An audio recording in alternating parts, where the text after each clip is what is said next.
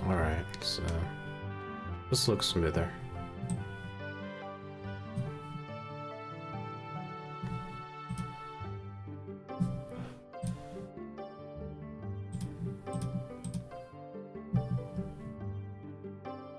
Yo, Calvin.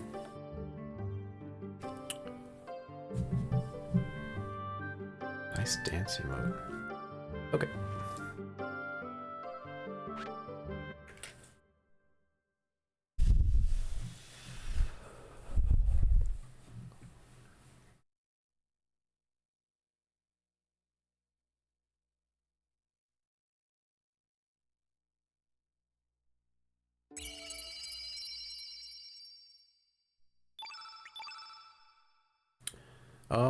I got a couple PBs a few weeks ago, but not recently, no. Alright, 3, 2, 1. Hey, Compassion, thanks for the good luck. Yeah, so when I was doing the God, go away! Never fails, he ruins everything. Alright, try again. Ahem. This time without Korcha. Yep, that was Korcha. And he was the first one I got today as well. He won't go. He just won't leave me alone. 3, 2, 1, go. Fargo as a guess. I'll guess Nikki. It's Miki. That's kind of like Nikki. Alright. So yeah, when I was doing turbo runs, I managed to get a really big PB that even managed to beat the world record for any percent. But if you were to subtract like the time saves from turbo, it's probably about the same run. I'm not exactly sure how much time you save with turbo, but I know it's probably at least 30 seconds. I don't think it's a whole lot more than 30 seconds though. She must have misheard me. Yeah. Well, maybe Miki will bless us with her ridiculously long hair. That hair goes like past her kneecaps, and her hair is tied up, which means it probably goes to her feet. At the very least to her ankles.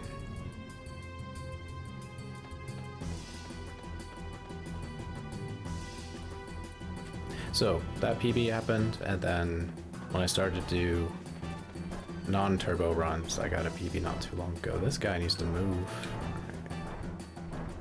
And that's what we're running against now. That PB almost got a world record, but I kept bleeding time for the last like hour and a half of the run. So still a nice PB, but it's a bit tough.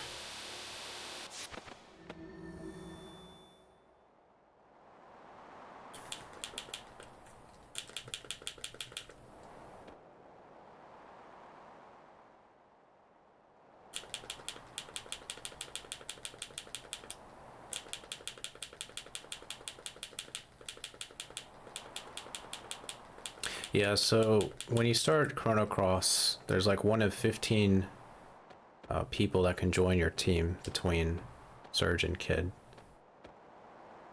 And most Chrono Cross runners have some sort of superstition as to which ones give them good luck and bad luck.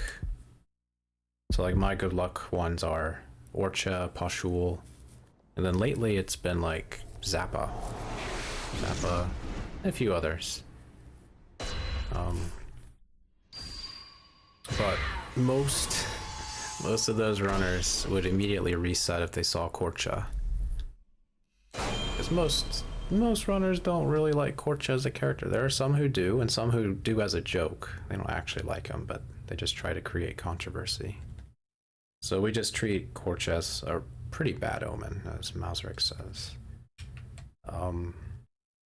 There are a couple of unlucky people that seem to never get a run going for me. One of them is Miki. Miki, Orla, and Mel, those three are like, you know, I'd like to see a PB with them, but usually doesn't happen. Doesn't get anywhere close to happening. Whether it's the game's fault or my fault.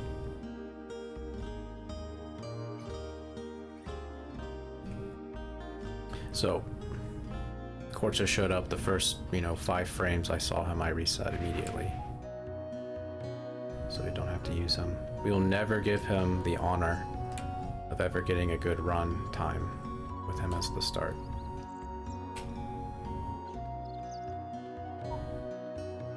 Because he doesn't deserve it.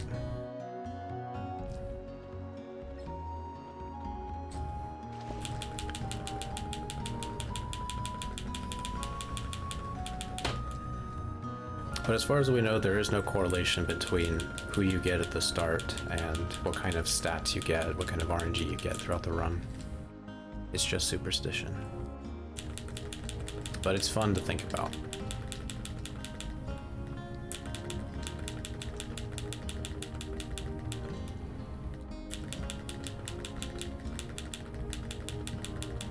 So I won't reset any character unless it's Korcha, because every other character is fine.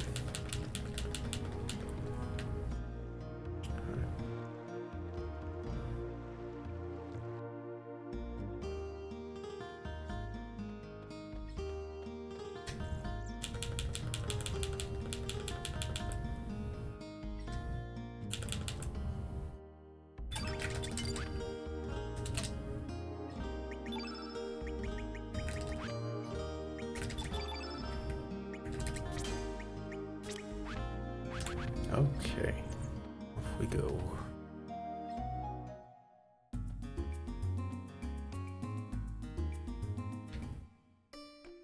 Yeah, too high.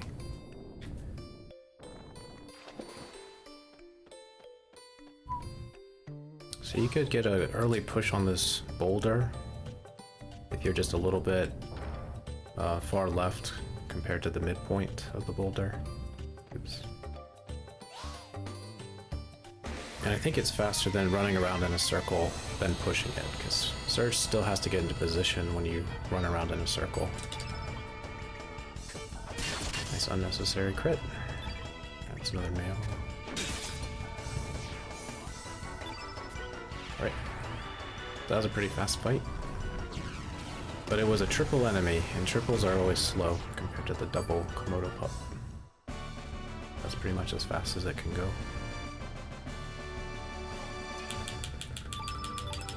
Oh, we got the feather. Okay, I was about to say, with a triple encounter and of that type, you only get one Komodo pup, which means your chance of getting a feather is at its lowest, because normally fights come with 2 of them. But we got the feather, so it doesn't matter. And the feather saves us about 15 seconds of time over not getting the feather.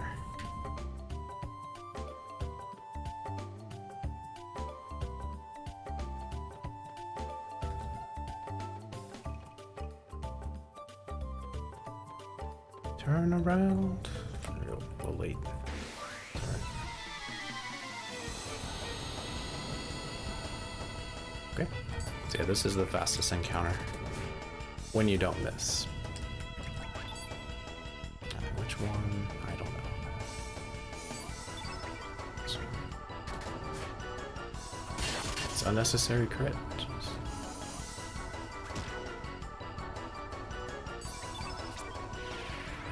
Alright, so while that was the fastest type of encounter, it was really slow, because we missed a lot.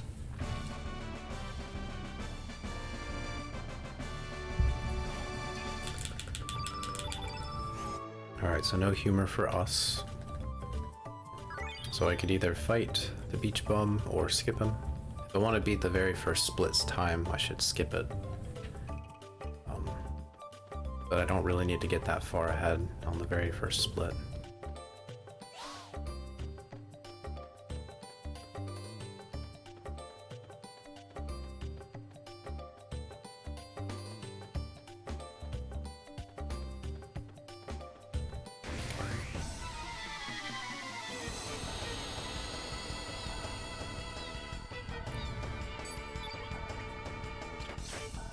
Wow. Wow. Wowzers. God.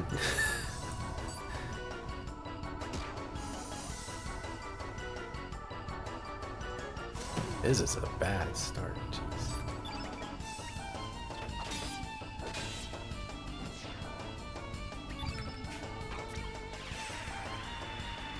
Yeah, you do expect to miss at least once in a fight, especially in the early game.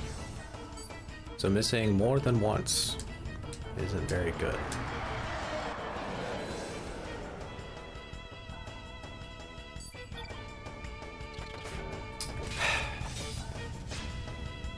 Yeah, we could have skipped this whole run up and attack from the Mama Komodo if we didn't miss. We did. Alright.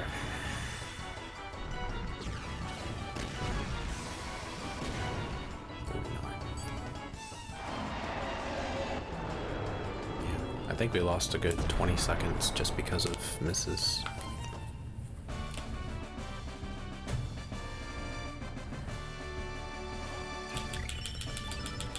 Alright, so we got strength, magic, another feather, which I don't need.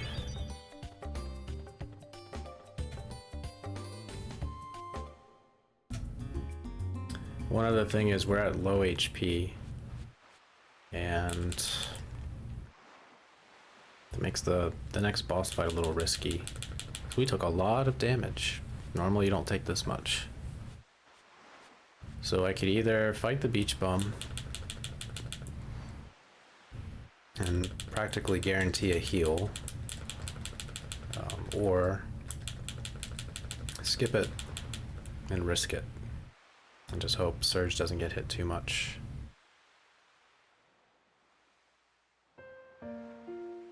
So we'll probably fight the beach bum.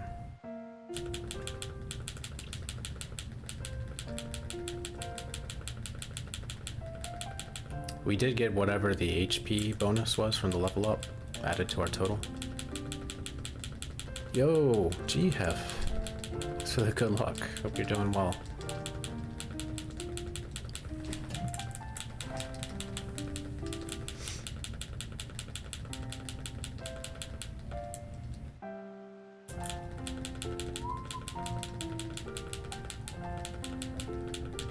Alright, pick the second option here. I pushed it too early. So yeah, with menus, like selecting an option for dialogue, there's a period of time where you can hit the button early and it will move at pretty much the earliest frame possible. And you could just say it's because of lag or controller lag, whatever. But that's usually how I decide things, except for the kid rejection. You gotta be absolutely sure you don't accept her. So anyway, I was very early, is what I meant to say. So I did not save 2 seconds.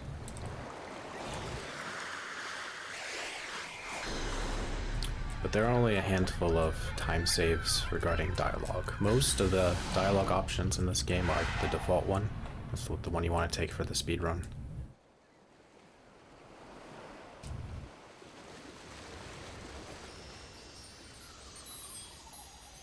Yep, I'm doing okay. Had a little trouble yesterday, but it's all sorted out for the most part.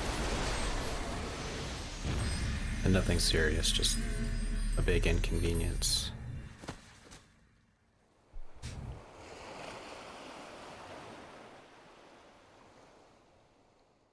Alright, fun fact, you can get a soft lock. If you were mashing during the last cutscene, you can get a soft lock here. The screen just stays black. And nothing happens.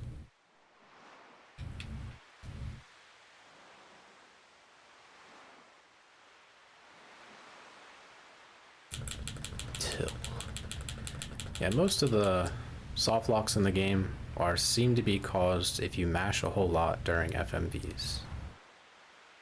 So in the past, runners would just do that idly. Sometimes they had nervous hands or whatever, but once we kind of identified the potential problem, I stopped mashing every single time I could. And I never had a soft lock since. But I used to get them every now and then. Maybe like one in every 50 runs or something like that.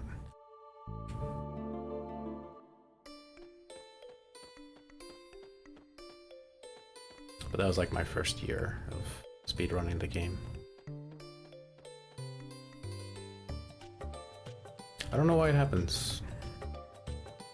There are a couple of soft locks that are a little different that aren't from FMVs, and I'm not sure what's happening there, but one of them is the Arnie Villager skip. High Spirit's got some sort of soft lock from the on the docks of Goldove one time. He just could not enter the boat, and you can only leave the village via the boat. So I don't know what happened there.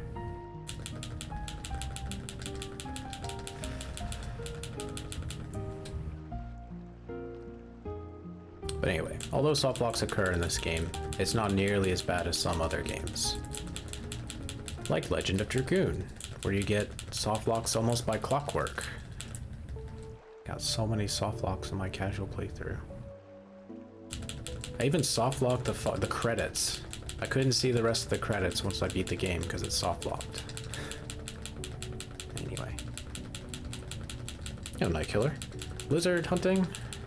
It was okay. Not the best today. We had a lot of misses.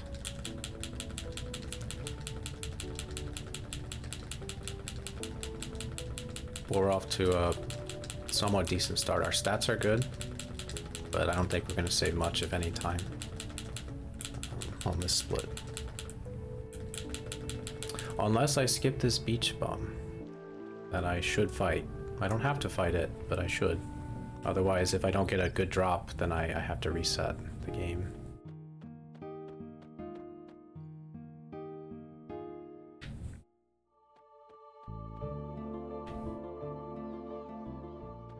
Alright, we'll play it safe today. Alright, so these big blue guys are beach bums, and they drop an item we need for crafting. Are you kidding? I didn't even know you can get this here. I thought it was just in Lizard Rock, but whatever. I shouldn't have taken this encounter. We're losing so much time because of it. Alright, this guy on the left, so we attack him because he just attacked us. Yeah, so this is a great encounter if you need humor drops. However, it's slow because you cannot beat the first beach bum unless you get a critical hit. I didn't know there was one, I thought there was two. So he will always interrupt your first attack if you try to chain something together. Alright, I got 2 humors.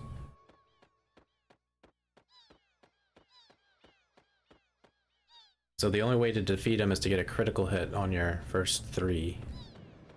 And it's never happened to me before. I don't even know if it's possible, but...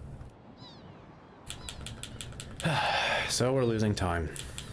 There's no way we can make up this time, even with a perfect fight.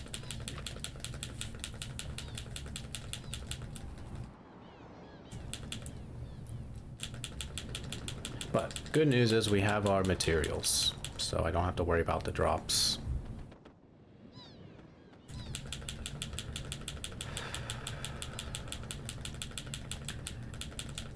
So yeah, in order to upgrade Surge's weapon, we need a feather and we need 1 humor. And if you don't get a humor drop from a beach bum, you get it from disassembling some armor. But to disassemble the armor, you have to trade it with a drop of armor.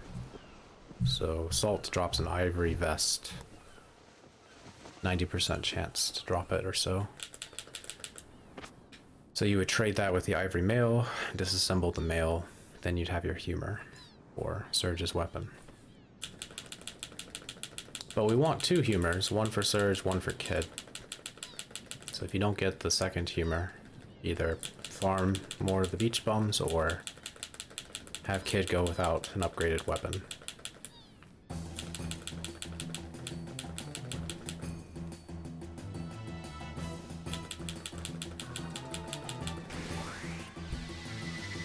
Alright, so this is a tutorial fight. We need to wait until Salt attacks Surge. for the tutorial to begin. Nice. Because if you do any damage to them right before this text pops up, it's pretty much negated, because they have like 1,000 HP. But after this text, they're gonna have like 100 or less HP. It does not carry over the damage. Alright, she is +1 strength.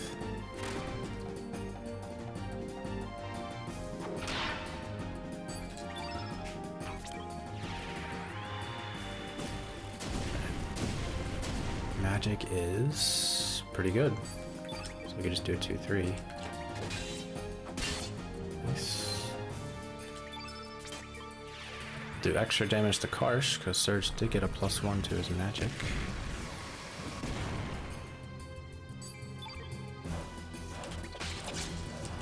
Okay.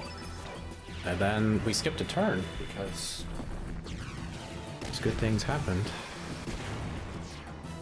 We got a really good refresh from Karsh, amazing. Did not expect that. Alright, 2-2-3.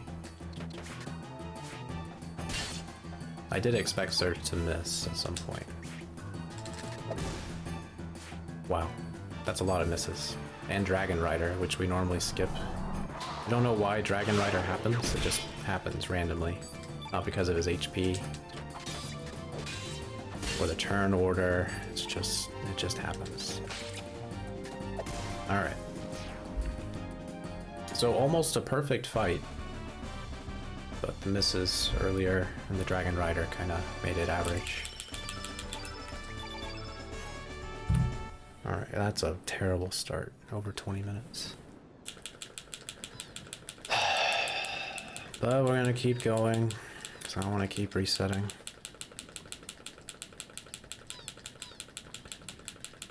Surge's magic is pretty high, which is interesting.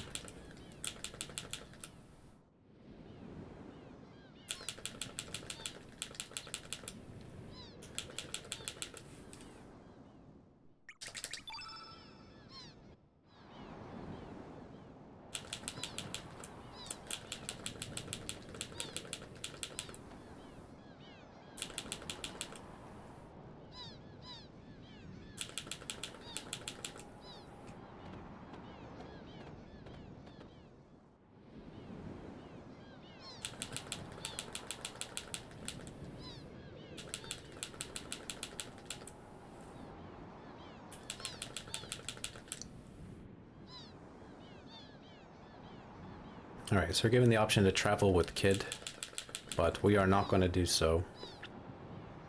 If you do accept Kid in your party, then you miss out on Lena and Poshul. You could get Poshul later, but Lena is locked out of the game forever until you do New Game Plus or Continue Plus or something. If you choose to go with Kid right now. And we're going to use Lena for a big portion of the game.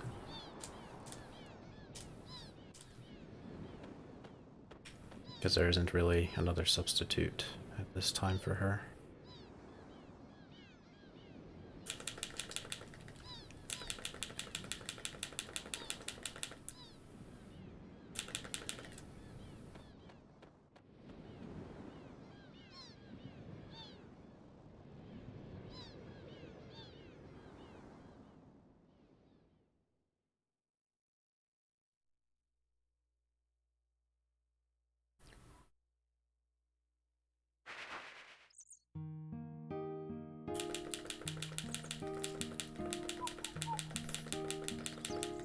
Deny 3 times.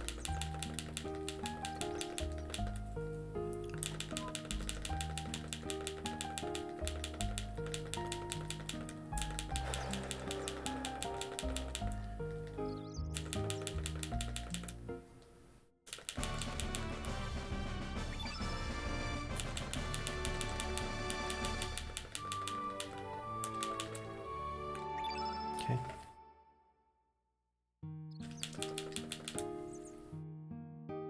So if we had got the drop, I would have to do a menu to exchange our armor, but because we got 2 humors, I don't have to do that menu. So it does save time to get 2 of them, if possible.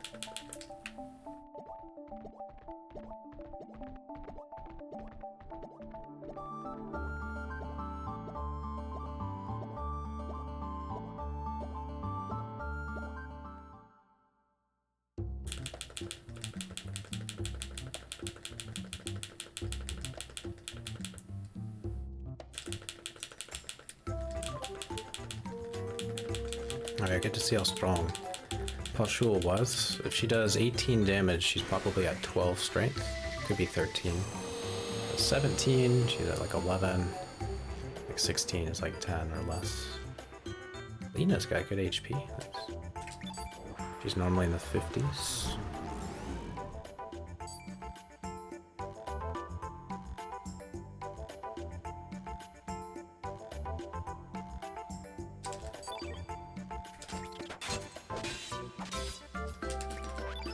Oh, you don't get a boost from the fireball, because strengthen didn't happen before fireball. 6. Alright, nice Pashul. 19! Oh, she might be 13 strength, which is amazing. Big damage, or just randomly rolled, which that sometimes happens.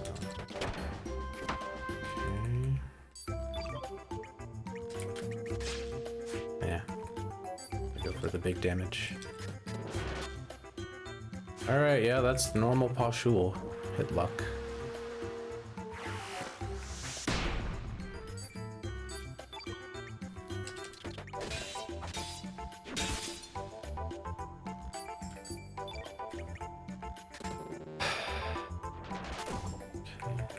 Yeah, I think she has 19 or 13 strength, which is pretty rare.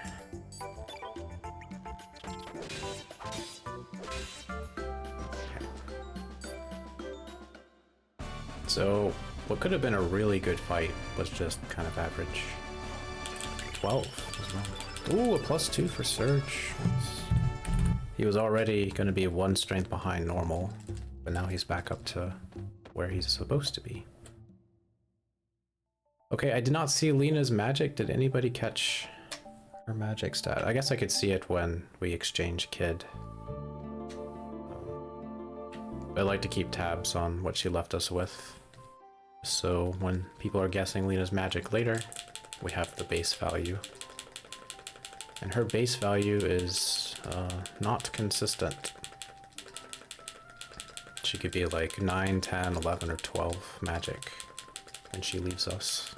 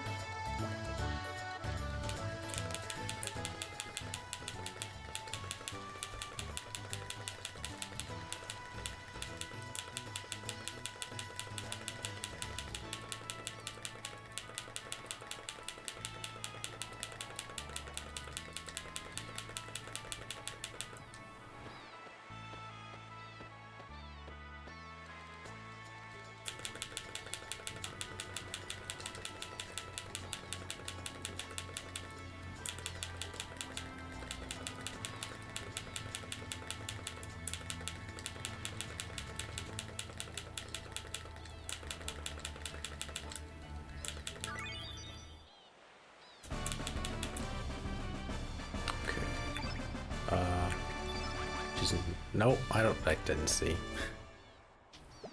Confused because Pashul was up front, so I was looking for those numbers. Whatever. Lena will hopefully be above 12 magic when she joins. That's what we always hope for.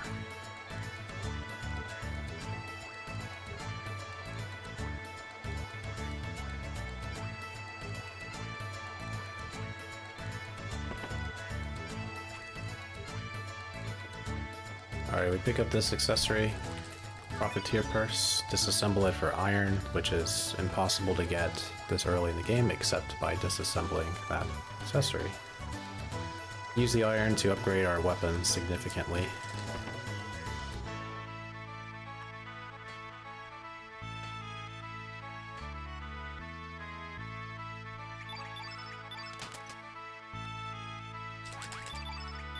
So the Steel Swallow is going to last us for quite a while. Almost 3.5 hours. Well, be close to 3 hours. Alright, dagger. Solo helmet.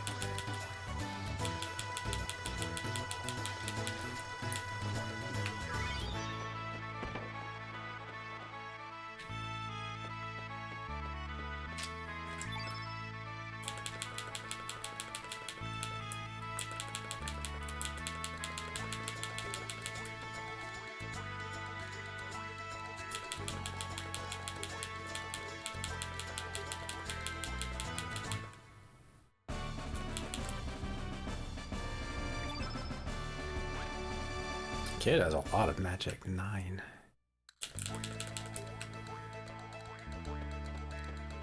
So that means she's good to go to fight the guards. I guess I shouldn't do guard skip. I mean, if I wanted to save some time, I would do guard skip, but there's no guarantee. I would have to get it first try to save a decent amount of time.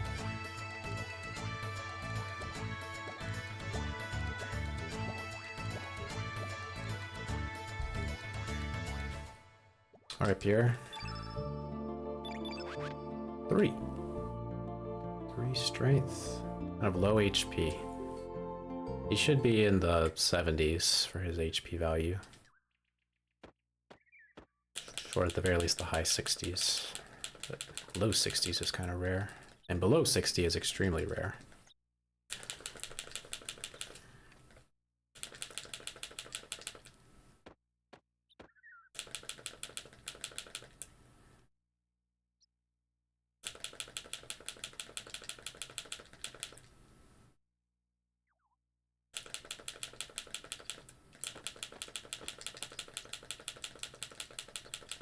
Did I mention new tech? I don't think I mentioned that.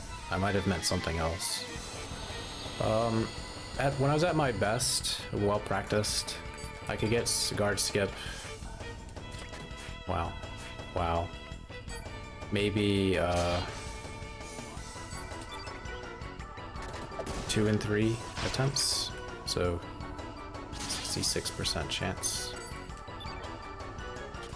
With Turbo, it made it a whole lot easier because I could time it differently. That was probably the new tech. That was more significant. But nothing's changed via mashing. Yeah, so the new trick for doing the timing, that was for Turbo. Surge's magic is pretty good. 11 already. But he could really use it right now, but interesting. So yeah, if you were to just hold the turbo button down normally throughout while you're waiting at the door, then your chance of getting into the door would be like 50-50. You'd have no idea if you get it or not. But if you delay the turbo button press, during transition of a text box, you can get it more often than not. So it goes up from 50-50 to like a maybe 80% chance, 90% chance. You still fail it occasionally. It does not happen nearly as often.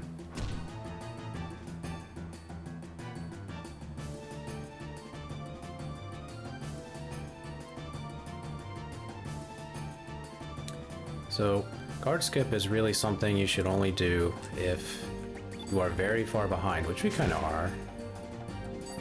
If you're far behind, you're weak, which we aren't. We're doing pretty well on stats. This kid's doing really well. Or you're very far ahead and just you don't mind failing it once or twice. Oops. You could afford to fail it once or twice. God, man, our hit rate has been so bad. So bad this run. Miki is cursed.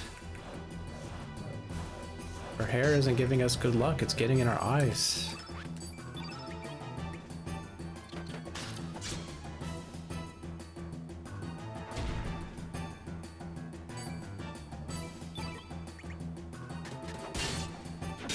Okay, the crit helped.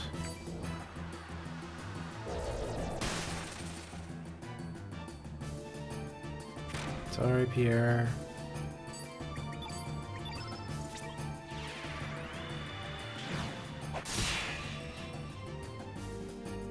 So yeah, I should probably do guard skip because we're losing so much time. If we had a normal fight, I wouldn't do it because we could pretty much keep even or save a little time going forward, even if you don't do guard skip. But we're losing time on this fight, a lot of it.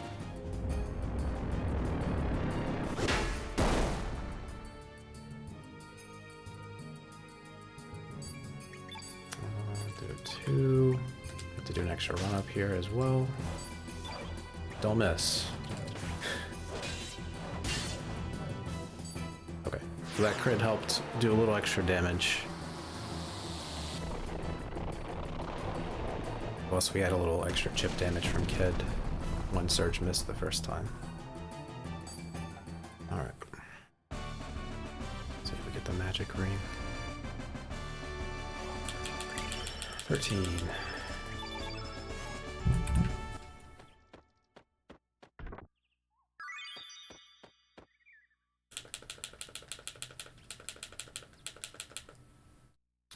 So I don't like doing it, but I guess I could reset one time if we fail guard skip more than twice. If we don't get it on the third try, there's no point in keeping going. So we need to get it first try to even save a small amount of time.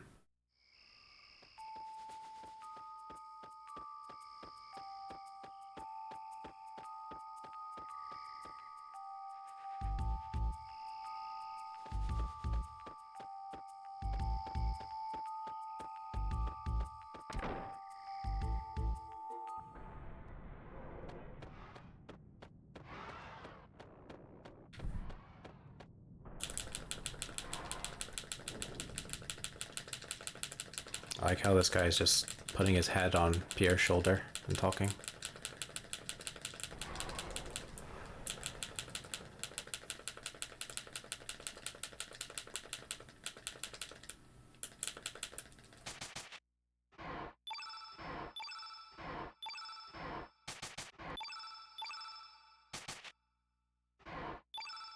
Too early.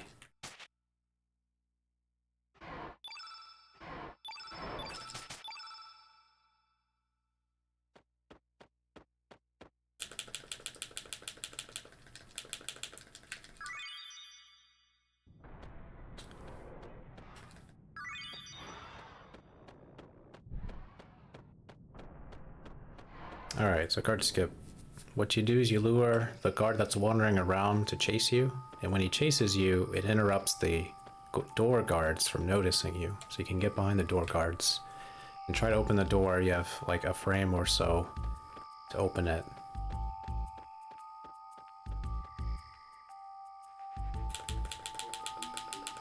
Not get it.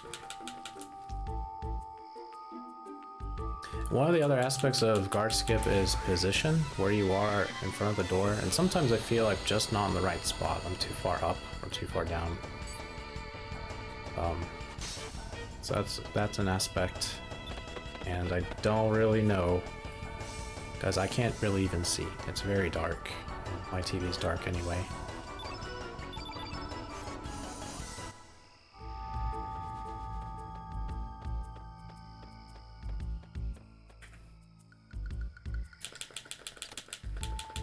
Okay, second try. Which means I could still save some time if we have good fights.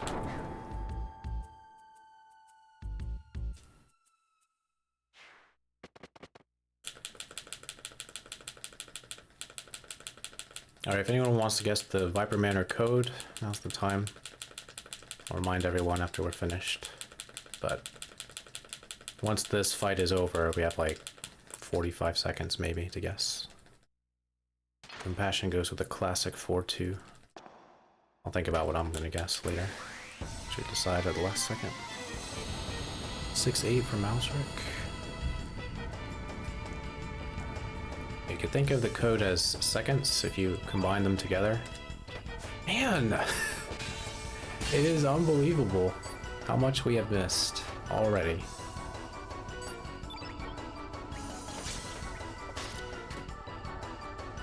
Anyway, Surge would have knocked out that guard if he hadn't missed, which is why it's worthy of exclamation.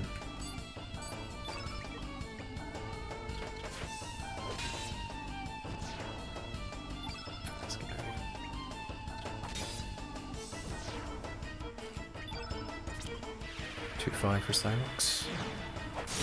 Yeah, the sum of the two numbers is your seconds, which is what I wanted to say before Surge missed like a doofus.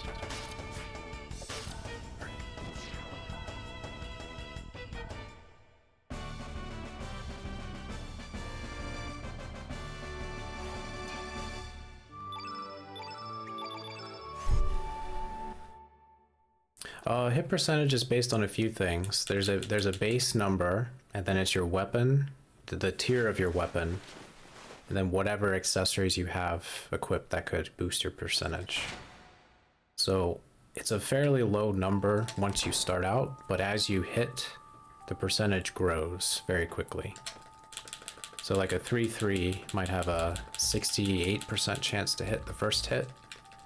But once you hit the first one, your next fierce attack, your next 3 will jump up to like 90-something% to hit. So the game developers kind of wanted you to do a combo like 1-1-2-3. So you hit the easy things first, build up your hit rate, and go for the bigger damage hits, which are less likely to hit when your hit rate is low. 2-5. Very close compassion. Oh wait, Psylocke, you got it. Congrats. Like 2-5 is very close to a 4-2 guess, not quite. But then Psylocke with the reeds. Nostradamus. Alright. So yeah, because we upgraded our weapon from the Sea Swallow to the Steel Swallow, our hit rate improved significantly. It's like, I want to say like almost 3 percentage points, but I don't know. Then we're about to equip the Dragoon Honor that we just picked up, which gives us like a +1. So Surge's hit rate will be much better than everyone else's. Nope. There we go.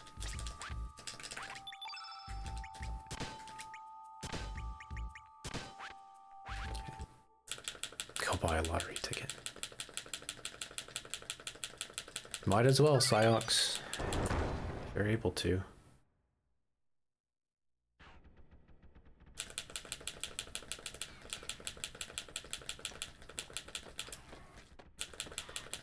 So anyway, that code 2-5 is pretty good because that's a sum of 7. That's how much time I lose once I input the code.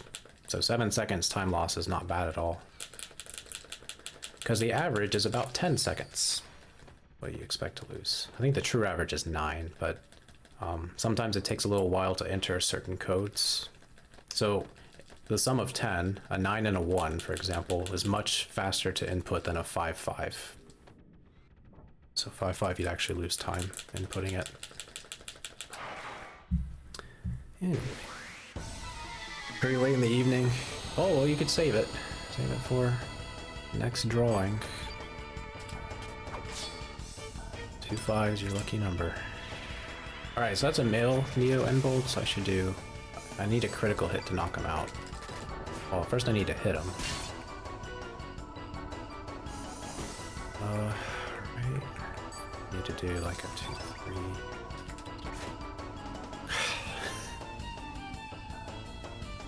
I think, yeah, 2-3. Stop missing! Holy moly!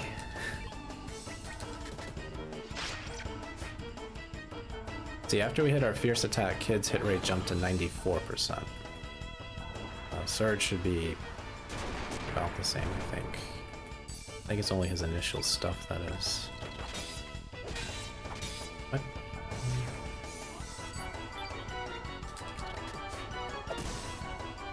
Alright, Surge. Oh, he lost his turn yellow. We missed way too much. Oh my god. Okay, so what we're gonna do... defend... dash and slash knocks off the blue element on the field, which strengthens Kid's attack power. She should knock him out as long as she doesn't miss. Okay.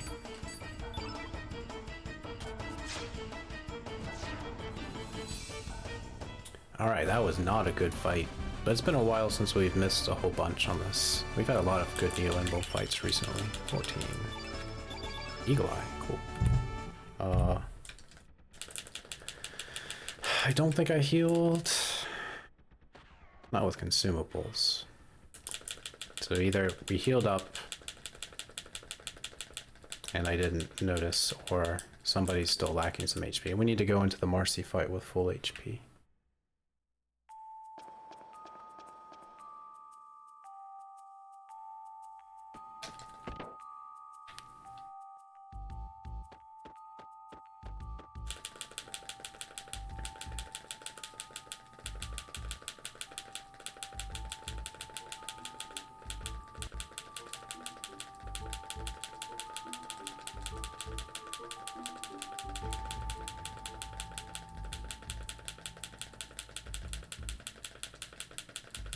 Alright, inside this treasure chest that we're spending so much time trying to open is a Dragoon Gauntlet, which is an extremely good item. It's going to be used throughout the entire run once we get it.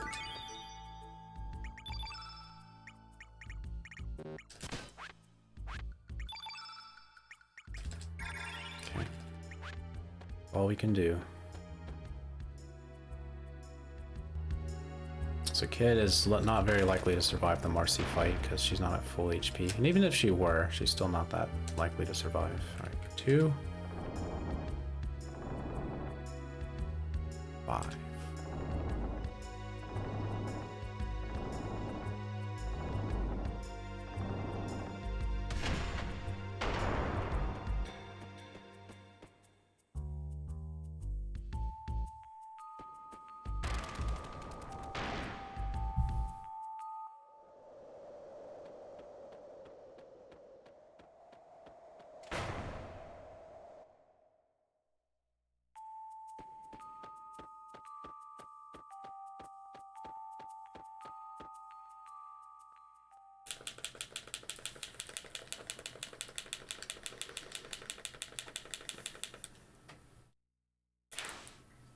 Really like the library in this game.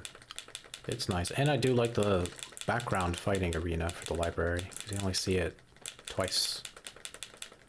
When you fight Marcy, and then later when you fight the Guillot.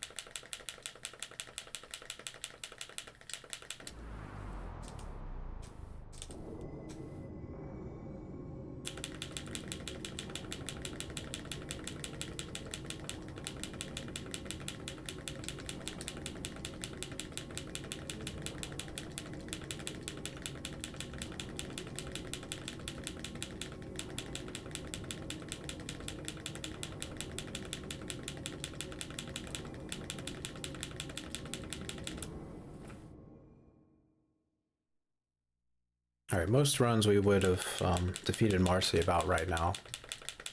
That's assuming you got guard skip first try and didn't have too much issue with all the fights up to this point. But our fight luck has been pretty bad overall. Once again, you always expect to miss at least once every fight, but we missed several times from both Kid and Surge, but mostly Surge, on almost every single fight.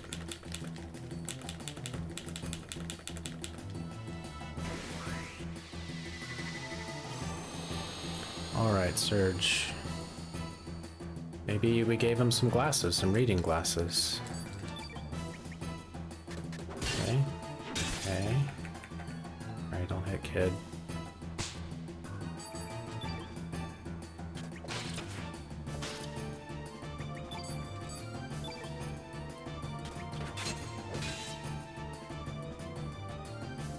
I hope Surge doesn't miss this. I also hope he doesn't get hit with Cat's Cradle, because I don't think he'll survive. HP's kind of low. You're going for Pierre, perfect. So Pierre should tank it, because he's also blue element. Yeah.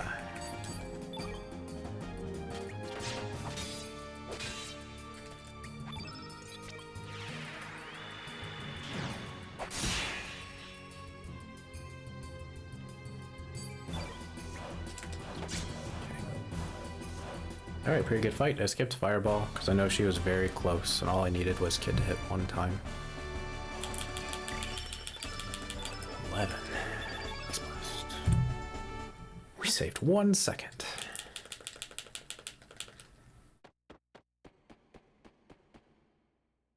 So yeah, I spent a little extra time healing up Surge where normally I would not do that. The code was probably around the same in the PB. And the Marcy fight was pretty good.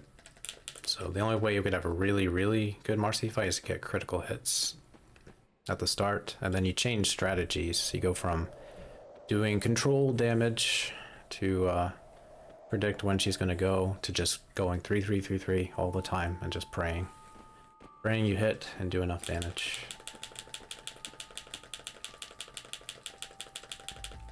But Marcy is really dangerous. So the idea is to bring her before half health if you can, because at half health she'll use Cat's Cradle, which is pretty dangerous to Kid. And then once she's in critical health, she uses Ice Blast, which is really dangerous. So when she takes a knee, that's when you need to finish the fight before the Ice Blasts show up.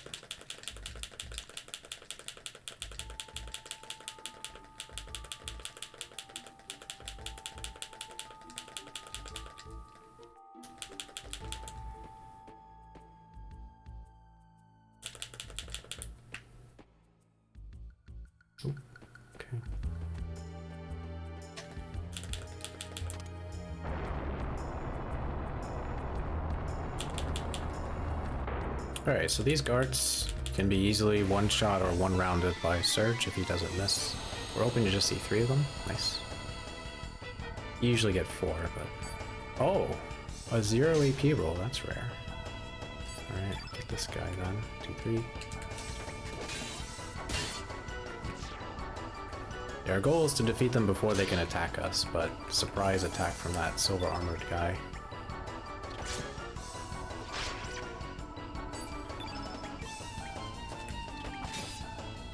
Okay, and then dash and slash, and we should win, because we're both strong. Kid especially is doing pretty well. Surge is, he's average. 14 is where you expect him to be about right now. You hope he's 15, but not always. We got no HP from that.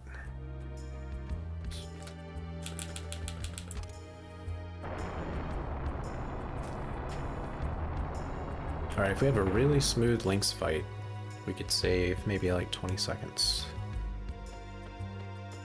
Or if we get surprise critical hits at the right time, we can save more than that. But this split is determined by the guard fight and then the Lynx fight. And the guard fight was average, it wasn't anything special.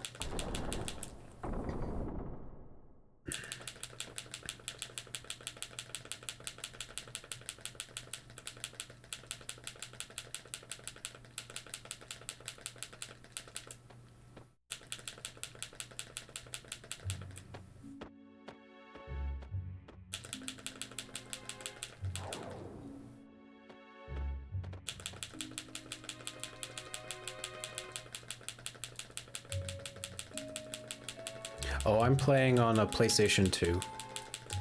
A Tulu. Yeah, for speedruns, you could play on the original PS1, but you lose time because there's no fast disk speed. So PS2, if you enable that, you save like 30 minutes just due to load times.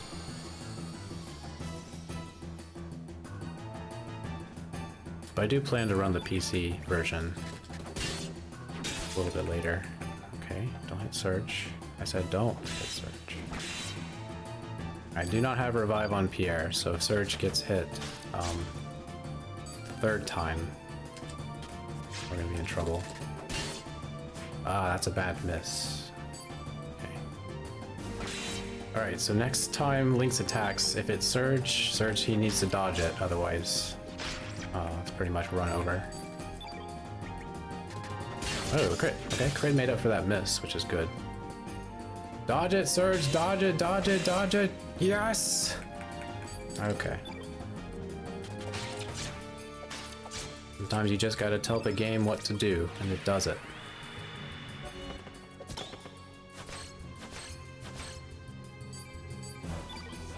Alright, when you use Pilferer on Lynx, that's terrible. That's so bad. It's so bad. When you use Pilferer on Lynx, he will always counter you with Imbecile, so he doesn't attack you, and he doesn't heal up. Oh man, just cannot hit. Why? Please! So I have to use dash and slash, otherwise he'll heal himself up. He's got a Nostrum and that heals 200 HP, and he has 861 HP. We've been chipping away, so that'd be a big heal. Alright, 3-3, and then we're gonna 3-3 Surge, and he just won't miss. He just won't miss.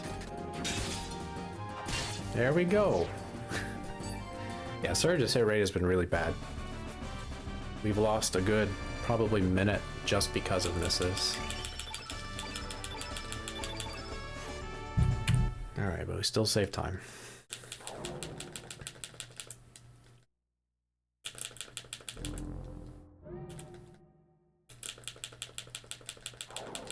Okay, so our time isn't very good. However, if we can get certain things to happen, we can definitely pull this back. One of the problems with the PB running against it is that it's very good in the early game. There are some things you can improve on, but overall, we got to Lynx 2, finished it with a 209. You always try to get a 210 or less. So we're not on track to get a 209, but we still could.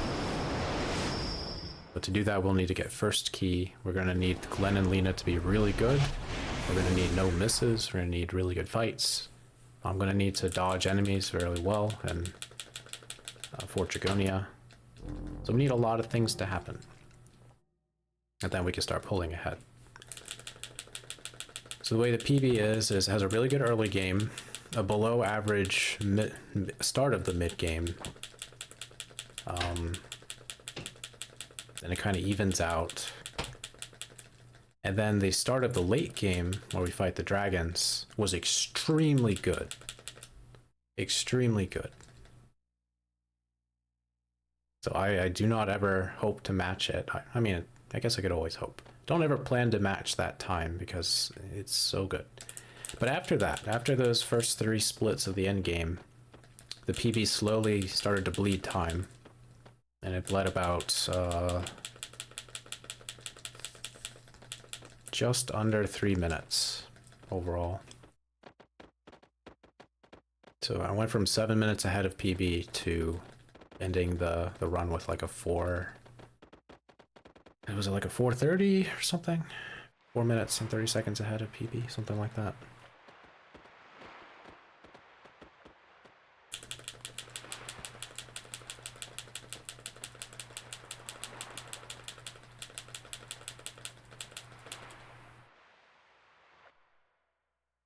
So as long as we get to Earth, no, Gaia's Navel, or the Green Dragon, easier way to think about it. Finishing the Green Dragon fight. If we get there and we're less than 3 minutes behind PB, we could still get a PB, depending on our strength stat.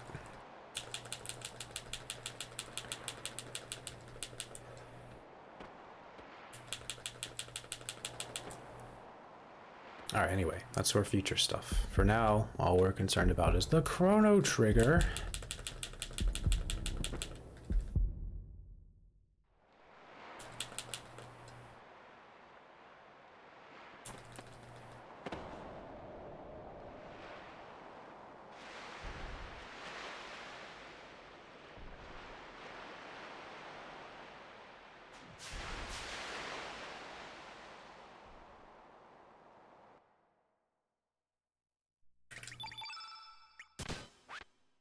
Alright, so anyway, good news, we have good stats. 15 strength is expected. Surge's magic is good. I know it's above 11, or it's at least 11, and normally it's 10 by this point. So Surge is going to eventually do some chip damage with magic attacks or elemental attacks. The more magic he has, the more helpful he can be.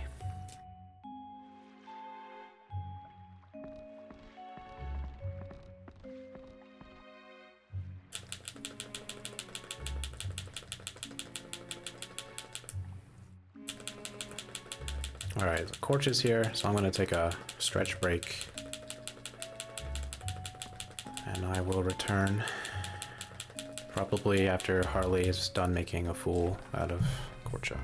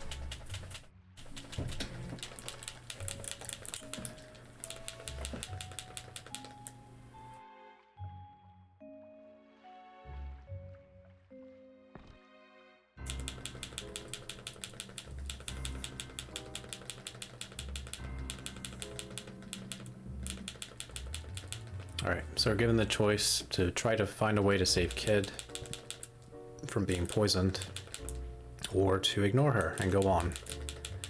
And for the speedrun, we're going to ignore her, Because one, Kid will be fine. We don't know that, but she will be fine if we don't save her. Two, we don't want to put up with Korcha any longer. And three, the actual route to save Kid is pretty slow compared to ignoring her. So we can go straight to the Invincible, the ghost ship. If we were to try to save her, we'd have to go to the Hydra Marshes. Actually, we'd have to go to Termina, then the Hydra Marshes, then back to Termina, then back here, then watch cutscenes, then go to the ghost ship.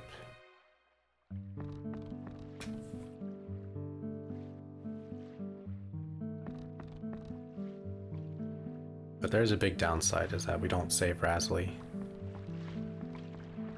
Ominous silence for Robotrick. Hope you're doing well, chopped cheese.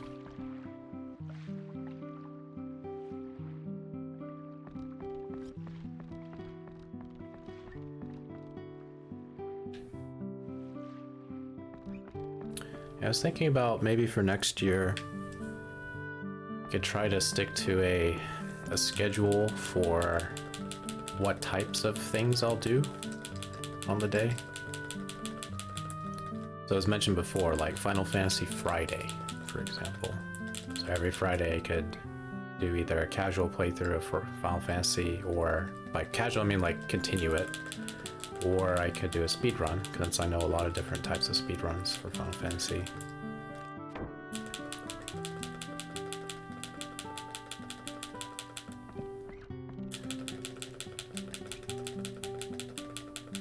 And try different genres of things. So I was thinking like Plat Tuesday, and don't make fun of me for thinking of that. So Platformer Tuesday, play and or speedrun certain platformers on Tuesday, something like that.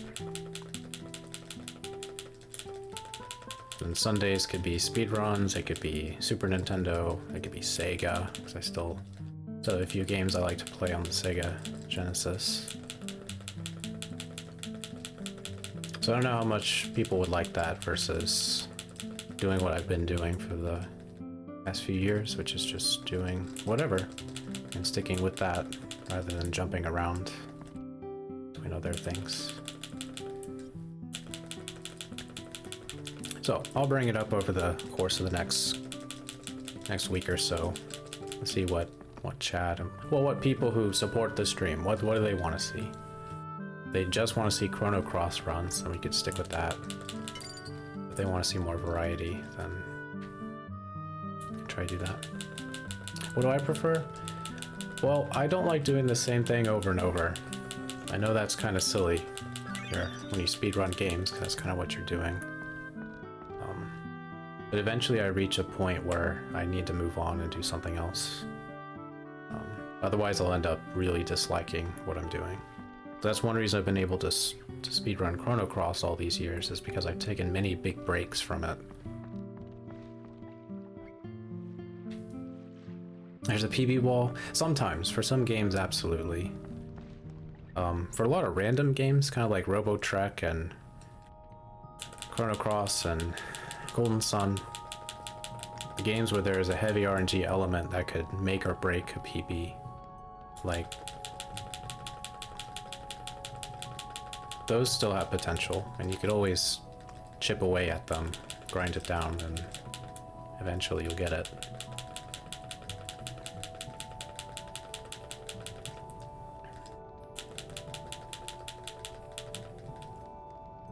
So a lot of speedrunning is not just like your skill level, but it's also how you're feeling. If you're not feeling that great, then it's harder to focus, it's harder to react and do things you need to do.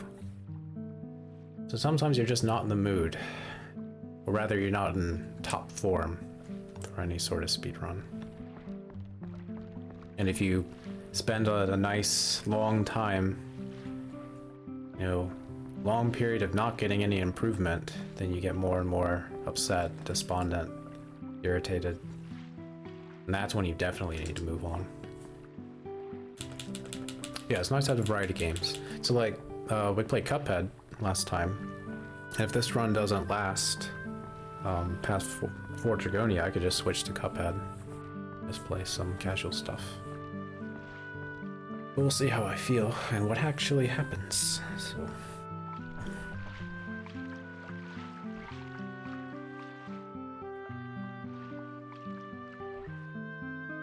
But like, it would be nice to have a day that I could dedicate to like a Super Nintendo game, like Robo Trek or Chrono Trigger or anything else that I have and can play. Where I know I don't have to just speedrun it every day. The problem with varying speedruns though is that you still have to practice, and so I could definitely jump to Chrono Trigger right now, but it's not going to be pretty.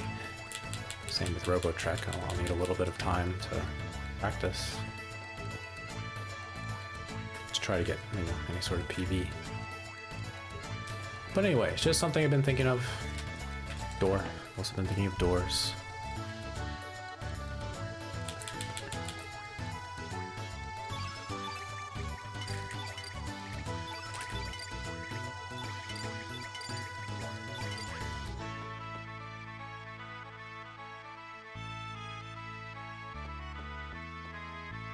And for reference, I'm not really burned out with Chrono Cross yet. So, it's not really a problem right now.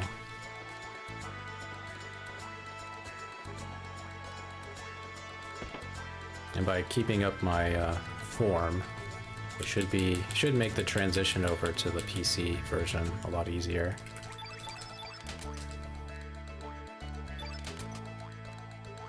Once I can get that going.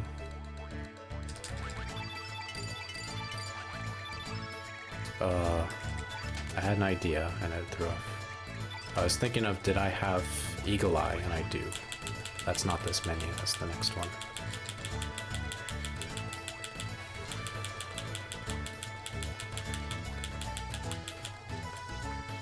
Are the route differences? For the most part, they're relatively the same. I think you do a few different things for the Dragon God fight, the penultimate fight. But no, it's mostly the same run.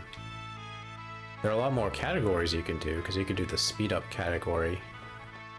All characters is a lot more attractive for that, because all characters is like a 9-hour run here. And it's significantly shorter on the PC version because of text and things like that.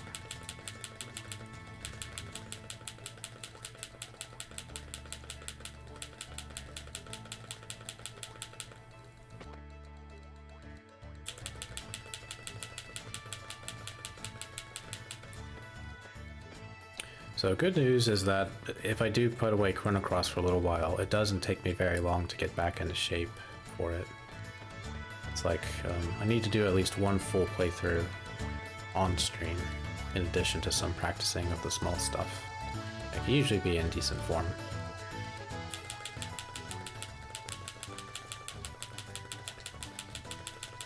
So other games, it's much harder to become back in shape for it. Golden Sun is like one of the more difficult ones. That's why I mention it so often, because it's very true. And Chrono Trigger isn't too bad, because the movement of Chrono Trigger is like ingrained in me. So all I have to do is work on menus and certain boss fights that could be tricky. Speaking of tricky, if anyone wants to guess Glenn's strength and Lena's magic, we have some time. Glenn could be anywhere from 10 to 20 strength. We're hoping he's 15 or more. And I don't know what Lena's base number was when she left us, but on average she's usually 12 magic. So if she left us with 12, then she could be up to 17, which is pretty rare. But if she left us with 9, then her maximum would only be 14.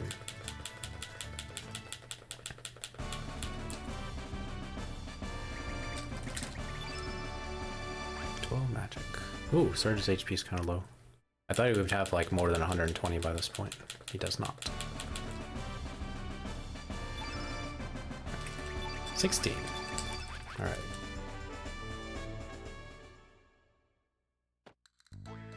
So just between Malzeric and Kodiak. So 16 is a good blend. Means he's a 1 above average. We're both wrong. Alright, let's see what Lena's at. 13, nice, with good HP. So Mauseric was correct with Lena, which is really nice. Alright, so we have a really good team right now. They still have to grow, but they have time to grow. That's the important thing. So we want Glenn to leave the ghost ship with 18 strength. 17 is fine. And we want Lena to get to 15 magic as quickly as possible. Alright. I already have Eagle Eye.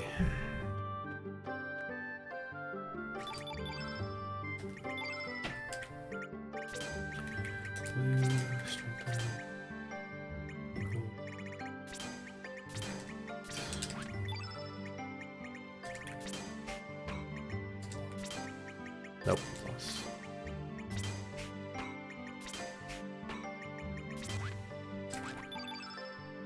Sorry, sword. Doing things out of order. I'm doing things out of order. Right. So not the best menuing. Okay, we're all set.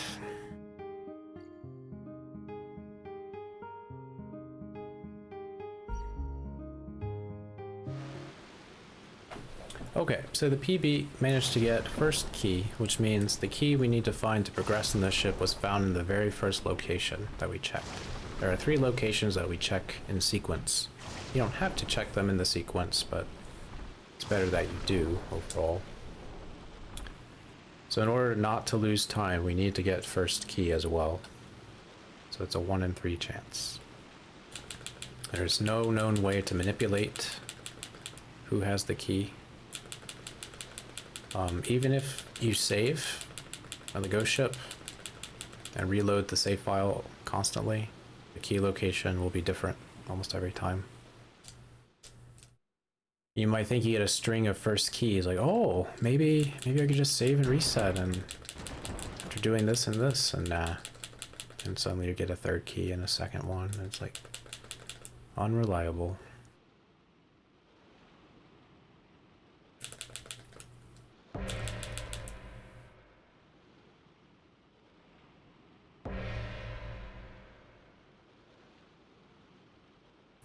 So anyway, when you don't get first key, you're gonna have to spend extra time finding the other 2, or I'll check the 2 locations.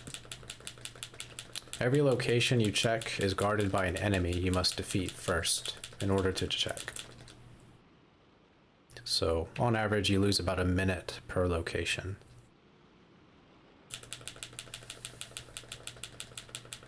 So if we do get 2nd key, it won't be the end of the world, but it won't be great. And 3rd key is not good at all, because we already have a pretty big deficit. But there are a handful of big time saves still left. One is the Fire Dragon, the other is Son of a Gun. Between those 2, I could save over a minute pretty easily with just decent luck. And then a handful of seconds here and there between other splits.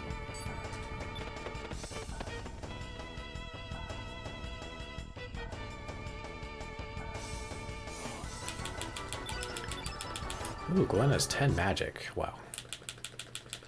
He's normally stuck at 8 for a very long time. Alright, Polly. So Polly is a red element enemy. He's kind of strong, and he can normally knock out Lena one shot depending on our blue field. So we only have 1 blue on the field. Now we have 2. So Lena should be able to survive. Sometimes she doesn't, but she should have enough HP. And then if we get this 3rd blue on the field, she'll definitely survive. So now everyone should be okay. Not to worry.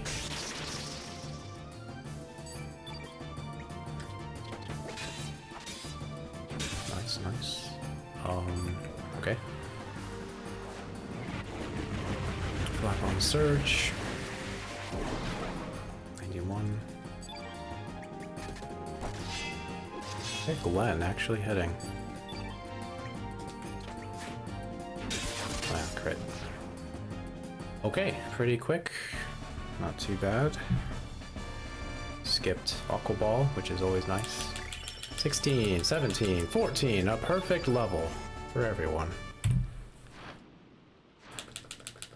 I used to have a lot of runs in a row where everybody would get the stat they needed on every single fight in the ghost ship section, which was really nice when it happened. And then I stopped getting that, and now I never really expect it to happen anymore. Alright, Fargo is blue element, so we're gonna turn Surge red, and with the addition of Strengthen and Fargo's Strengthen, we're gonna be able to take him out pretty quickly. As long as we don't miss. Alright, he went early. It's crit.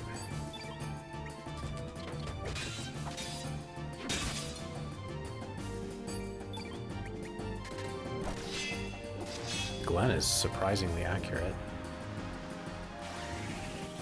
Alright, we're gonna do a 1, 2, 3 with Surge, defend, strike, assuming we don't miss. That should do it, because both Surge and Glenn are pretty strong right now. Alright, really good fights between the two.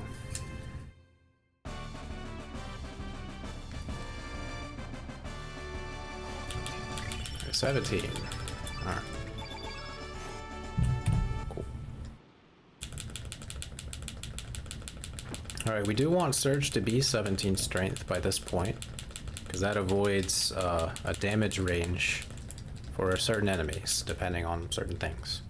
So there are these skeleton pirates, and sometimes you get the male enemies and sometimes the female enemies. So with the female enemies, in your 16 strength, Surge can do a 2-3 and knock them out. But a 2-3 would not knock out a male. You'd be just short, so you do a 1-2-3 instead. And if you do a 2-3, and then the other skeleton is available to be hit with dash and slash, then 16 strength wouldn't knock out a male. Be a damage range that's not really in your favor. Yo, Natalie, thanks for the good luck. Thank you for believing in first key. Yeah, so even if we don't get first key, we might not lose the full minute, because the PB did get first key and still lost about 25 seconds over gold. And about, I'd say about 5 seconds or so. It's probably from a really good gold split at some point. So it should still be able to save about 20 seconds if we get second key. Alright, but that's assuming a lot of things. First thing is just to play well, dodge everything you need to dodge.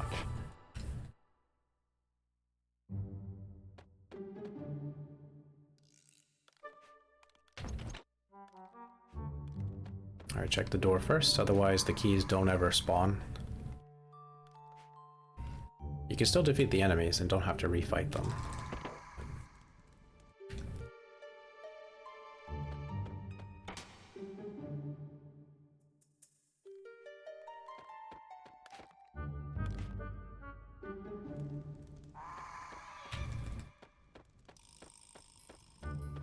Man.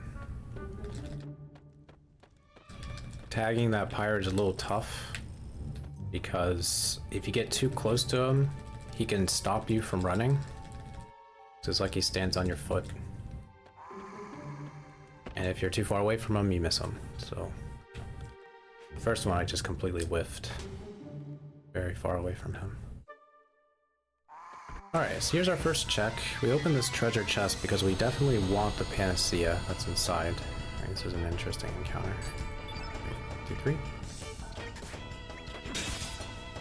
Okay.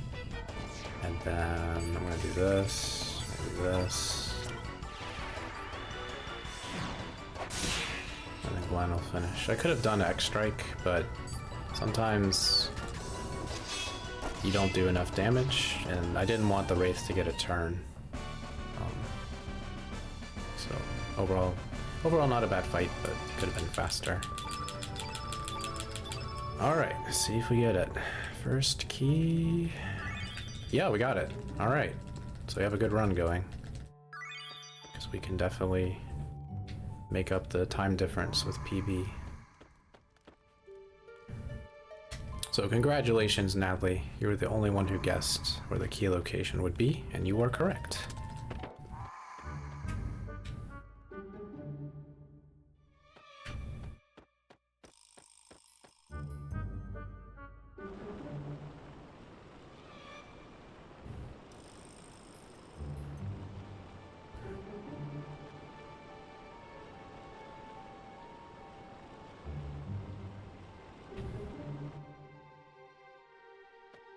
Perfect.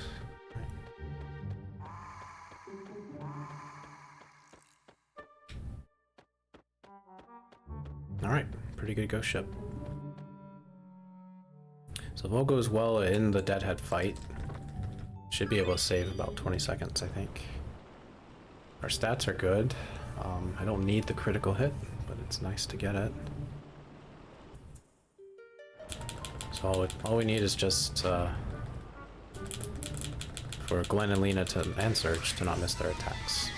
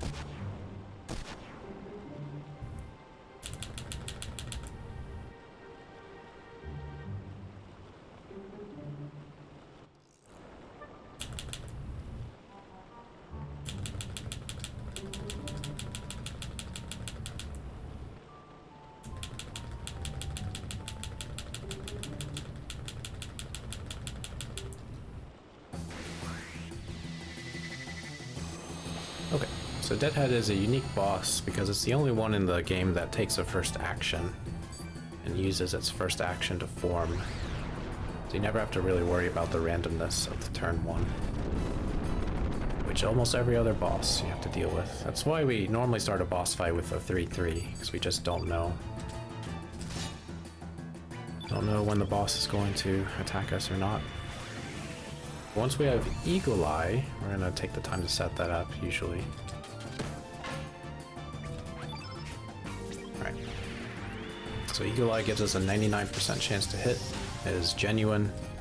We expect to miss a 99% at least once in the fight, in the whole playthrough. I just hope it's not in a bad location. Like the Dragon God fight. That's a really bad place to miss a 99%.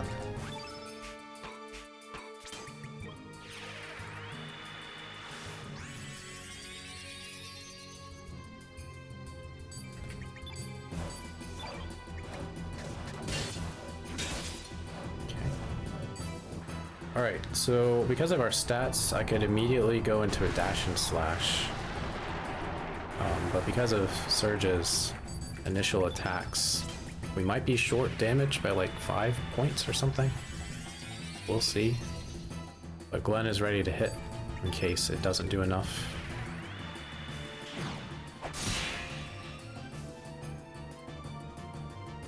Okay, good. So, pretty perfect fight. The only way it could have been sped up is if I got 2 critical hits. I could have skipped Lena's second Cure Plus. Alright, come on Glenn, get another strength point. There we go. Cool. Alright, we almost got a gold split.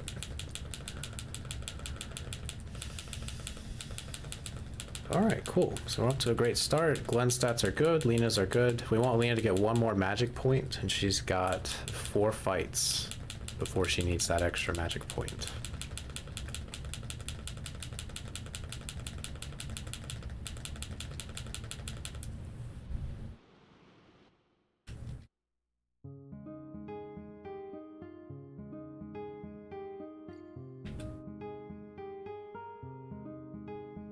Alright, so we're gonna buy 2 very strong elements that are very expensive. All our money in the early game has really been planned to get 2 of these things. Or 1 each. Just barely had enough.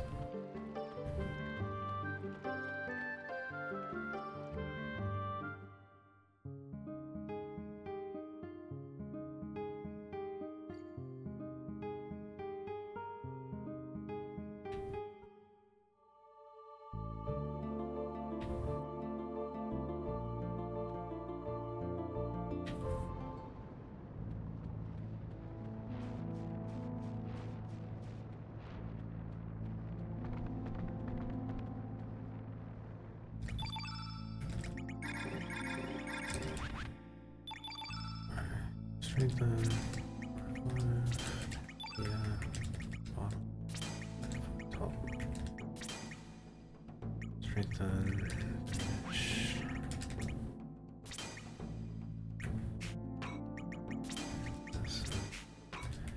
Equal. Genius.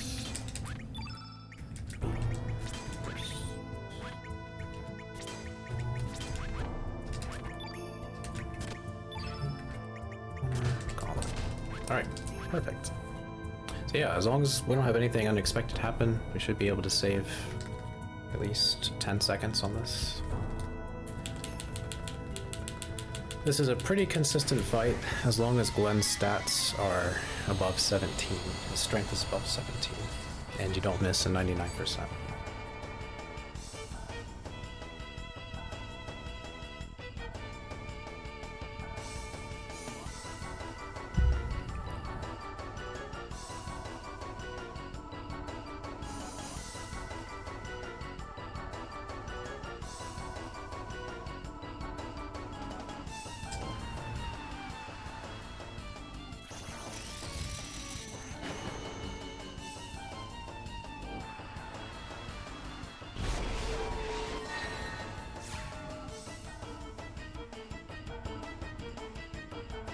Alright, Salt and Pepper show us the last tutorial of the game, how to use trap elements, and they do it. They show you how to do it the wrong way. So Pepper can't believe how stupid Salt is. And so he's flabbergasted. So we get a bunch of W's.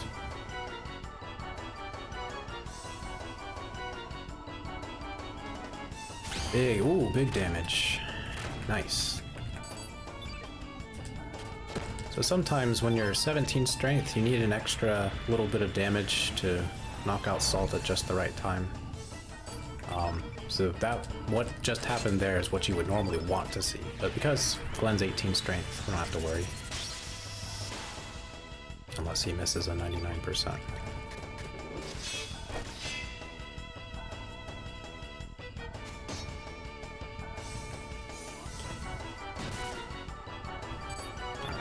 Two, three, four. Bush Basher on Pepper. And cleans up.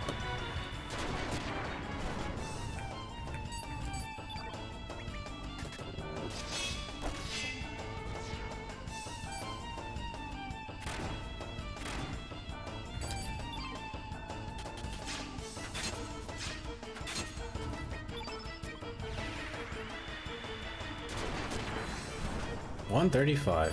Surge's magic is pretty good, and that should do it. Alright, perfect fight.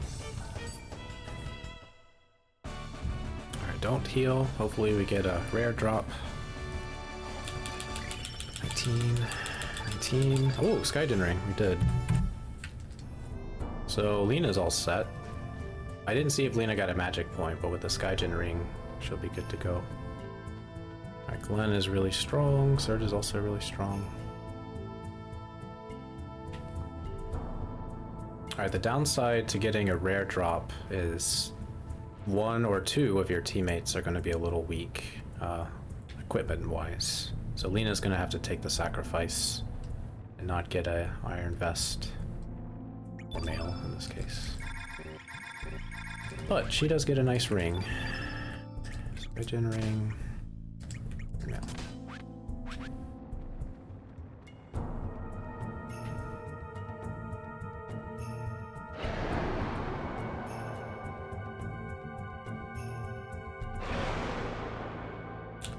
So Sky Generating, for those that don't know, it's not a very big improvement, but it does give you a +2 to your magic power, which is a little different than your magic stat.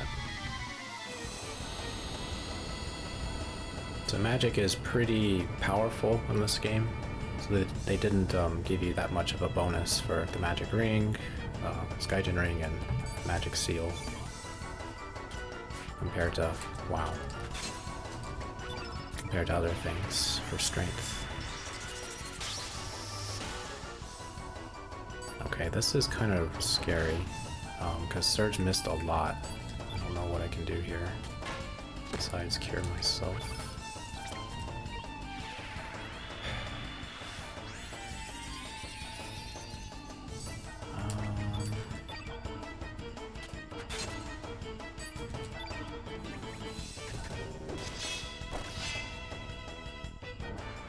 Alright, so this is going to do a lot more damage than normal, but it didn't hit Lina, so we're fine. Alright, Surge, you're going to turn blue.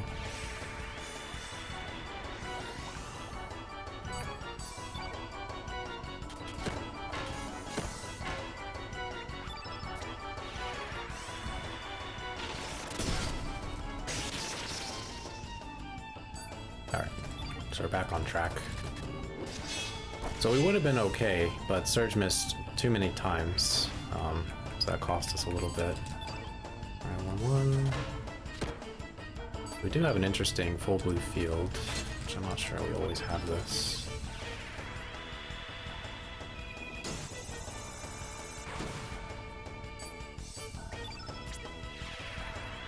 So Glenn could finish this fight right here.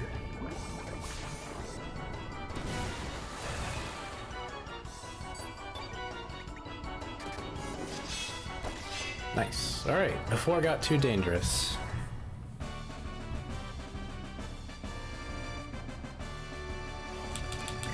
Alright, 20.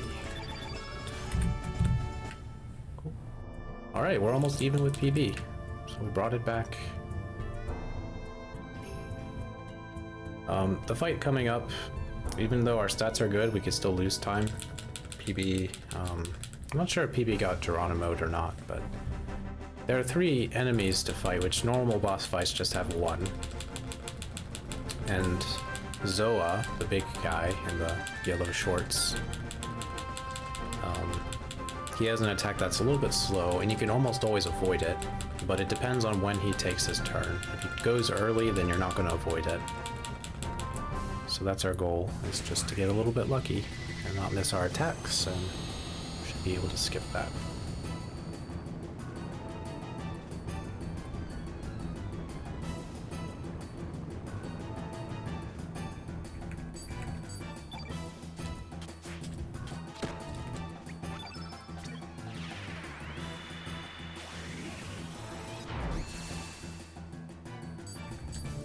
Alright, don't miss.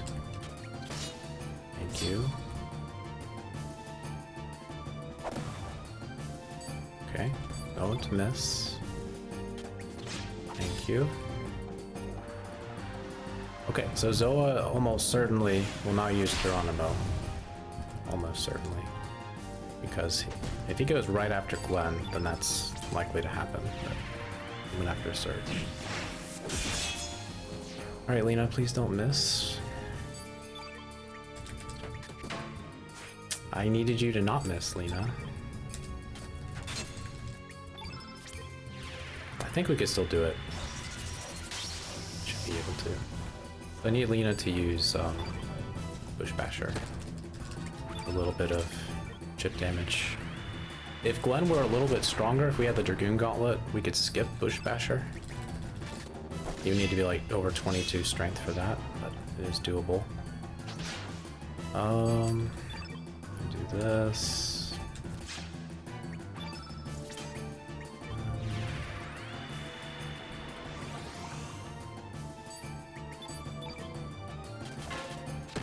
Yeah, Lina missed a lot.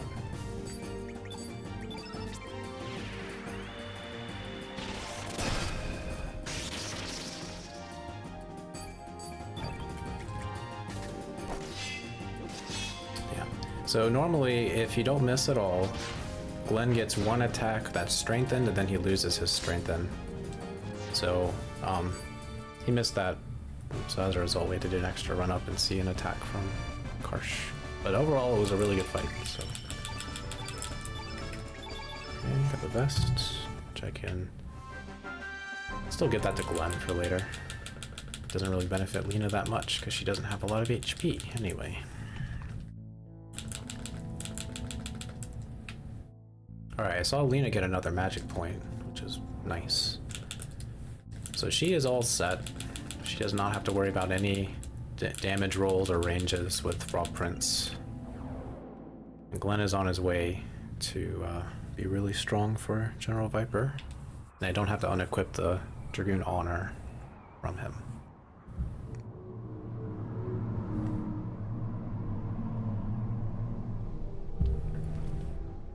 Alright, so for Dragonia in general was pretty good in the PB. The only exception was the Son of a Gun fight. And that's just a matter of RNG. So I either save 40 seconds or I don't save a lot of time at all with Son of a Gun. Or I don't save any time. Everything else is just small stuff that I may or may not save any time with. And this split right here is difficult to save time because we need essentially 2 perfect fights to save time. Alright, Lena, don't miss. Thank you, Lena. Alright. So, as long as we freeze the Dragoon Rider, we will be able to skip Acacia Breath. And we need to skip Acacia Breath to save time. Yo, Kevin, thanks for the good luck. Oh, the Skelly emote. Love to see it. Alright, so Ice Blast has a chance to freeze. Sometimes it happens here, and sometimes it doesn't. It did, nice. So when an enemy is frozen, you get a few extra turns to hit them. It's at least 1. I wish it were more than 1, always.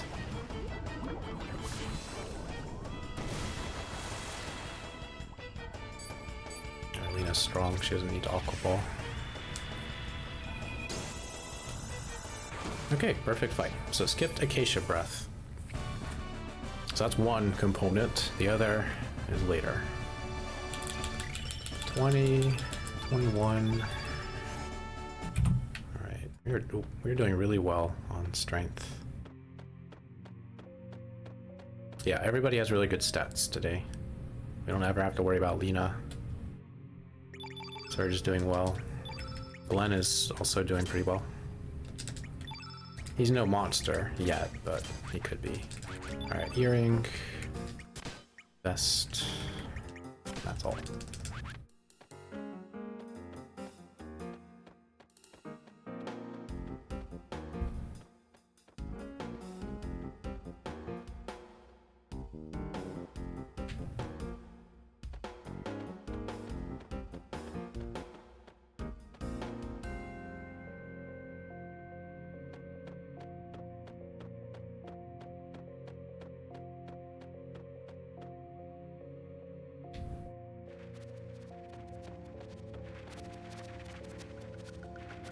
Gotta be wary of the bat.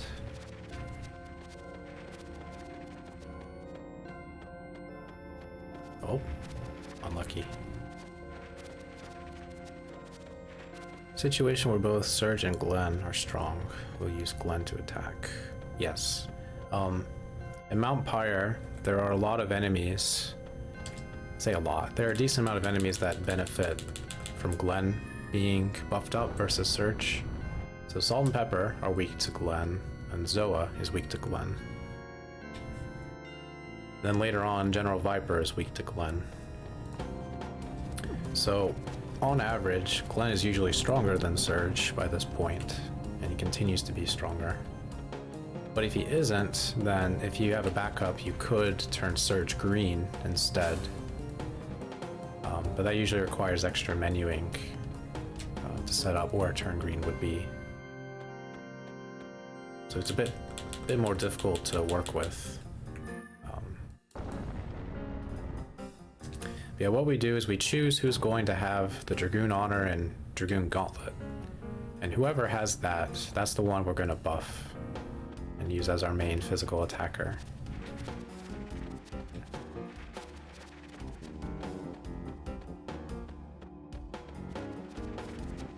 So up until the end of the ghost ship, that's Surge. Surge is the one who gets the accessories and therefore gets buffed up. But after that, you have a choice. You can either give it all to Glenn and pray, or keep it on Surge and do different strategies and fights. So he can take out the enemies that Glenn normally has no trouble taking out.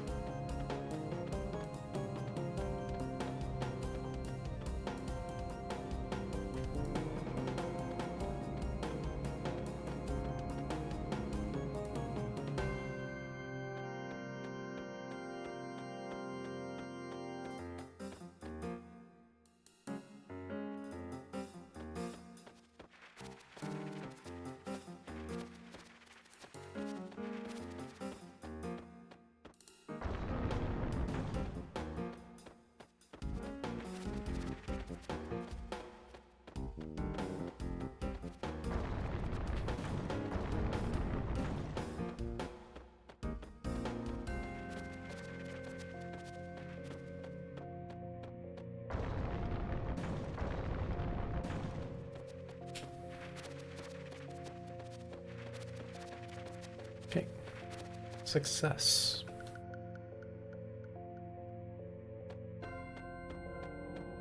Alright, so this is the other component. You need a relatively perfect giant gloop fight. And it's much harder to get a perfect giant gloop fight than the Dragoon Rider. But they're both equally... you need good RNG for both, no matter what. Alright, so that was the worst start. The only way it could be worse is if Glenn missed his attacks. So we'll see what happens. Oh, he missed. Great.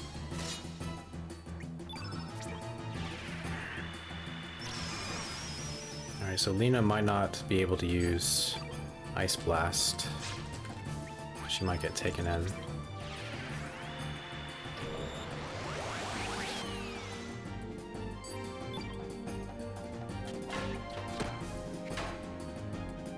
Alright, please don't take in Lena. Okay, good.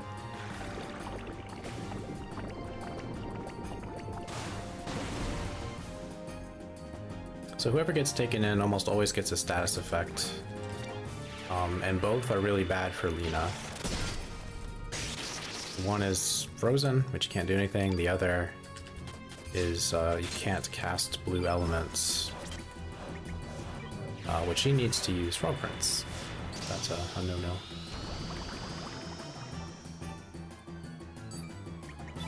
Okay, good stamina refresh for Lena.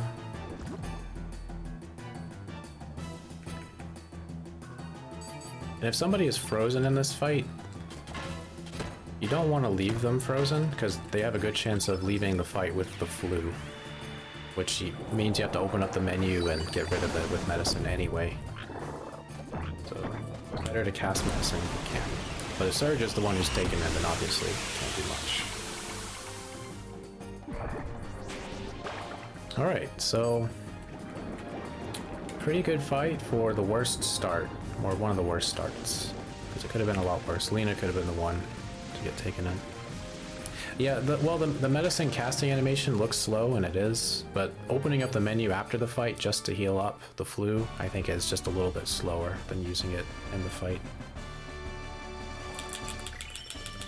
21, 22. Anytime you could avoid opening up the menu outside of battle, it's better to do so if you can.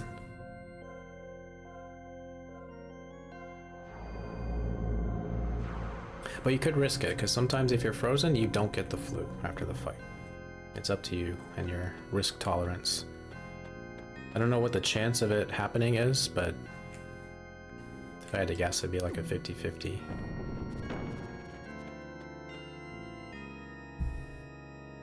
But it seems to happen more often to me if I don't do it than if I go ahead and get rid of the frozen condition anyway.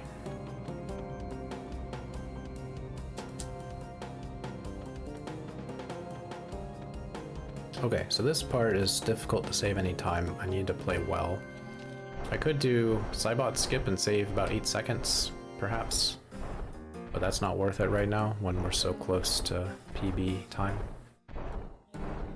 Because if you fail it, then you lose about 2 minutes. And I don't have a good strategy for fighting the Cybot. I know you'd want to set up Frog Prince if you can, but sometimes you just can't do that quickly.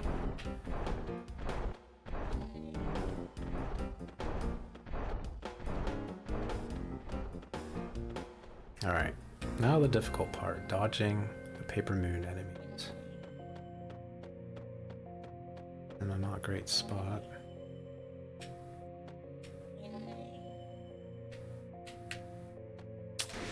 Can't believe it, man. He plays mind games. So what happens with these enemies is if they turn towards you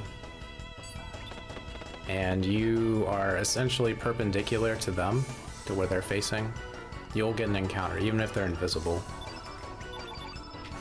So they need to be in a position of either turning or just not facing your direction at all, so that you can avoid that perpendicular connection. And sometimes they just don't want to behave. So that guy, he was waiting to turn to make that perpendicular angle. And sometimes they just go, they ignore you entirely, and that's when you're fine. But he was reading me the entire time, and not a whole lot I could do. Alright. Okay. So and that, for example, that guy, he was in the turning animation, and I had enough of a gap to slip in front of him as he was turning. Sometimes it doesn't work, but usually it does. It's pretty tricky. Alright, so we're gonna lose 20 seconds because I hit that guy. It might be more than 20 because I lured him backwards. So we'll see what happens. But Torosoid fight, we don't want Lena to miss her opening attacks. Good. Good. Alright, I'm gonna head and set up. Minded. If he hits Glenn, we're good to go. If he doesn't hit Glenn, we need to... Is this? Yeah.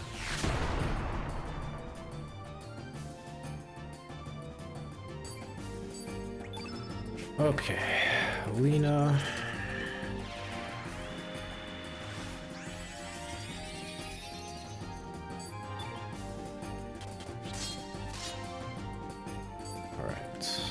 Genius.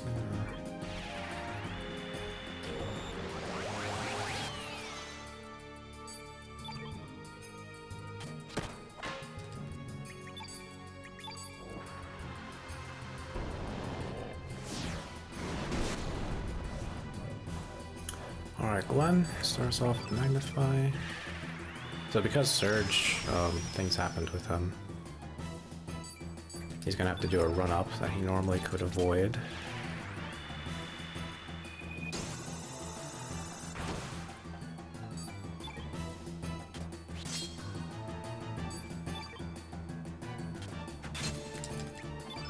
Now, if Lena is super strong, you could avoid having to use Aqua Beam with Surge here.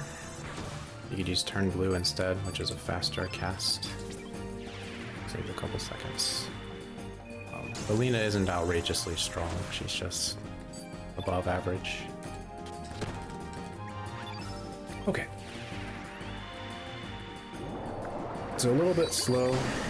He did not want to go early, or early enough, so kind of dilly-dallied until he took his first turn.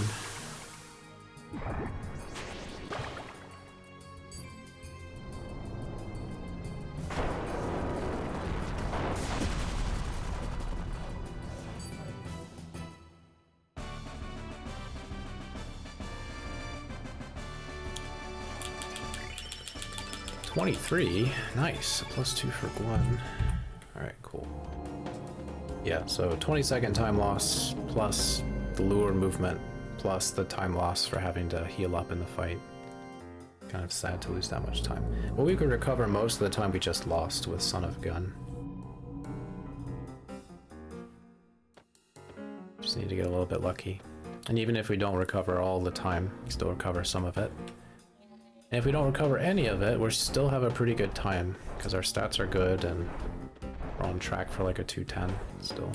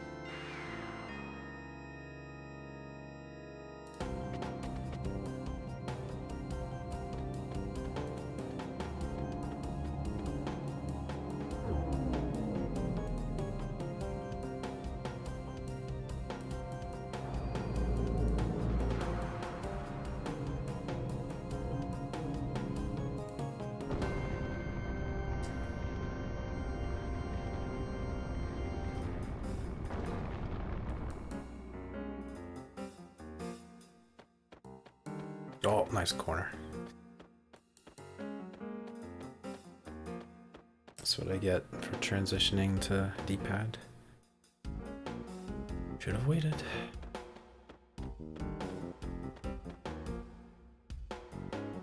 Alright, so in order to save time, we're not going to save the full time because I ran into that corner, but we can still save almost 40 seconds. In order to save that much time, Surge is going to take his action, and then if Son of a Gun doesn't interrupt Surge and Lena hits one of her attacks, then we should be able to save almost 40 seconds. But if he immediately interrupts Surge and Lena, then we might be able to save some time or none at all. It just depends on what he does after that. So Son of a Gun has 7 AP. There's like a 2 in 7 chance he's going to interrupt Surge. He did not. Lena, you need to hit one of these. Okay, that's it. So, we got it. Just one. Alright, so we're going to turn blue. When you turn an enemy a color and turn them another color, then that effect is cancelled.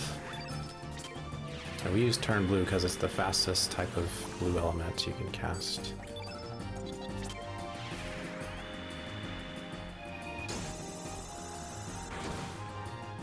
Alright, footprints. We should be strong enough. If Lena were like 2 magic lower, it might be questionable her damage range, but Son of a Gun has 383 HP. We've done about 20 damage so far. Ish. Alright, perfect.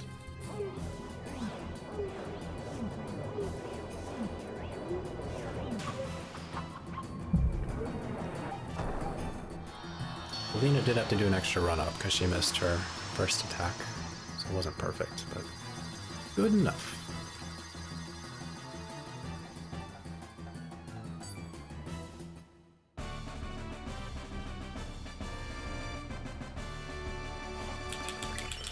4, 17.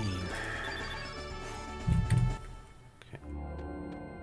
I would like Glenn to get one more strength point for General Viper, because then he'll be guaranteed to hit a damage range for potential G-Force skip. Might not get it though. Try. Alright, Bunny Up. I could save a few seconds here, but PB played really well. Dodged both guards without issue, and then the Bunny Up fight went almost how it's supposed to go. So I need to match that to not lose time. So the first guard is normally not too bad to dodge. It just depends on where the bat is in the room and where the guard is standing. Sometimes he's in a bad spot. But the next guard in the stairwell is really difficult to dodge. So I do expect to hit him. Alright, where's the bat? Okay.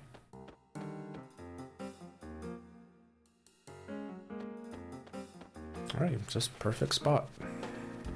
Cool. So all that's left is Bunyip and whatever this bat chooses to do. Sometimes he likes to get in my way. Like there. So the bat is usually on a collision course with you, even though it doesn't look like it.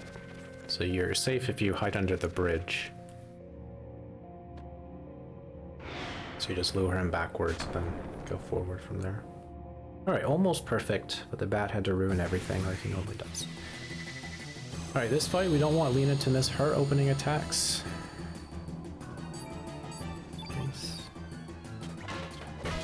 Okay, so we got a bad start, which is okay, we just can't miss too much with a bad start.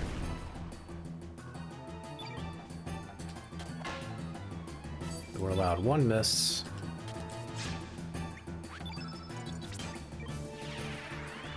Two maybe, but definitely not three. If we get three misses, I'll probably run away. Magnify. I could defend with Surge here, but it's a little bit of a risk. You never know.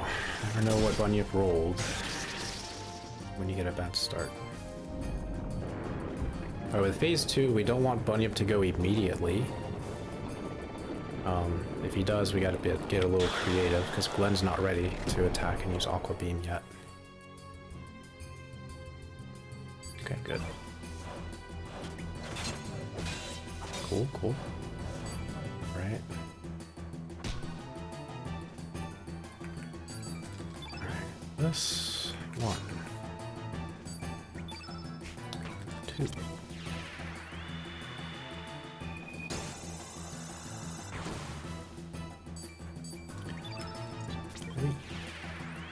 That's 10, I think.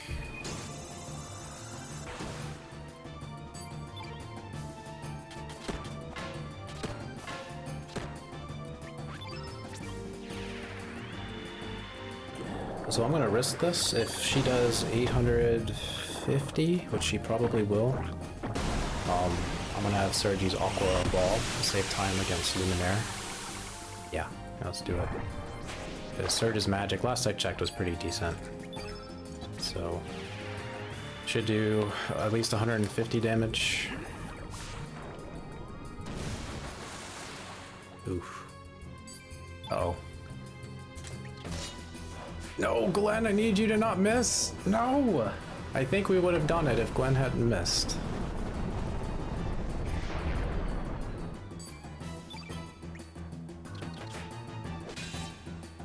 Yeah. Well, it was almost a great fight. Lena did all she needed to do. Couldn't expect much more from her. Surge kind of did less damage than I expected. And Glenn missed. But other than that, it was a normal fight. And still faster than using Luminaire when you don't skip Graviton. 24. Nice. Alright, not too bad.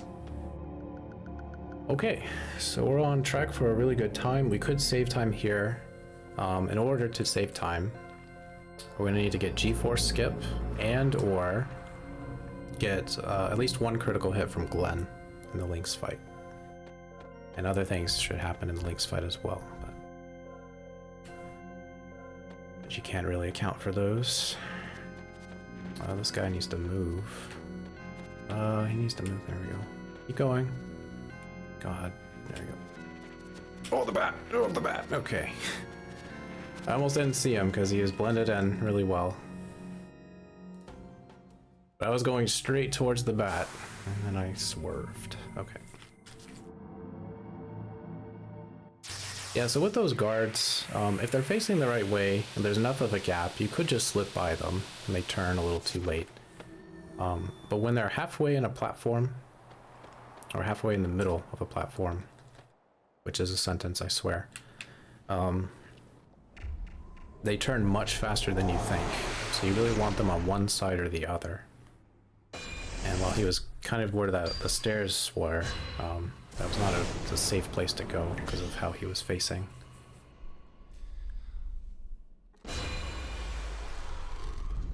Anyway, we got through. Doing pretty well on stats. I would like Surge to leave here with at least 25 strength. There's 2 fights, so he has a chance for that. We're gonna need the Dragoon Gauntlet drop, which is a common drop from General Viper, 90% chance to get it. If we get all those things, then we'll be in really good shape.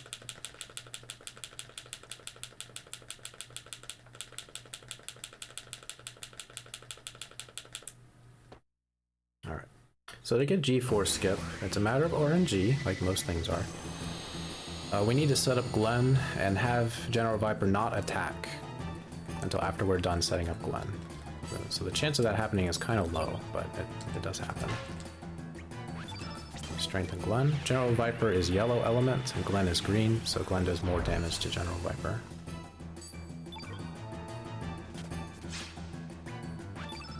Okay, so General Viper doesn't go right now. Then we could get G4 skip.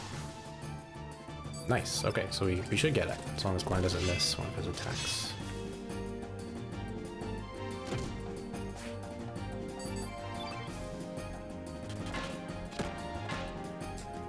Sometimes Lena's magic damage matters for G4 skip, but she's strong enough, we don't have to worry about her.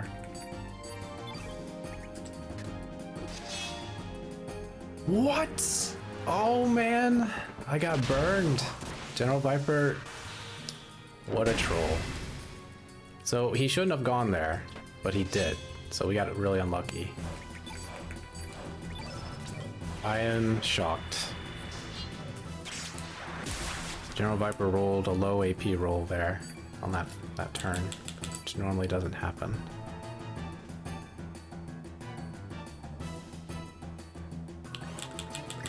Alright, did not get it, Good, did get the gauntlet.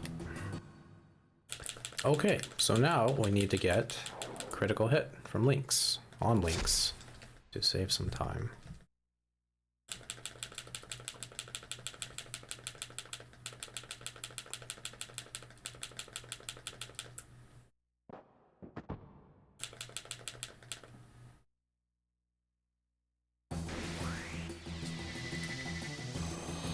Or with Lynx, we need to be a little bit more careful because we don't want Surge to get hit too much. So we try to plan around if he does get targeted early on with Glide Hook. Okay, cool.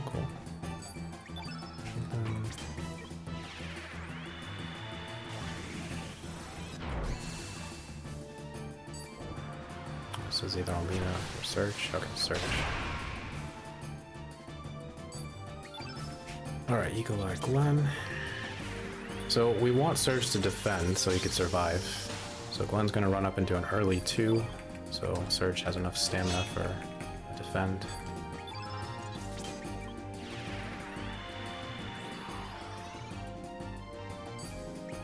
Alright, now crit! Crit! No crit. Okay.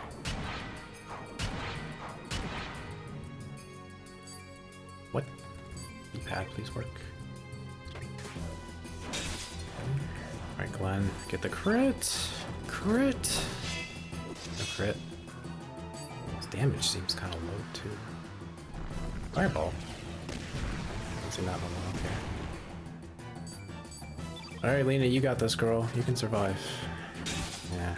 Alright, so we're not gonna get the early kill. Too many misses from Surge and no critical hit from Glenn.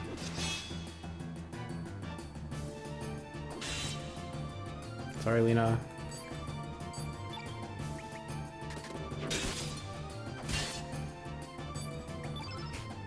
Alright, shit. Oh, sorry. Here you go, Nadley. No worries. You're fine, Nadley. You're fine. You alright? Yeah, what did Lena do to you? Nothing. She hit you with the ladle just a little bit. Ooh, a +2. That's awesome. Okay. Cool. Alright, so we got a really good time. We have really good strength. We're all set. So the early game is complete, and it's kind of amazing because our early game was really bad. But thanks to first key, and thanks to really good stats on Glenn and Lena, and decent RNG in certain spots, we pulled it back. So the PB has a few early mid-game splits that we could easily save a bunch of time on. Some of them are really solid, and some of them are not. So if we could pull ahead and maintain that lead all the way until Guy's Naval, then we have a really good chance of getting a PB. Depending on how far ahead we pull, it could turn into a world record, potentially, but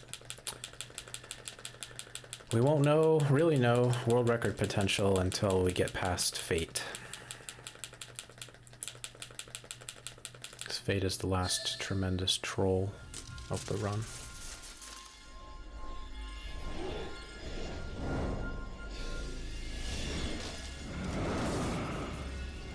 Alright, we also left Glenn 25. So when Glenn rejoins, he probably will be in the upper 30s, maybe low 40s if we're lucky. Most of the time when he leaves here with like 28 strength, he ends up being about 40 or so.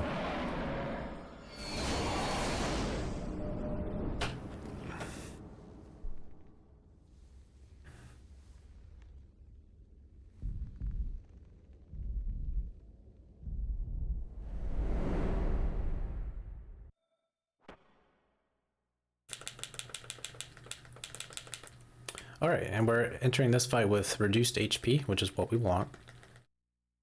So ideally we want to be close to critical health, but that's really hard to set up without accidentally dying in the previous fight. Or I should say accidentally getting knocked out. So as a result, we're going to be over 100 HP.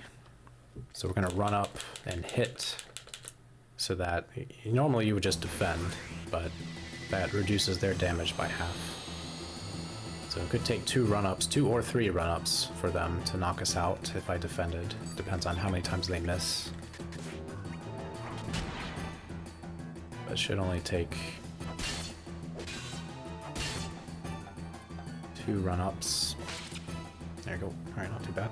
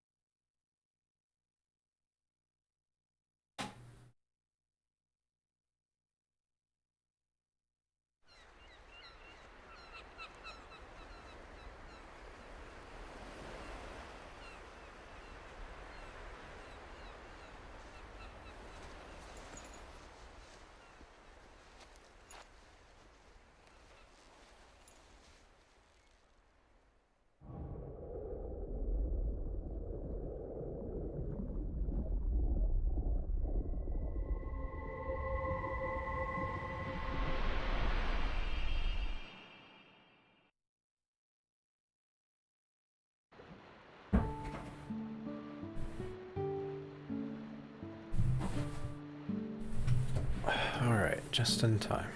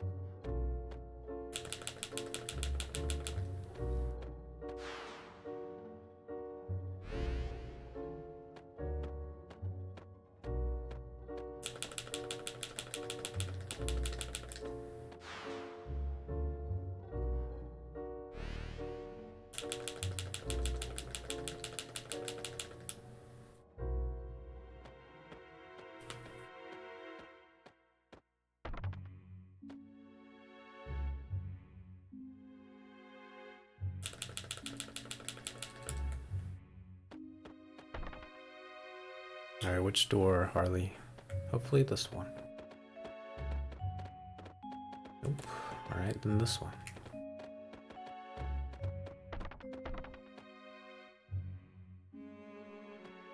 This one. Alright, 2-1. That's fine. The best is the 1-1. Goes to the first door she passes by. But 2-1 or 1-2 is normal.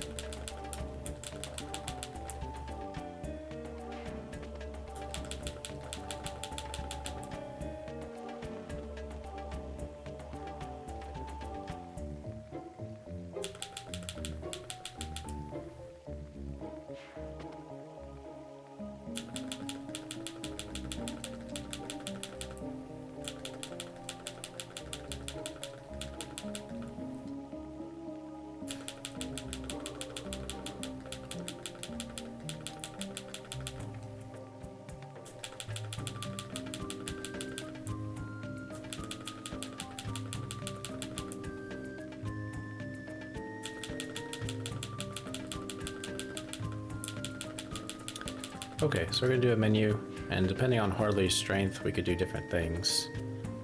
If she's really strong, 22 strength or more, you could just give her a single Dragoon Gauntlet. And if Lynx is kind of weak, you definitely want to divide them up. But if Lynx is strong, you don't really have to give her, or don't have to divide the gauntlets up. And if she's weak, you give her both, no matter what. Alright, what do we got? Mail. Alright, honor. Ring. Oh, earring. Okay, she's. Oh, wow. Wow. She is a monster. Alright, mail. Outlet. 25 strength on Harley. That is a lot. She's normally not more than 24. 24 is already a lot too.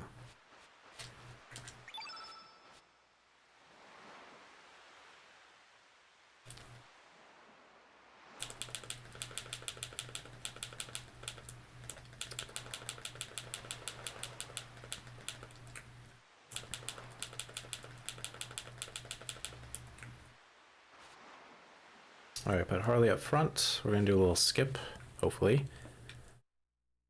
And she needs to be in the front for the skip to work. That was almost too early. But it worked.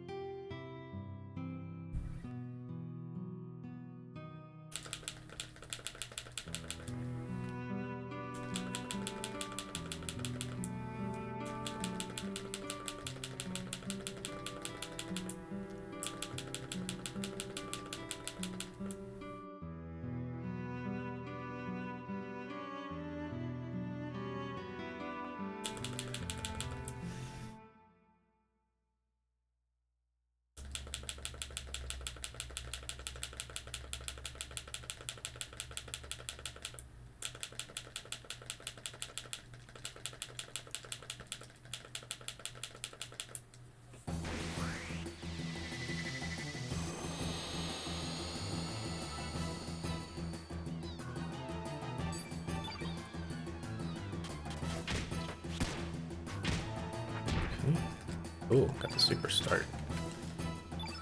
Let's see if we get the super duper start. If he doesn't act after this, then that was really good luck. Do a 3-3 with Harley. If he does, I could do a 1-2-3 instead.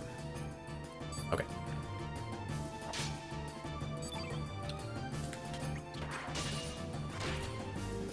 Big damage. Jeez. No, an 89% miss. Unfortunate. So we're not going to skip long shot because of that. We'll need a critical hit, like from Harley and the Lagunate to skip it. At least Harley's trying. Alright, get that crit. Crit. Crit. Nope. Alright. That's alright. You normally don't skip long shot, but when you get a good start, it's always possible. Just hope it's not because the Lagunate. Usually it's Harley who misses a little too much. Bless her heart. Wow. 289% misses.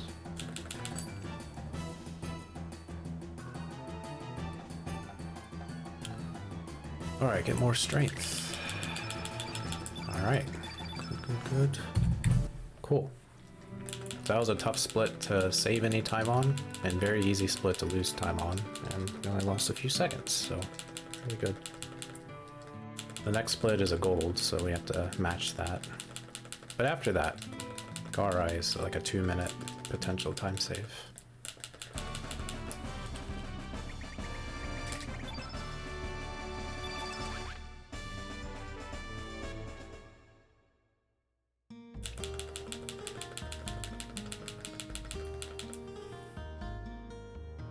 Alright, put Harley up front. So you can skip the Arnie villager on the way in, but you also have to skip him on the way out, otherwise you still get the cutscene. But it's a lot easier to skip him on the way out.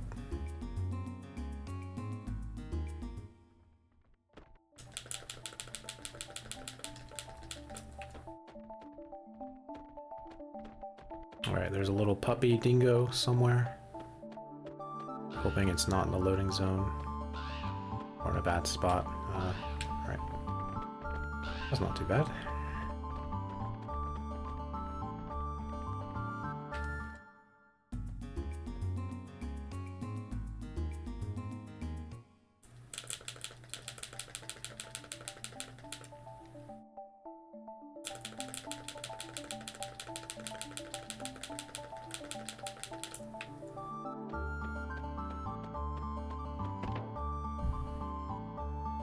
Yay, Lisa's in the center.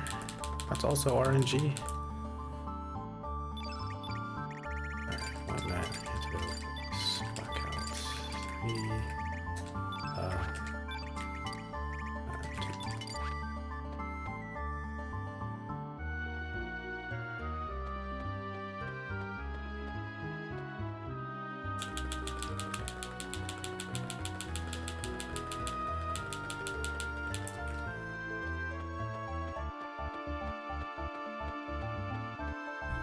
Alright, cool. So we reached a point where if anyone wants to take a quick break, that was a great time for it. Pretty much get no music and just a bunch of dialogue to explain what's happening behind the scenes. And there's also Candleman.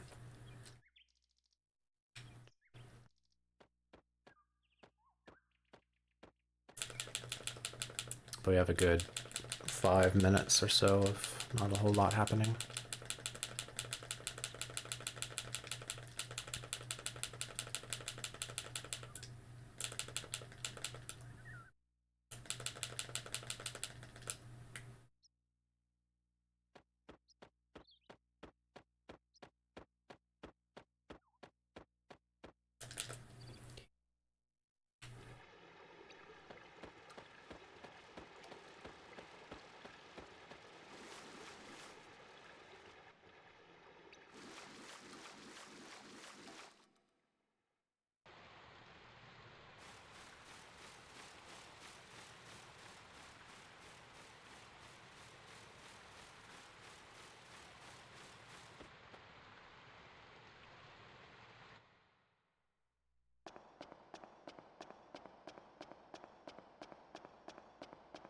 Alright.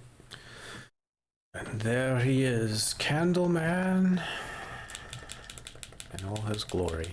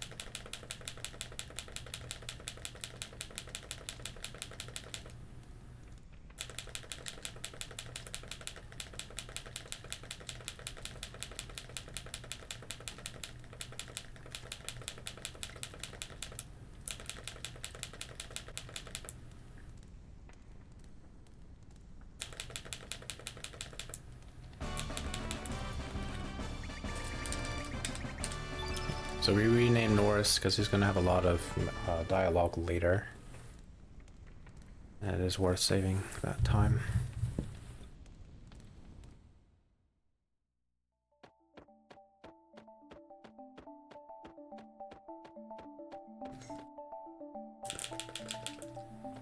Alright, let's go find Toma. Hopefully he is in a good spot.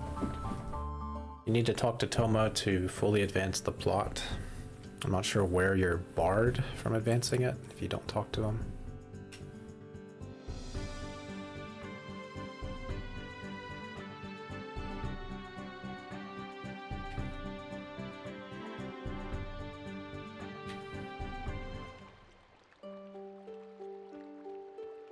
Come on, Toma, keep walking. Walk, walk, walk. Alright, that was a pretty good Toma.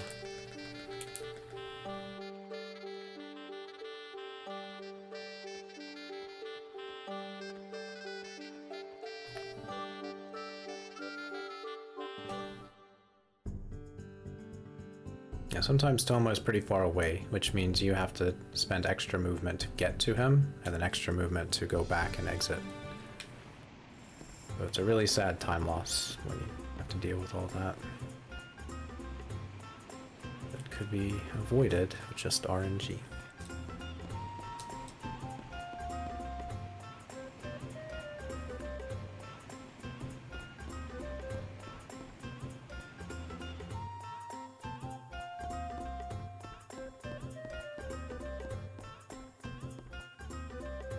Good Toma, 1,000 channel points. Huh. Little RNG guesses for different games.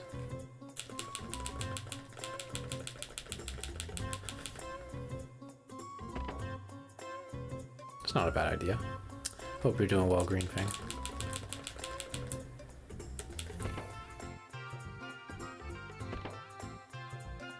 Oops.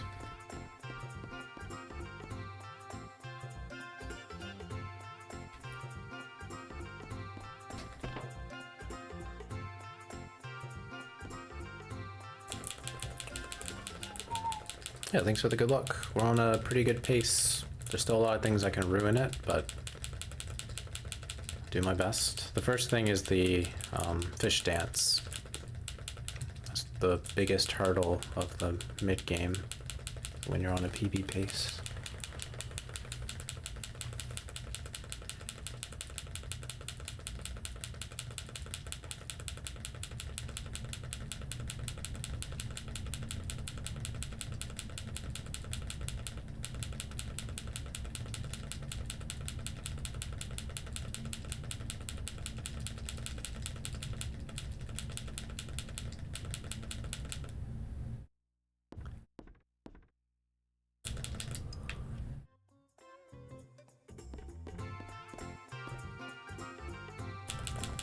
Okay, one other aspect of RNG is this gambling game that we're going to engage Fargo with.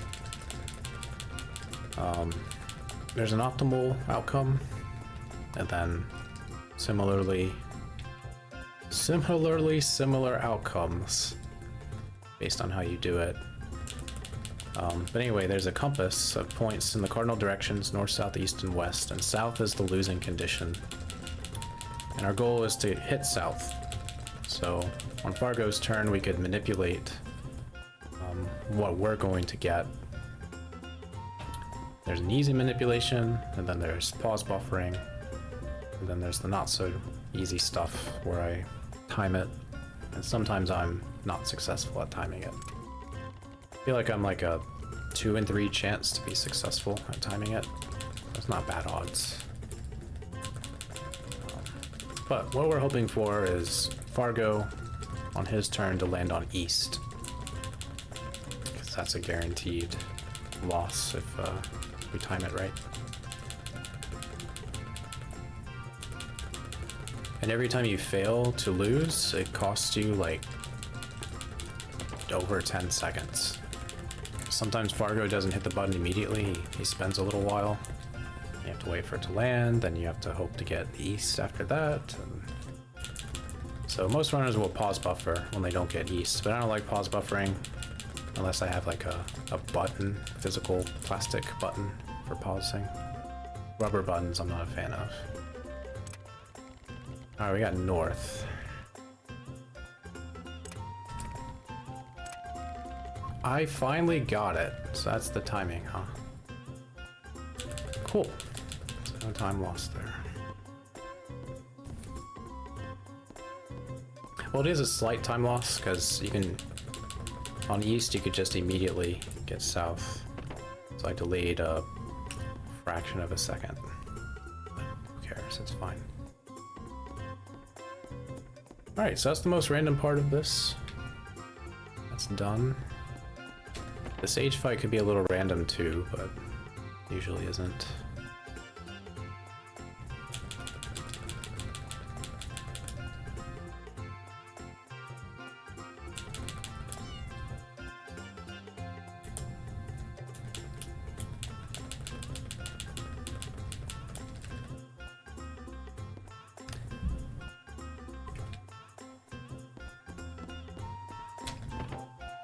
So I'm going to take a stretch break while we watch Sneff's magic show.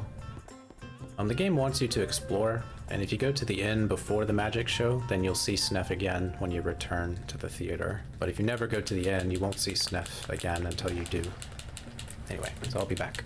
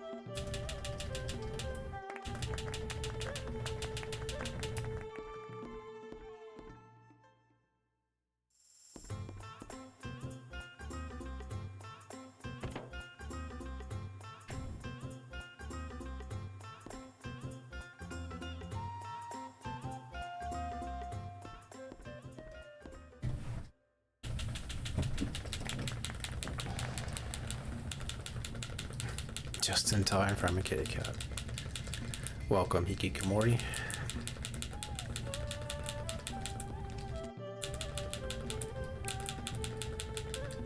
I don't need to mash while he's counting. Freedom! Alright, let's go. Let's do cat things. Let's go scratch up furniture and knock plants off windowsills.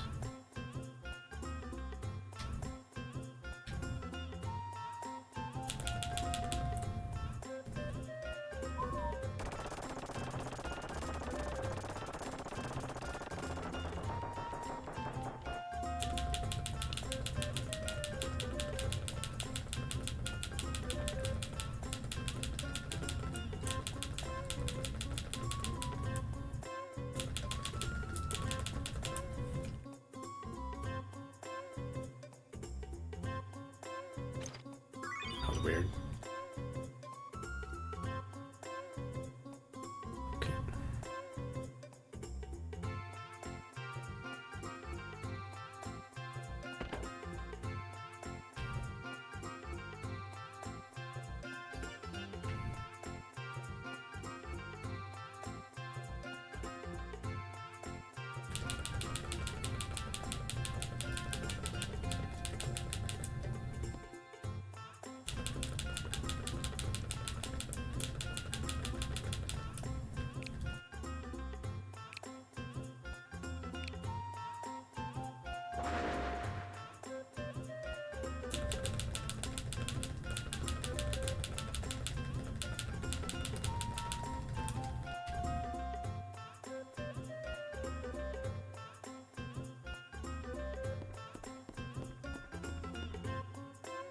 Alright, so we're almost done. We have 2 more cutscenes, then a menu, and go fight the sage after that.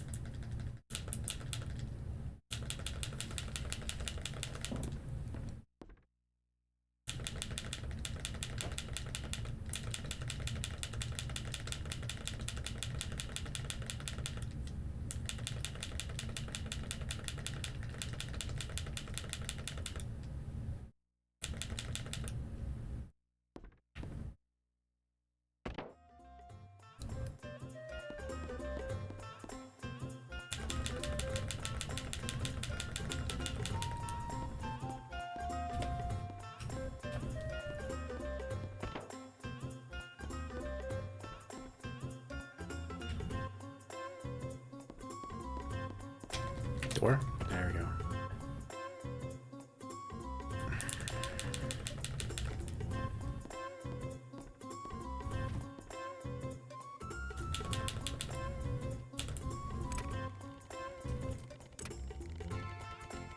This is one of the nice things about Turbo, is you can almost never have to worry about opening a door.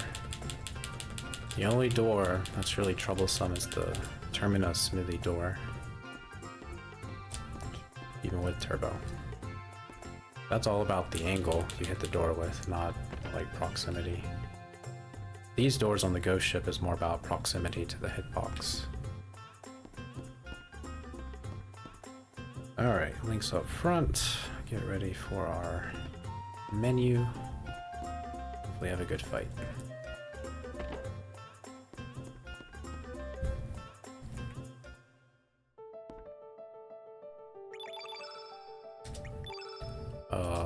There we go.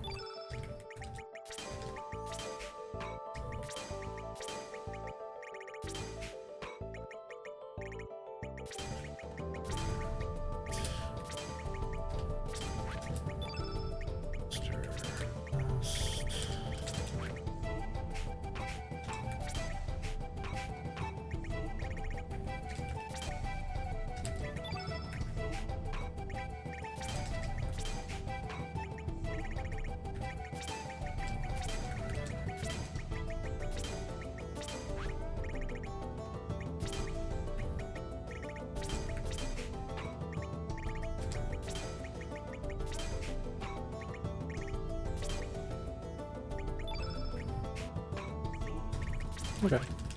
Wasn't too bad of a menu. Could have been better.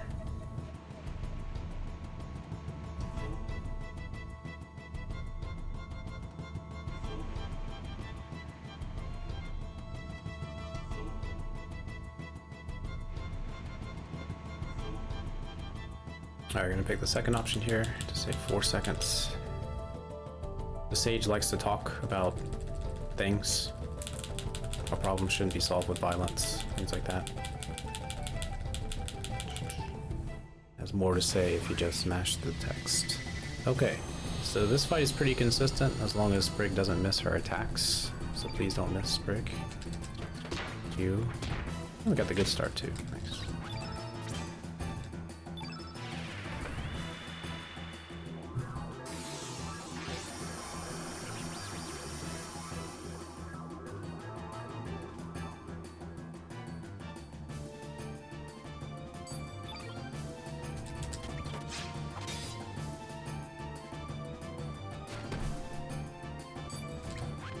Alright, strengthen. I'm gonna turn the Lagunate black. The Sage is white element. And should do consistent 264 damage per fierce attack. Unlike Radius, there's no debuff to our hit rate. So it's very unlikely we'll miss.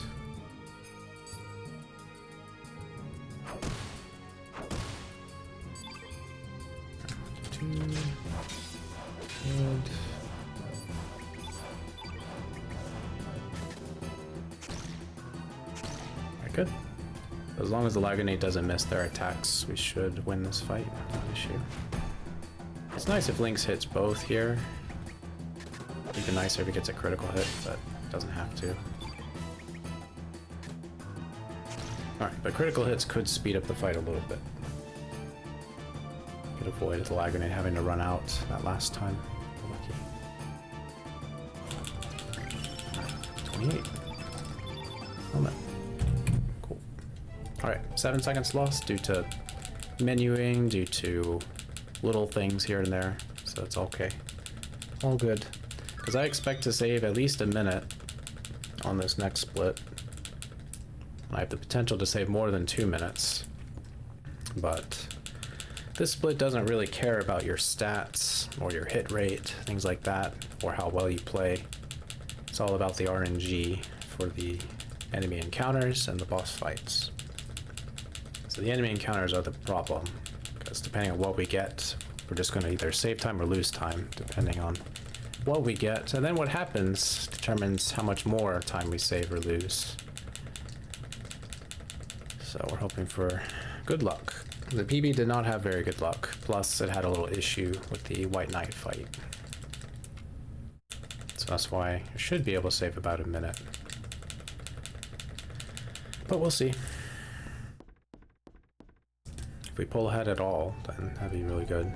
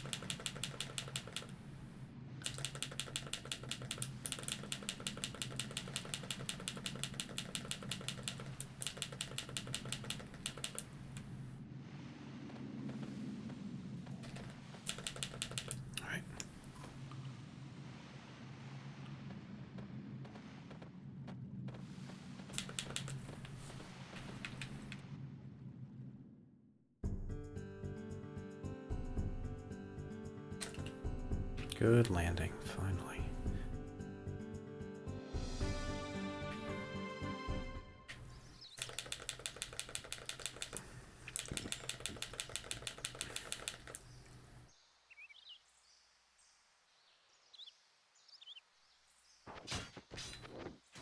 Get him, Radius. Defeat the giant. Oh well, he tried.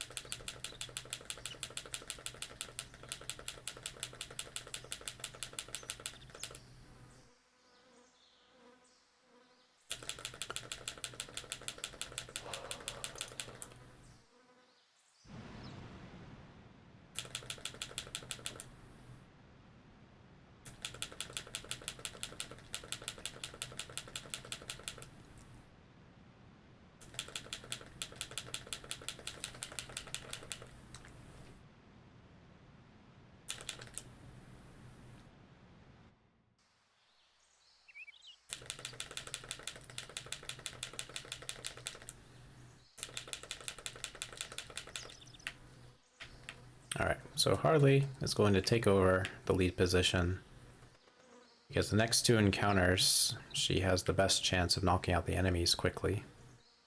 I haven't seen what her magic is. I haven't been paying attention to it. But her strength is high enough, so I don't actually have to hit with a 2-3. Unless it's male, but we'll see. But there are two enemies, the Will-O-Wisps, that we are always going to have to defeat, no matter what. And they're floating enemies, and since Harley has a special weapon, she auto-crits them with a fierce attack, so that's a 3. So the normal method is do a 2-3, the 3 hits, gets the crit, usually knocks him out. But if you're strong enough, you could do a 2-2, which could matter in preventing an enemy from attacking you. But while hitting is important, what's more important is that we just get 2 Will-O-Wisps only, not 4 enemies, and definitely not 5 enemies. Alright, that looks like 2. The female, I do 2-2, she missed. Okay. Lynx, you're gonna do a 2... 1. Okay, so not a perfect fight, but we didn't see Magma Burst, which is always slow. I'll take that any day of the week over seeing Magma Burst. 279, her magic might be really high. I know she's got the Skygen ring equipped, but... yeah, 21 magic, that's kind of a lot. I hope she doesn't knock out the White Knight by accident. Okay, so that was a great start. One more enemy to defeat, and if we have a repeat of that last fight, we could save a bunch of time. Could is the key word. Be on track for it, at least. Depends on what Garai decides to do. This guy's in a good spot. So we lure this guy down to a suit of armor, and you don't want to get too far ahead of him, otherwise he loses interest in you.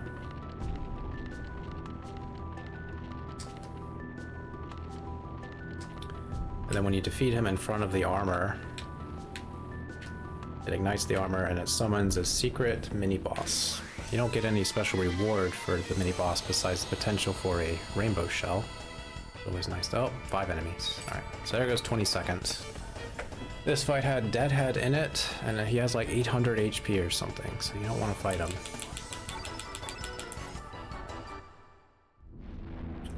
Okay.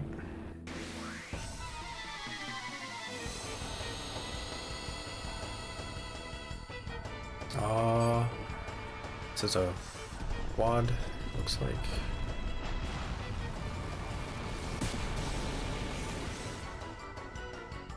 Alright, 2-2. Please, Harley, stop.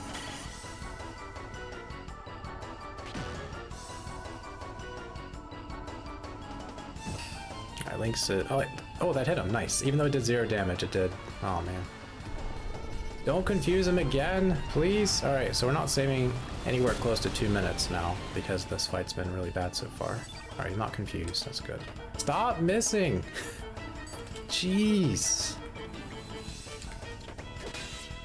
It's crit. That actually helps. Alright, stop missing, girl. Alright, we're gonna get this guy. We're gonna do this. And then Lynx can finish off the other one.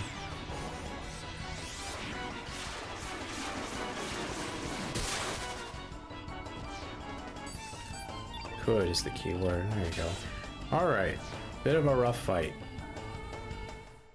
But we got through. We still might be able to save that minute, but Garai is going to have to go very well for that to happen.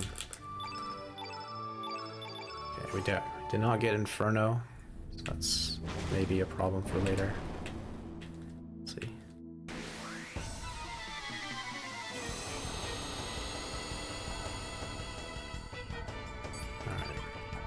Come on. Oop. Okay, that's one way to do it.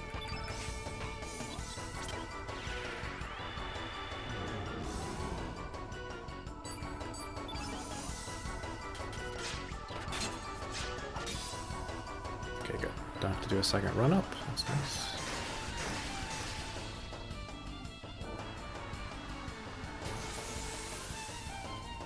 Alright, so we're fighting the White Knight, not for the Rainbow Shell drop, but because we want Sprig to get the Doppelgang ability.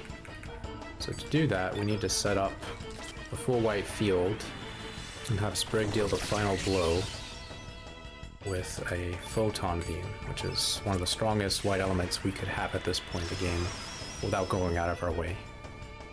So Harley will assist with a Meteorite. She usually does about 300 damage. She's probably going to do over 350. Yeah, or 400. And then Sprig almost always does about 450 damage. If she's strong, she does 500 or more. But White Knight only has 787 HP. So. Alright, so that went really well. Actually, a really good fight. Okay. And we're all set for Gara. You don't have to do another menu. Lynx is pretty strong. He's also a little tanky. So we had one good fight. Wasn't perfect, but it was good. One flea, which was 20 seconds. And then one quad, which was pretty bad because we got double magma burst. So yeah, I think at most we could save about a minute.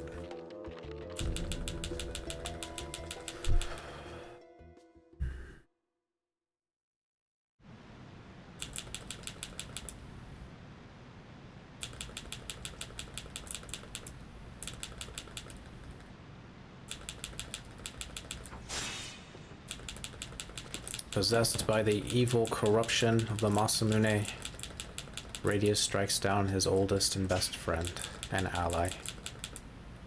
He regrets it, because he was not in control of himself. He spends the rest of his life trying to atone. I know, Radius is such a good character. He's my favorite.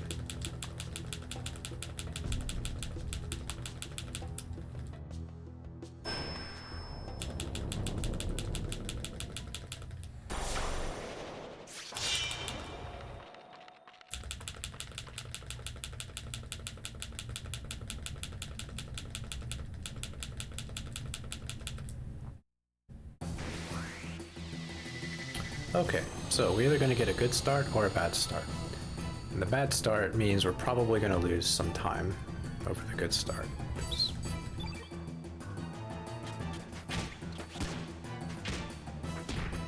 Okay, so we got the good start, but it might not be that good. It depends on what he does. So if we were given the chance to doppelgang before Gara attacked, then it would be a really good start. So Radius. Harley is going to use Diminish. We need to use Diminish to survive this fight. And if he goes right after the Diminish, then we got unlucky, unless Harley misses one of her attacks, which sometimes happens. But if he doesn't go after this Diminish, then we do have a good start. And we'll proceed like normal. Okay, so we do have a good start. So no time loss from RNG.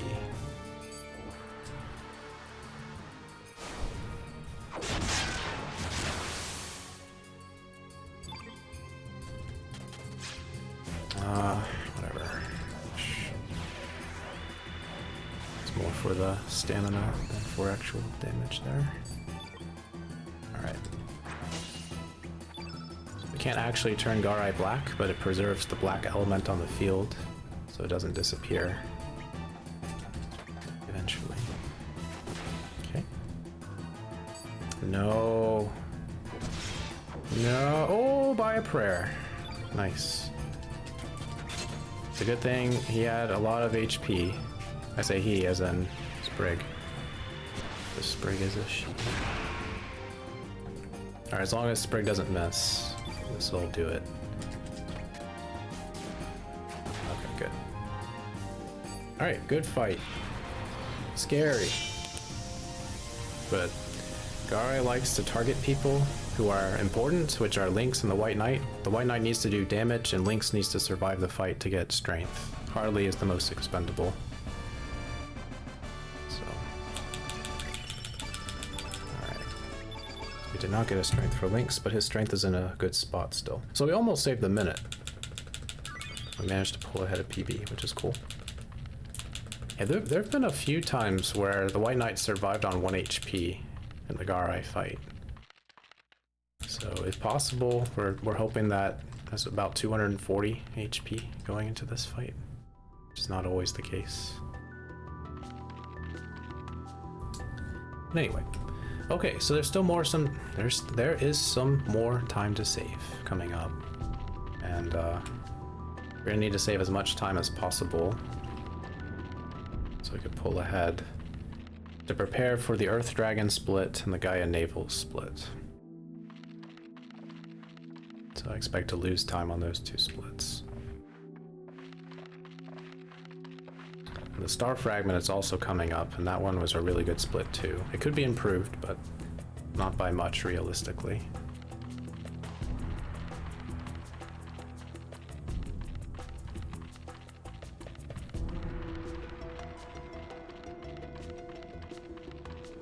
Okay.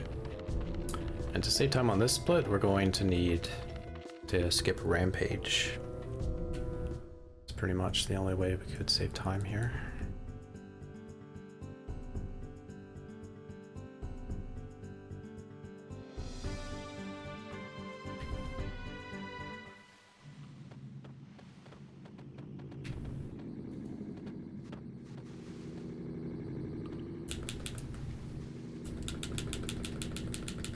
So I do a little fancy movement there because I saw Close to War do this. While we walk up to the Masamune in this cutscene, we're waiting for Sprig. She's the last one who usually gets to her spot. And if you can delay Link's going up slightly and go over to the left side of the screen, Sprig has time to run up and catch up so that when she reaches her spot, the other two aren't waiting for her.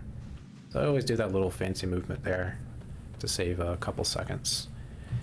If I do it well, I only save like a quarter of a second or something. Usually it's not very perfect. But versus just charging into the scene, you do so save several seconds. So it's worth doing. There are a lot of little time saves like that throughout the run. Okay, Sprig up front. So I really want to skip Rampage, but more so, I want Sprig to not miss her attack at the very start. There are a few key fights where she really can't afford to miss, otherwise we lose a lot of time, and this is one of them.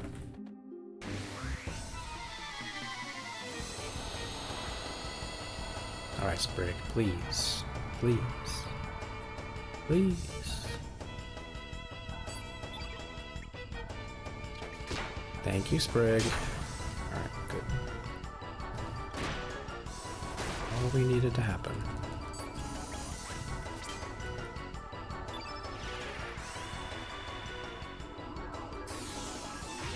Alright. To guarantee we skip Rampage, we're going to hope for a critical hit from the White Knight. It might be possible without a critical hit, but we'll see what happens. Oh, okay. So I can't hit twice with Harley. So I need her to not miss. Okay, good.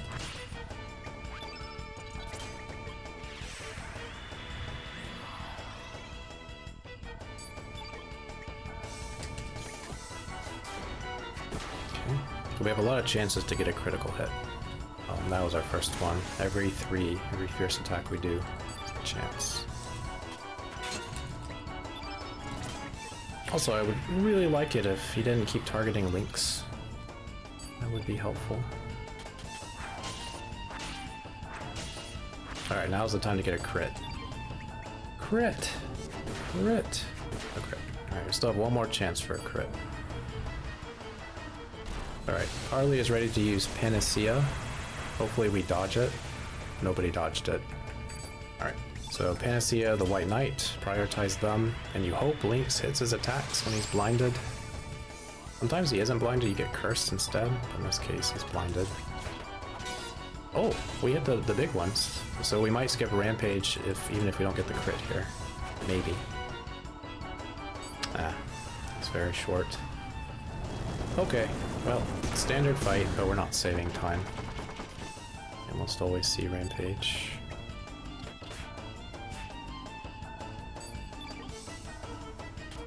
There you go. We were just barely short on damage. If I had unequipped Harley and given both gauntlets to Lynx and the same luck had happened, we would have skipped Rampage. Lynx would have done a bit more damage per hit. But okay. 29. Still saved a second. Alright. It's a lot easier to save time on Miguel, but it's all up to RNG. There's one enemy we need to dodge on the way to Miguel. That's really tough. Most of the other movement is pretty consistent. The Miguel fight is a lot of RNG in it, but we should be okay. Because it's a relatively scripted fight. But there's one thing he does which will determine if we lose 15 seconds or not lose 15 seconds.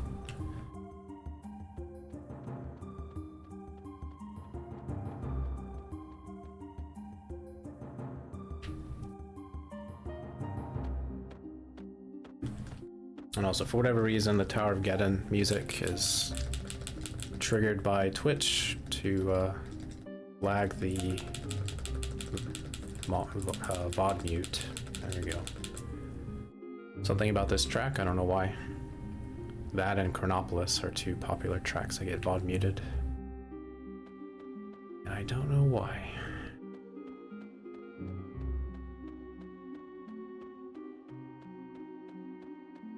So I should talk over the music just to ensure we don't get VOD muted eventually.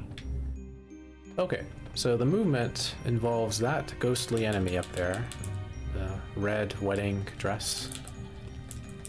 We want that enemy to go to the left. There's an upper path that we need to take, and if they're going along that path, then there's nothing we can do besides wait for them to go down. And that could take a long time, because they like to stop suddenly and do nothing. But if they do go down the path, they could rush forward, and you don't lose that much time, but it is a time loss. Okay. No! No! This is just like the turbo world record. Go! Go! Go! Hurry up! Hurry! I can't go around it, it's too dangerous. Okay, and... okay, well... alright, well... we're not gonna save all the time we could save on Miguel, because that enemy decided to be a jerk. Okay. The line at Six Flags. Just call her Six Flags Lady.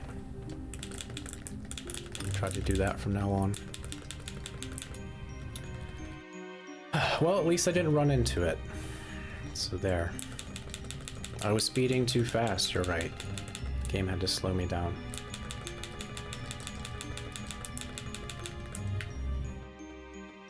But that is one enemy you definitely do not want to hit. You will be guaranteed to lose about a minute at least. Because it's a weird enemy. Because it spends the opening action talking to you, and then using random elements that it mentions in the dialogue. So you're stuck there until they finish casting elements, and then you can run away. So depending on the elements they cast, you could be in there for a little bit less than a minute, or a little bit longer than a minute and a half. If you want a reference, look at the Turbo World Record as of December 21st, 2024. Because I ran right into it. Because I was impatient.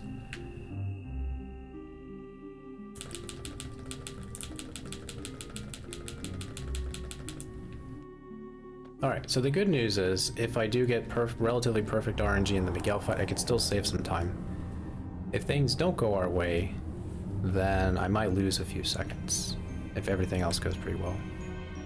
So Miguel has an attack, and we don't want that attack to hit Harley at the very beginning. If it doesn't hit her, then we shouldn't have too much trouble. If all goes well. But that's the thing we really can't control, is who he targets in the beginning. Alright, we're gonna pick up that item, the screwy dress. We're gonna disassemble it later to power up Lynx. It contains the tier 5 material, crafting material. So we're gonna make a stone swallow. Should be very helpful. His hit rate goes up a little bit, his power goes up a lot, and he auto crits machine enemies. Except Fate, who is not a machine. It is an AI bioorganism, biomechanical organism.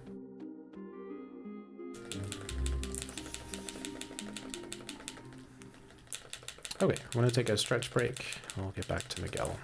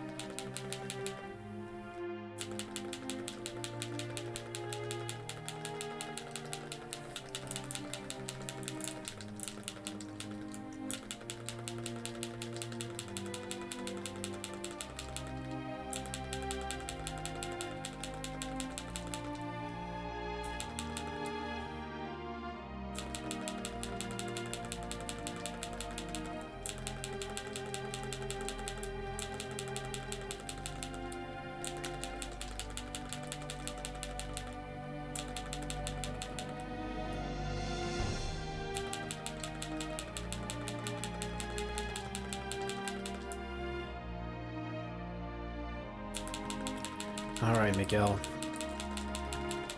So with Miguel, we're going to do specific amounts of damage to him. Thankfully, the White Knight always does the same damage as long as it doesn't miss.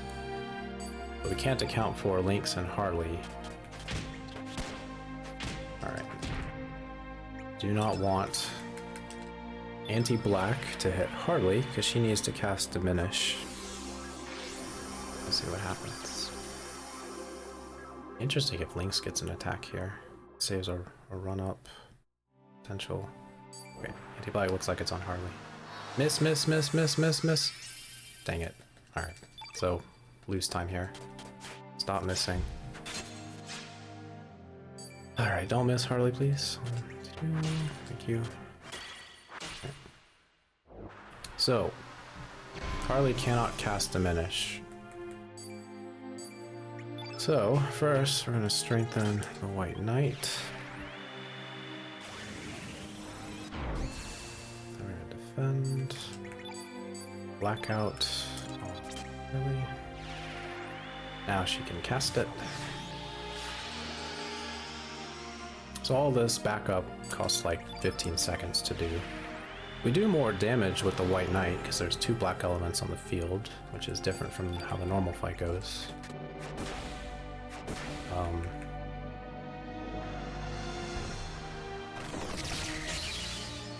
But we don't want to do too much damage to him. So he's going to get very close to his critical health. And if he's in critical health and gets a turn, he ends up casting Meteor Shower, which hurts us a lot. And gives us the fatigue condition more often than not. Alright, good. So we skipped Meteor Shower. So as long as Lynx doesn't miss his attacks here, it should end as normal. Okay, he didn't miss. So he's already hunched over, but it's not his turn yet. As long as the White Knight doesn't whiff. Oh, he whiffed. Oh my god. Why? Why is the game so mean to me sometimes? It's so easy to avoid. Just don't miss a 4% hit.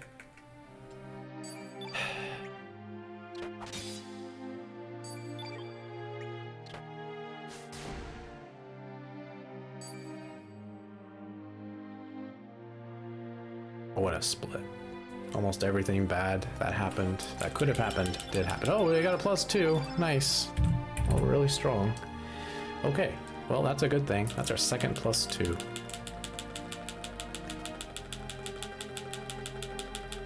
It took you a long time to realize the turn elements made them that element. Yeah, in the radius tutorial, because I've seen that recently, at the beginning of the game, he mentions that in his own way, because he's always like, oh, I'm so forgetful because I'm old. But I think that's one of the only times that it's explicitly explained about turning an enemy a different color to suit your advantage. And then it's mentioned again with Salt and Pepper, but it's not as explicit because they do the wrong thing. They turn Surge black thinking that it would weaken him, but it doesn't. So I remember that as a kid and being a little confused. So I just avoided the turn elements altogether when I was younger. Okay, well, we have good strength. We're a little bit behind PB. We could catch up with the Star Fragment,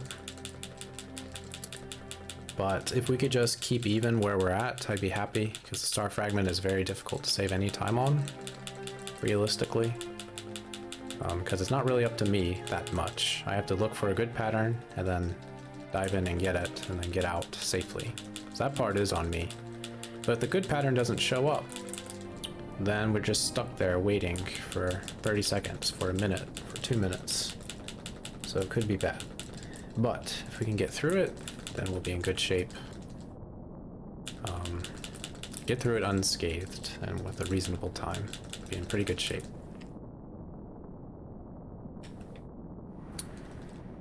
Okay, I'm gonna get ready for my second restroom break. I will be back in a bit.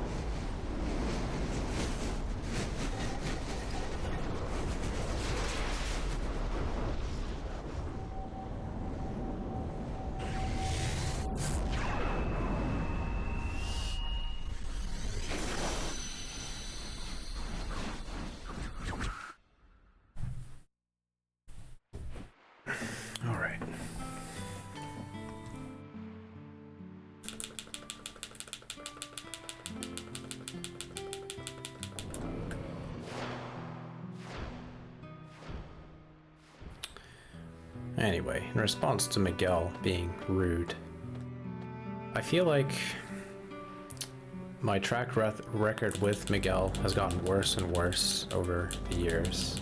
I used to never have a problem with him. And then it feels like it's like a 10% chance that I can get through the fight without seeing Meteor Shower. Something always happens. It's either we get a crit at a bad spot, the White Knight misses like they did that time, or Lynx and Harley are too weak and we under damage or over damage him at the wrong time. So it's just so inconsistent now, and I don't know why. Why it just can't be consistent anymore. Anyway, so that's why I said, why is it so mean to me? That's why. Because I see Meteor Shower more than I would like to. Okay. Right.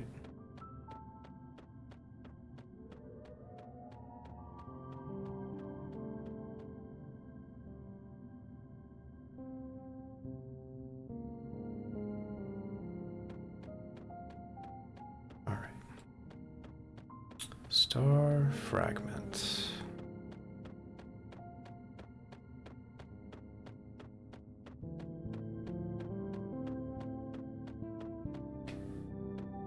Oh, yeah, I wouldn't have been able to get it, but that pufferfish is uninterested in me.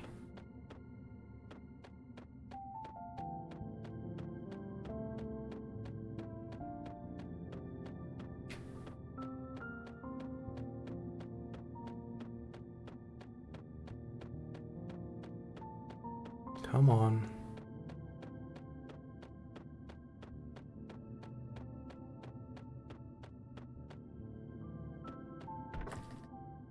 Oh, okay. So I waited a bit longer than I wanted to, but as if I don't hit the fish on the way out, then this is a pretty decent star fragment. Okay. But I don't think we're saving any time. Just, we're not losing much. Pufferfish, go away. All right. Cool, the run continues.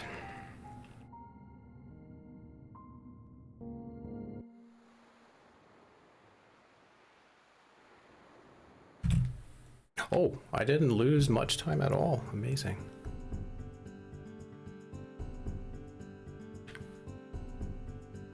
Awesome. Okay. So, I do some shopping in the form of forging.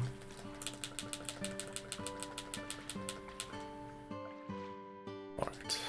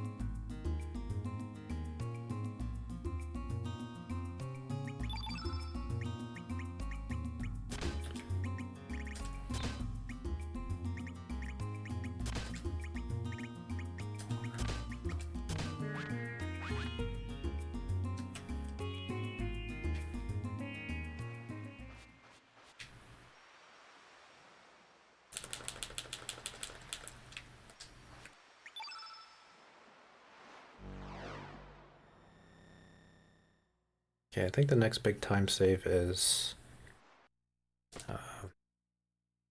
aerobic. And by big, it's like 20 seconds or something. Sewers was better than I thought a little while ago.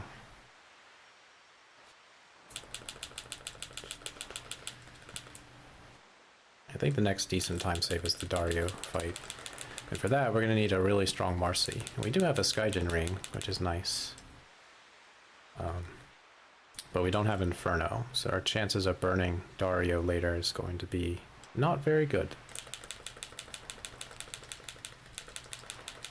But if she's strong, then we don't really need the burn.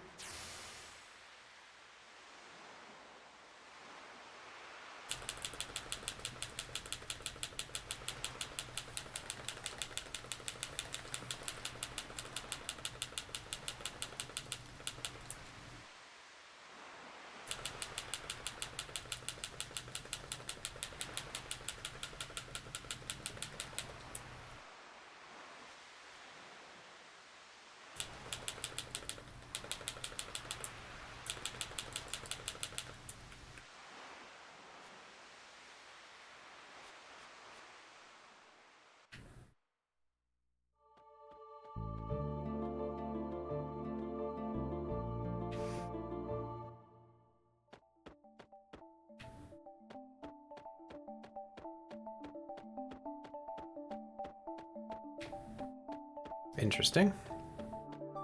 Good positioning for those two. And normally the second enemy you see in Fossa Valley is on the upper plane. But every now and then it's down. But the third enemy is usually not that close to the second enemy. And what it is, it's not facing a good direction like it was there. That's why it was interesting. Door.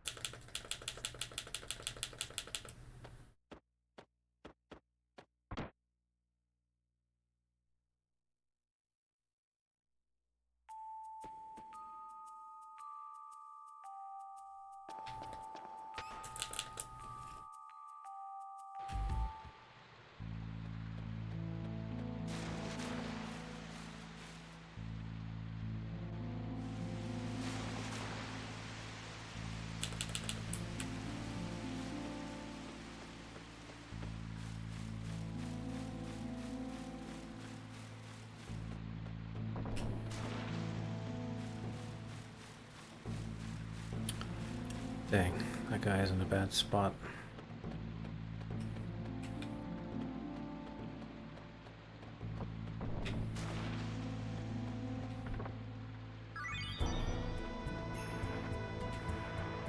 Okay, it wasn't too bad. Wasn't perfect, but it's better than how it normally goes. Alright, we don't want the guy to cross the bridge. He usually does, sometimes he doesn't. He did.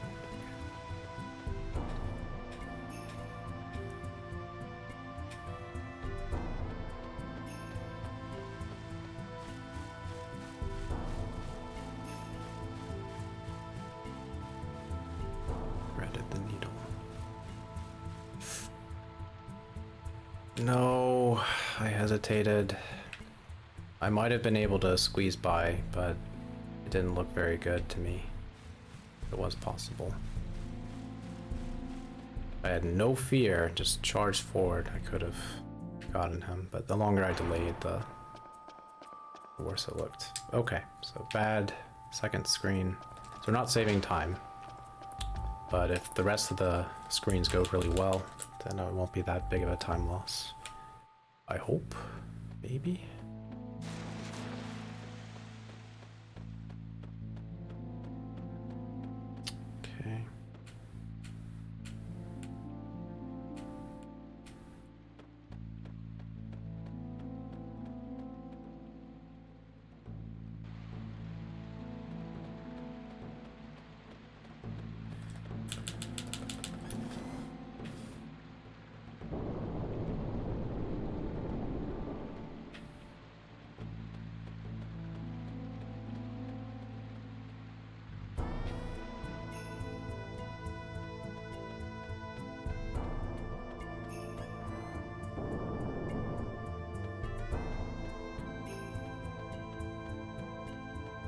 Okay. Alright, last screen. That screen we just did was perfect. Whoa.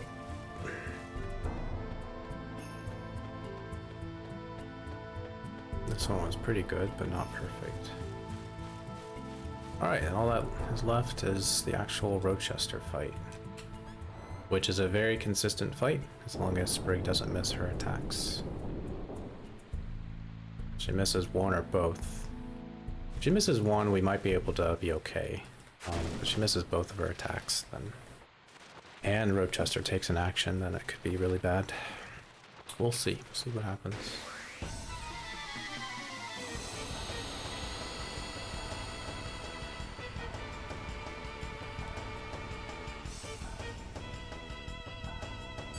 Oh, dang it. Again, I knew I had to do it, so Harley was not going to survive this fight, which is okay, because we are pretty strong.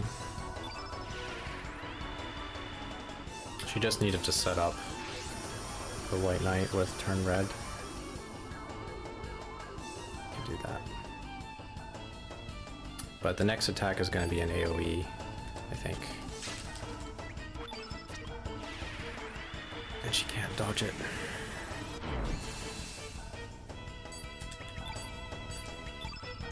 Alright, sorry Harley.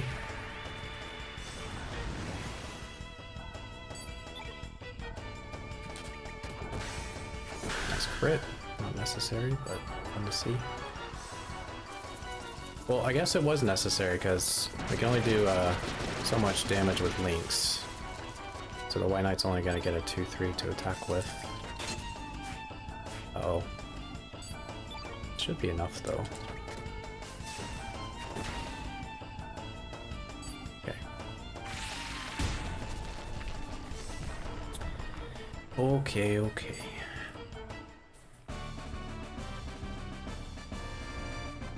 Alright, more strength. More strength.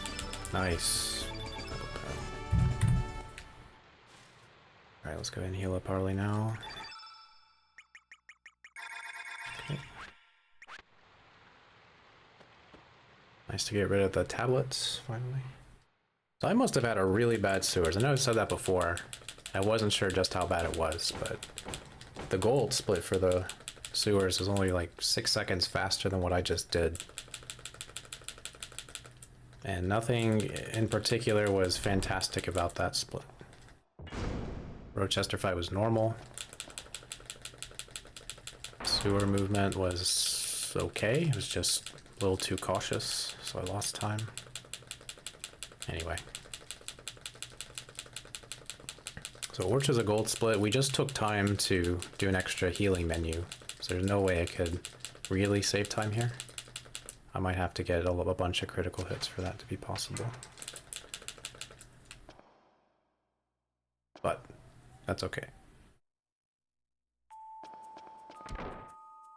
Oh, happy Starkey strategically staring at Skelly's sturdy sternum Saturday.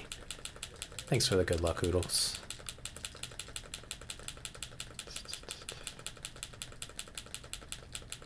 Interesting how to use the emotes for in place of their names. I like it. I wish I had more. One for every character. But maybe in the future. If I could get partner status, I get a bunch of extra emote slots. So we'll work on those later. Alright, Sprig, you've done pretty well so far, so please don't miss this opening 2-3. It's very important. Thank you. Alright, we also got a super start, which doesn't really help us, but we can do a bunch of extra damage with links here if he doesn't act right after this.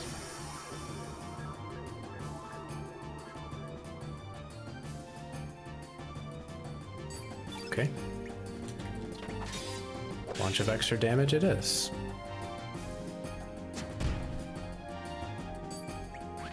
Alright, blue.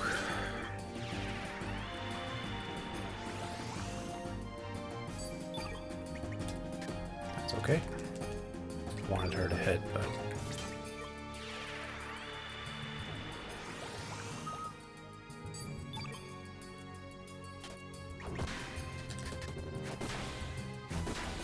a lot of extra damage.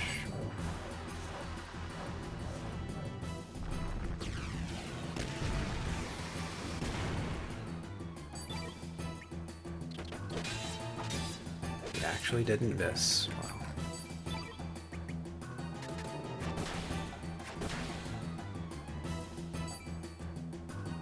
Okay, so this fight should end. I'll play it safe and do the Ice Blast. But I won't, yeah, because the White Knight would normally have 7 stamina here, and I do a 1-3-3. So we just do a 3-3. Or a single 3. Alright, good fight. Still probably going to lose time because of healing up Harley after Rochester. 33, he's so strong. Yeah, 12 seconds. So you lose about 5 seconds using Ice Blast over not using Ice Blast. And then the menu is like 7-8 seconds. So that tracks.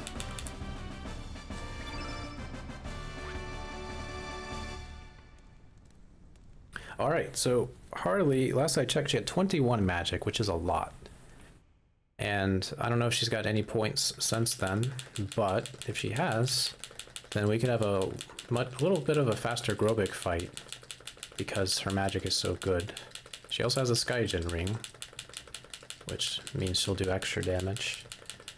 So in the Grobik fight, she'll cast Meteorite once, and depending on the good start or the bad start, it does so much damage. The stronger she is, she can do a little bit of extra chip damage, which might not seem much, but it can help make up the difference if Lynx misses one of his attacks or other things happen. So we're hoping it'll be significant. But before Grobik, we have to fight these soldiers, and Harley will take care of them by herself. What we're hoping is that she doesn't miss her attacks and the soldiers don't interrupt her. Usually well, at least one will interrupt her. She just got her level 7, she missed once.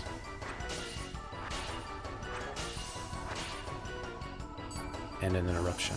So if she hadn't have missed, we would have had potential to save a lot more time.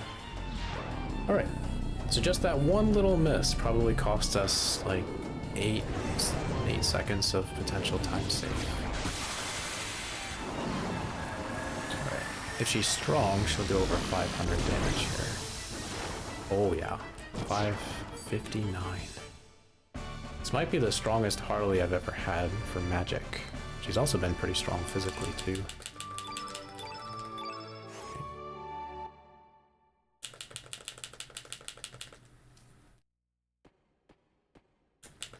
23, that's a lot. Hopefully Marcy will feel competitive and also want to have 23 magic. That would be nice. Alright, this is Sprig's last fight, where we actually use her to doppelgang. We got the good start.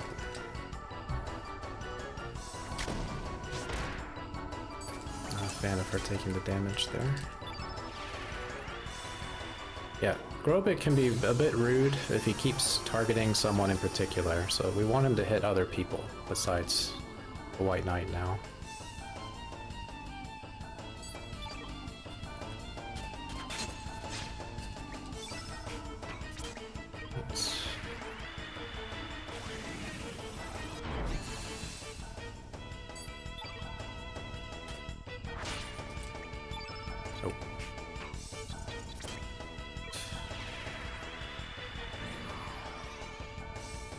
Alright, get those critical hits.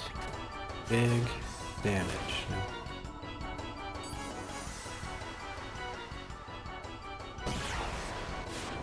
Good.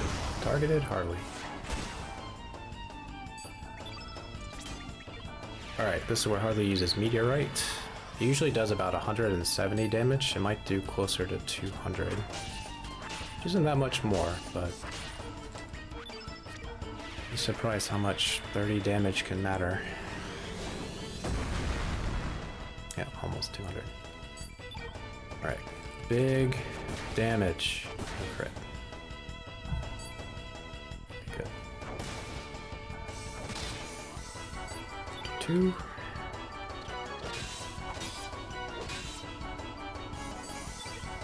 The hair attack is coming next. Harley should survive it. I think she needs over 100 HP. She'll be okay. I think it does like 90 damage to the White Knight, for whatever that's worth. Yeah, she survived.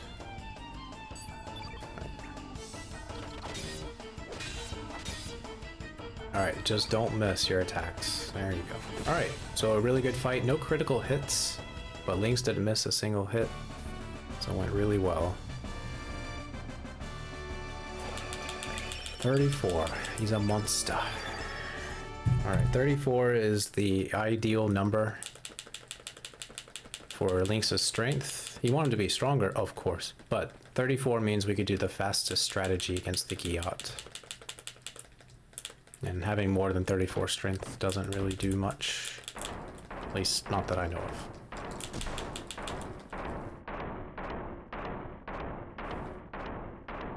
Okay. So what we don't want to see is the Giot to go immediately after Harley. We'll always get the first chance to act. And when the Giot does attack, we don't want to see Hot Edge, his yellow element, which is slower than his normal melee attack. So... okay, he went immediately. Which means we're not saving time.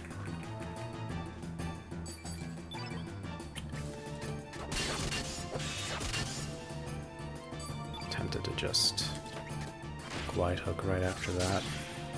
Okay, at least he didn't do hot edge. That would have been insult to injury. I should go down right here.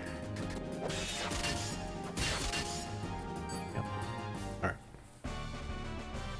So that was a 1 in 9 chance. Or 2 in 9, I don't know.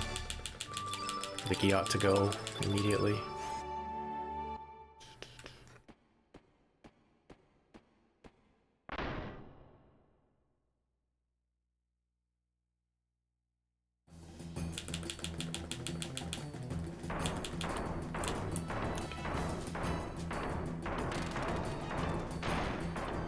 Looks like we could save a decent amount of time on salt and pepper if we have a good fight here and a good fight then.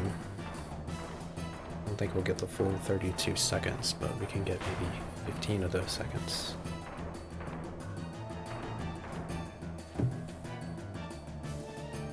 Kind of depends on Karsh.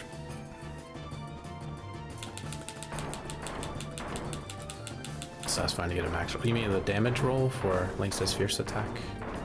Or do you mean the Giat not taking his action? Oh, AP? Yeah.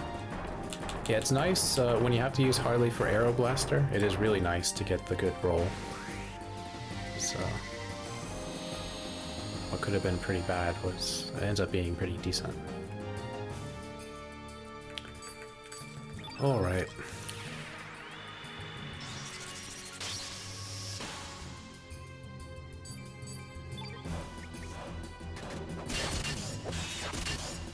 Well, speaking of max roll, here we go. Good, no hot edge.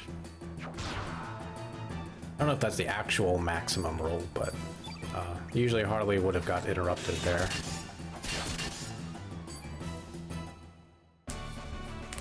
So, good enough. Alright, Lynx's HP. Oh, we got the rare screw drop. Nice. That's used for crafting swords. So at this rate, I'm not going to craft the sword because Lynx's HP is looking really good. I still might. We'll see. Alright, speaking of swords, attack power. If anyone wants to guess Karsh's strength, we have some time. He can be anywhere from like 24 to 38. And normally he's 29 to 33. Around that range. If he's 32 or more, we could do a strategy that's a little bit faster than normal, but that depends on AP luck as well. 38 for Coatl. I was about to say Quaddle, as I Quetzalcoatl, but 32 for Dutch Drifter. I'm gonna guess 33.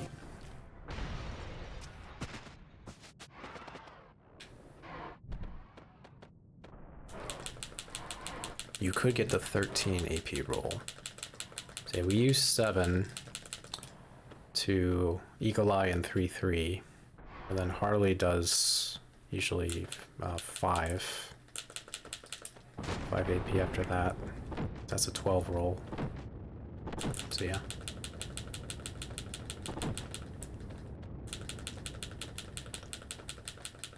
Coatl.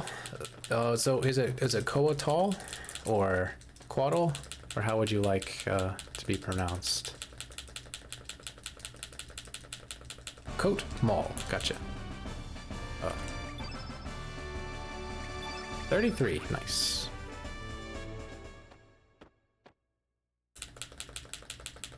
Coatl.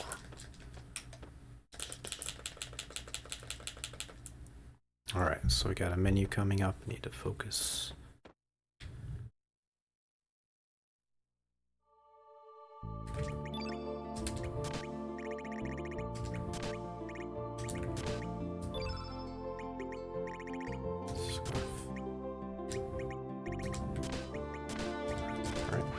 Simple, quick menu, but I want to do it quickly.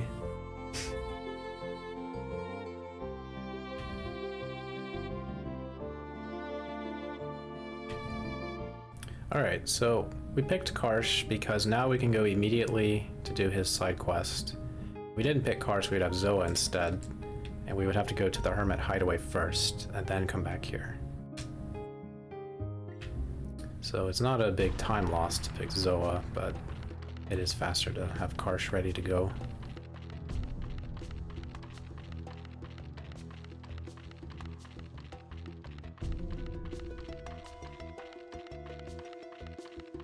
So we're doing Karsh's side quest right now because by completing it, we unlock the Dario side quest afterward. The rewards for the Dario side quest make it all worth doing. So we don't really care too much about Karsh's level 7 or anything like that, but we need the Memento Pendant.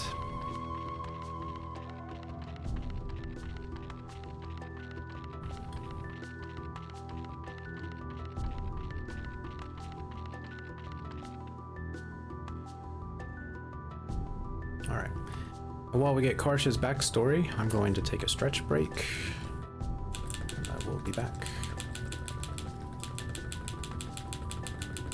Oh, I did not check Karsh's HP. Last run that made it here, Karsh got absolutely floored by Salt and Pepper, so hopefully he has more than 350 HP.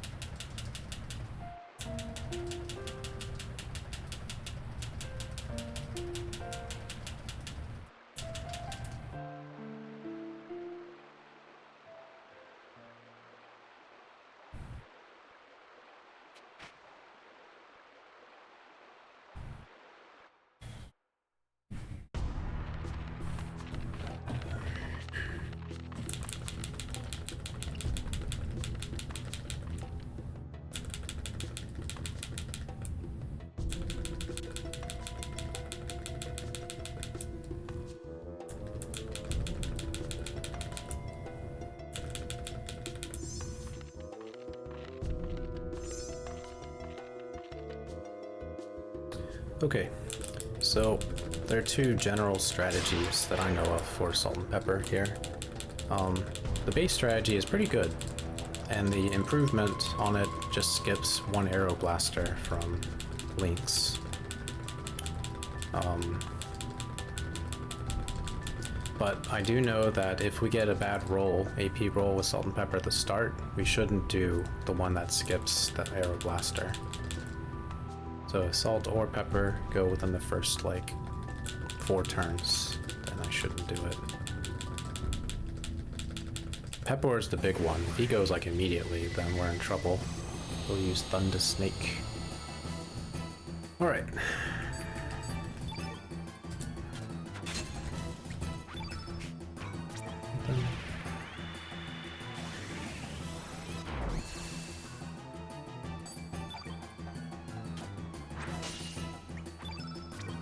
They haven't gone yet.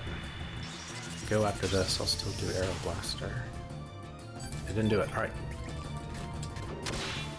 We're going for it.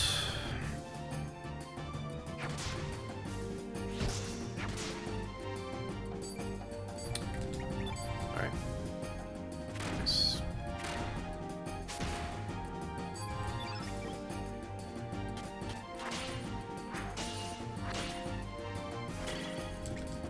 Alright.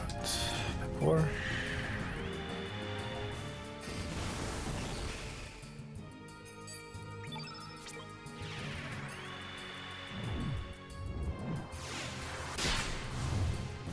And then Lynx can clean up here. Oh, so close.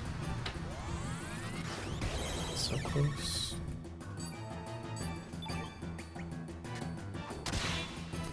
I can't even blame Lynx, it's not his fault. We needed, like, I think we needed Karsh to be one more strength higher to get that perfect kill. It was still fast though, so. Alright, no rare drop. Gold? So fast it was a gold, even though the Giat fights weren't perfect. Awesome. So if I can save any time on Dario, then we can go into the most difficult portion of the run to save time on with a cushion, a little bit of a buffer.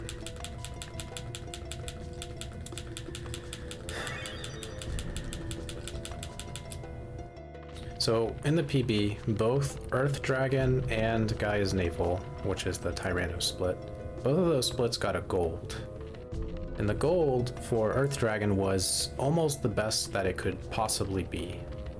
Almost.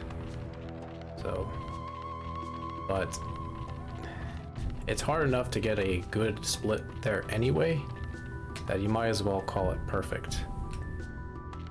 And then Gaia's Navel is the most random part of the speedrun, and that almost went perfectly.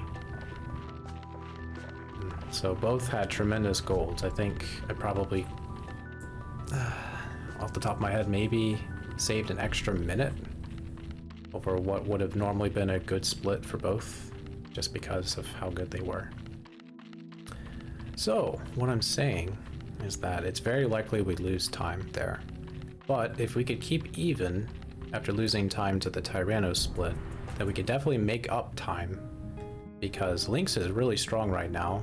He might stop gaining strength, but he's in a really strong position. And his strength is what's going to be the time-saving factor after Dario. Little by little. What? What am I caught on? That was some ladder. So little by little he can save time, have us save time, if he's strong. So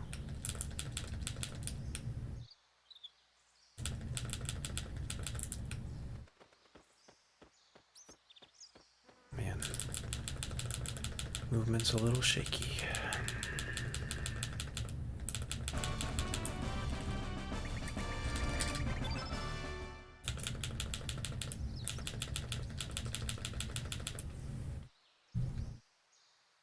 Okay, also, if anyone wants to guess Marcy's magic, we have some time for it, but it's one of the most important guessing games for anyone who cares to guess. In the speedrun. 49. No, she can only be up to 27. That is her maximum magic at this time. So on average, Marcy will be between 19 and 23. If she's more than 23, then she's pretty strong. 27, yo, Sean. 23, 23. I also like guessing 23. It's one of my favorite numbers. For Marcy, at least. The PB had a 19 magic Marcy, which isn't good, but managed to get the burn on Marcy. So it was effectively like a 22 magic Marcy fight, as far as the damage. So if we are 22, then we can do better because we have a Skygen ring for Marcy, which is like a +1. So it should be effectively 23. So whatever number she's at, she will be +1. We're just hoping it's not a bad number. Bad numbers are but just anything below 20 really is a bad number.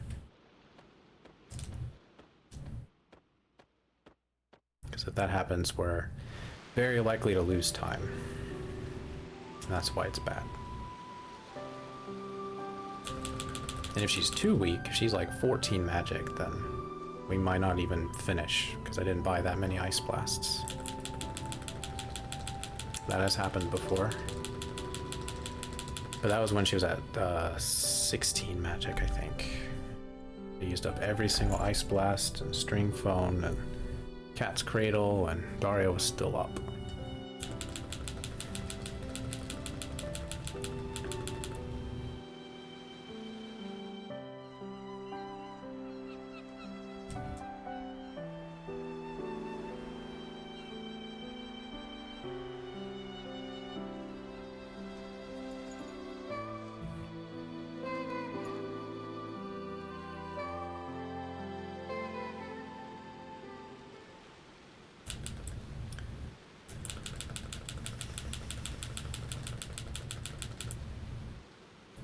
Alright, get your guesses in. Last call for Marcy.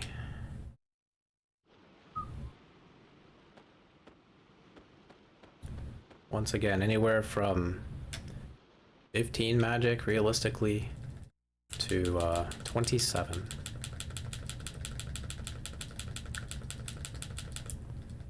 I'm gonna guess 23.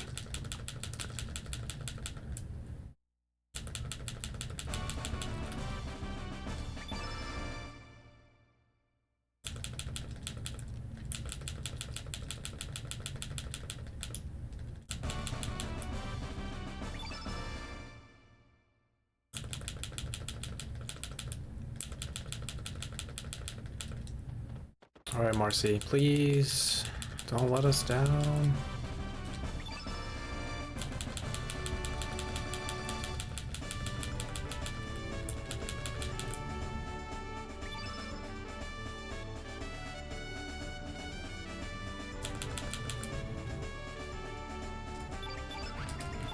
All right, so she's effectively 21, which isn't great for saving time, but we shouldn't lose much time. And if we do get a burn ourselves, then we're actually going to save time, or have the opportunity to save time. But I don't expect the burn because it's only a 15% chance we get the burn. So there's other elements of RNG in the Daria fight that could cost us time or save us some time. I think the PB, they got the burn, but it didn't win the 50-50 roll, but I'm not sure about that. So we also need to win the 50-50 roll to not lose time.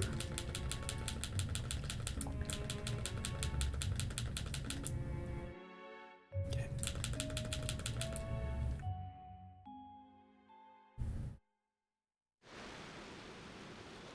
You go, Sea Dog, go find yourself. What a line. What a line.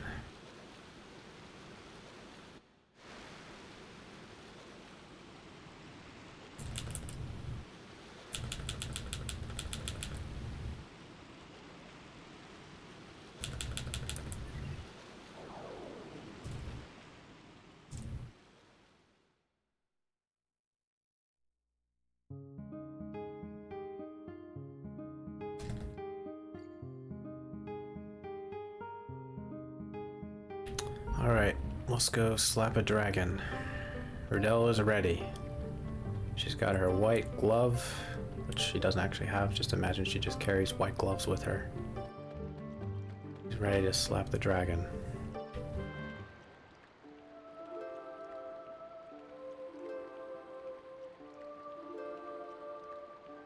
It's got a nice comfy bed of water. Stealth mission. Alright, good job. She slapped the dragon without him knowing. No. If you don't do the Save Marbule quest, initiate it, then you cannot save Marbule. You'll have to do a new game plus to do so. So they just give you the relic.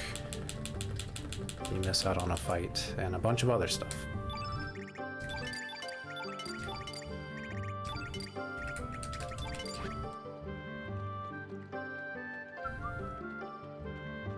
Always thought it was pronounced Marbule. Sure. You could pronounce it Marbule. You can pronounce it Maraburu. You can do whatever you want because it's a made-up name.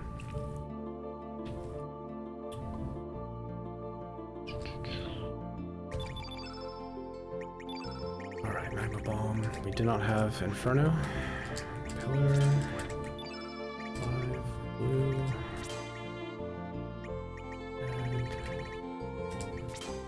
Strengthen, Eagle, weak-minded, black, genius.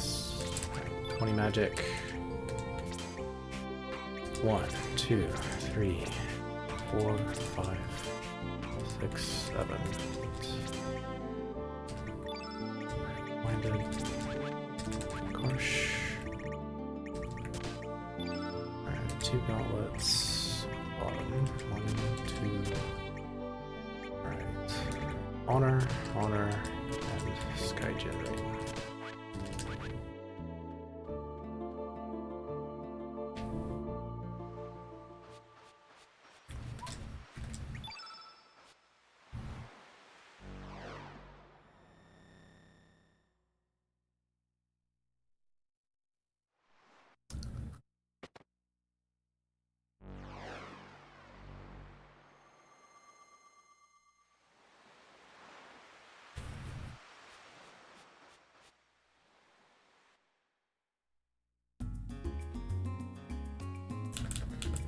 The graphical glitch. If you're partially in the forest, the game doesn't render the model's lower half.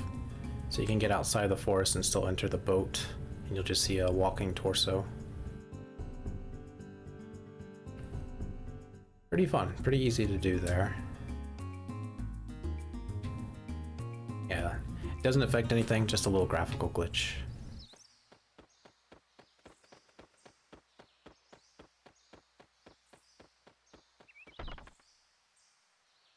But I always try to go for it if I can.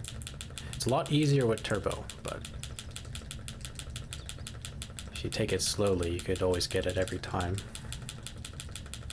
Alright. So we get a little bit of Dario's backstory in relation to what happened with Karsh. I am going to take another stretch break because we're going to have a big stretch of fights with the Earth, with all the dragon stuff. So I won't be able to stretch for a while. So I will be back in a minute or so.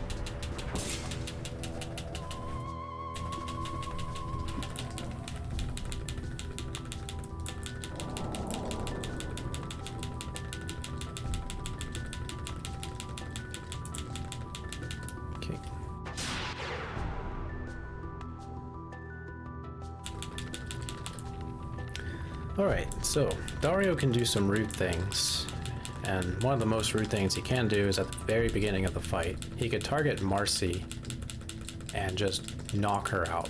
You hope that Marcy has more than 270 HP. She has like 288, I think, which is pretty good. But if Dario gets a critical hit and goes for 3 fierce attacks, then Marcy won't survive, no matter what. She would need like 340 HP. But normally he doesn't do that.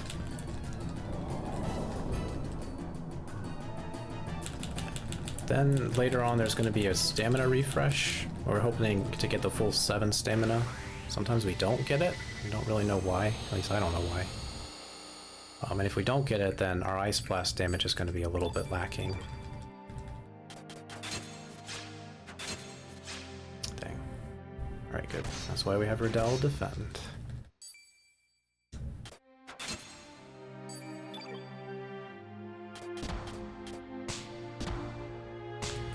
Alright, 15% chance to get the burn.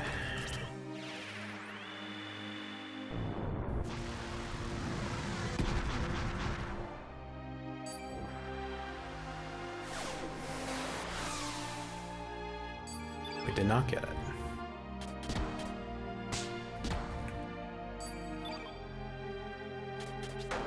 Alright, farewell Riddell, you did really good.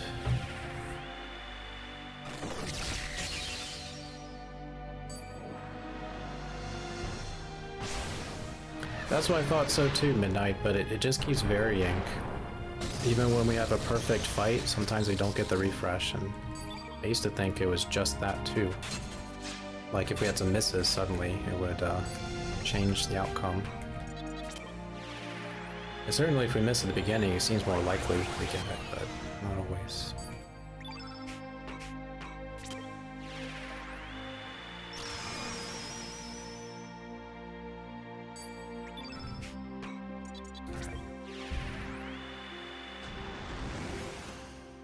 We almost always, I've never not gotten the full stamina refresh here, but it's after this that's questionable.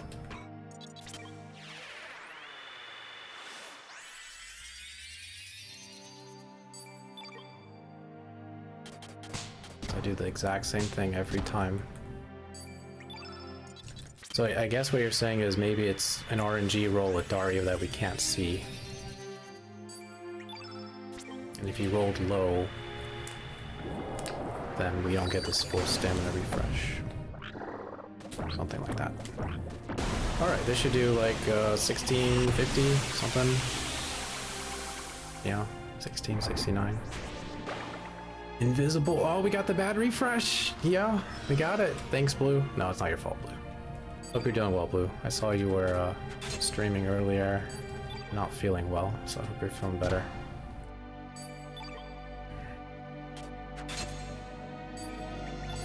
Alright, so that's bad because we miss out on a super powered Ice Blast. Alright, but we did win the 50-50 chance. Uh-oh. Uh-oh. Oh, okay. Scary, scary. That critical hit scared me. Alright. Co-workers and... I'm sorry.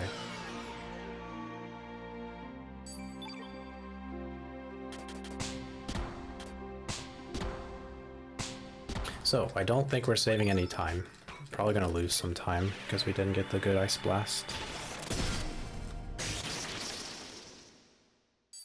So I think it's this one that our damage is gonna plummet because things are gonna start wearing off on Dario.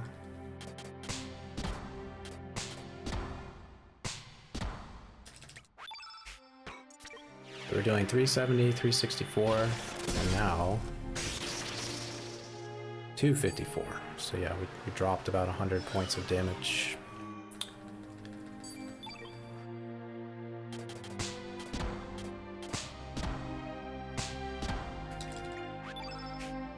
Oops.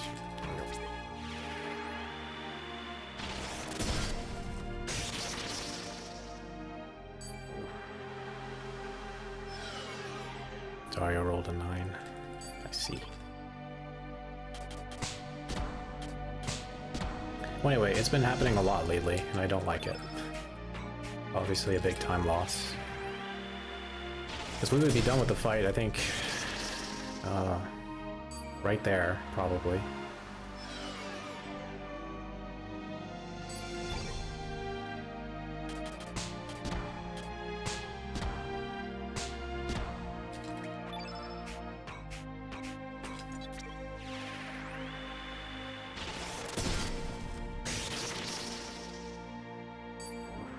Interesting. I'm gonna do a 3-3.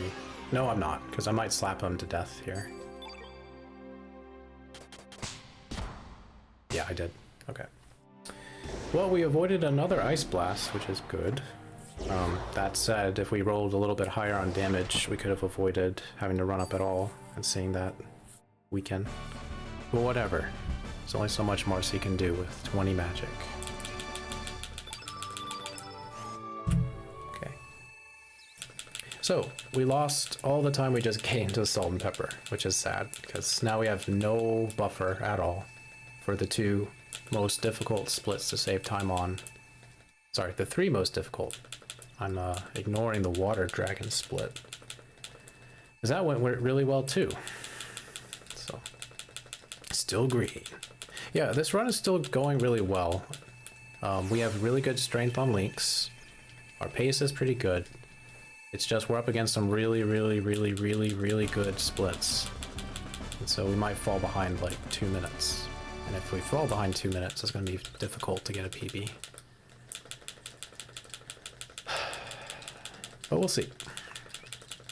Oh, if anyone wants to guess Fargo's strength, we have some time. He could be anywhere from like 24 strength to 34. I think he could be more than 34, but I haven't seen it very often. I'm not sure what his maximum could be. But on average, he's like 29 or 30. 53. Okay. I'll cut that in half and round up and say it's 27.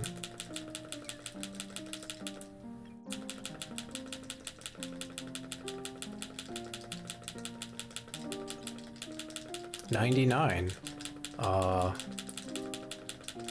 Okay. 30.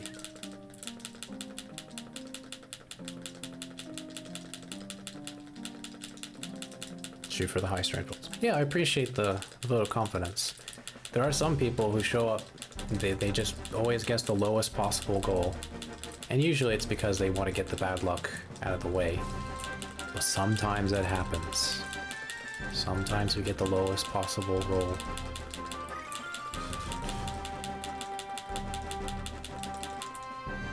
And then no one's laughing. Nobody's laughing. We just got Tears of a Clown instead. Alright. Fargo. 29. That's a normal Fargo. He's got a lot of HP. That's pretty nice.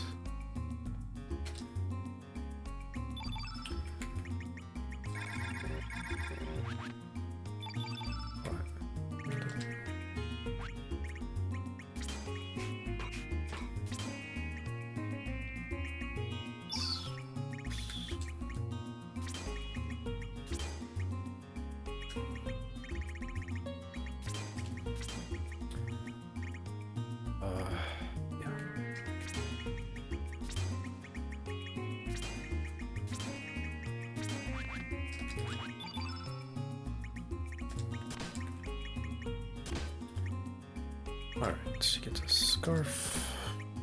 You get a scarf. And then the Dragoon Honor. Okay. Not the best menu, but not the worst. I win by Price is Right rules. I didn't even see your guess, Blue. Sorry, I was focused on other things.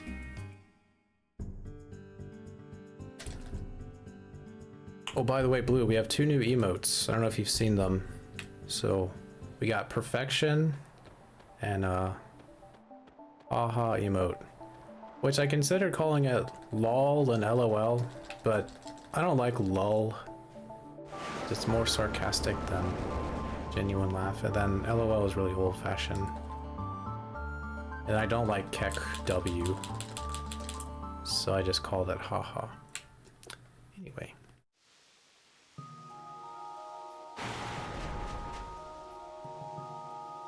think the Keck W emote is good. I just don't like that it's called Keck W. Because it's very confusing.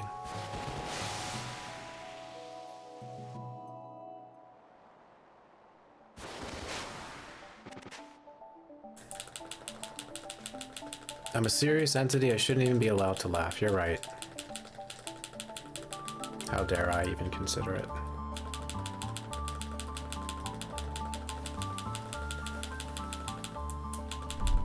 Okay, so Earth Dragon. So, two things need to happen that will prevent us from losing a bunch of time. We have 2 fights, and they need to go really well. That's it. That's all. I missed the backflips? Yeah, we did that last stream, Chop Cheese. Last stream of Chrono Cross, at least. I know, Blue. Stand-up comedians, it's contrast. Like, sometimes a comedian will be in a very formal club where there's a required dress code, but if it's not that sort of club, then having the contrast of a suit or serious garb helps with the comedy.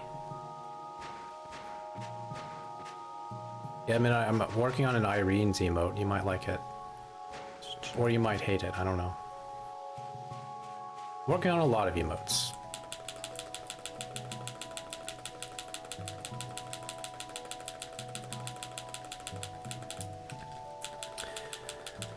Hey, I know. How about taking some TNT? I'm sure you'll be very responsible with it.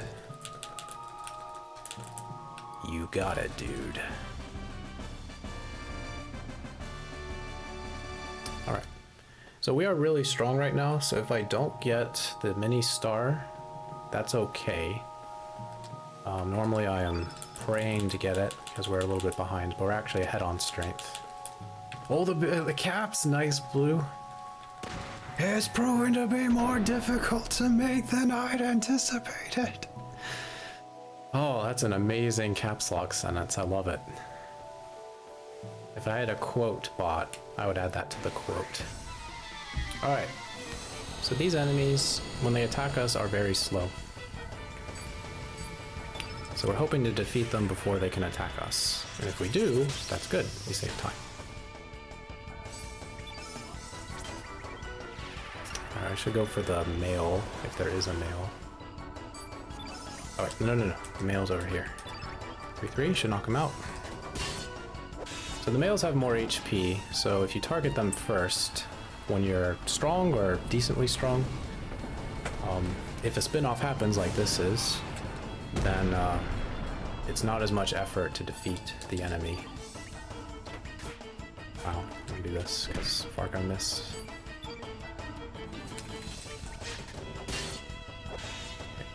Alright, so that spin-off attack happened. You guys saw that? That means we're not saving time on this split, because that didn't happen in the PB. We got the mini star. My goodness. Lynx is gonna be so strong. He is so strong. Scam! Scam. Scam? Why scam?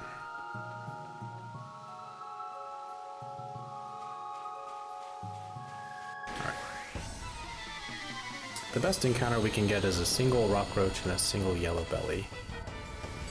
Because we can auto crit the yellow belly without taking too much time. So it gives us the best chance of finishing the fight without seeing an attack from either.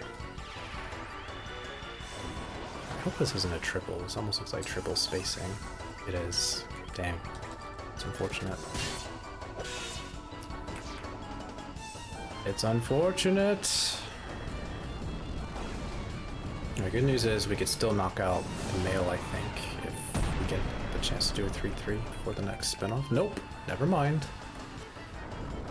Okay, great, we're losing a bunch of time now.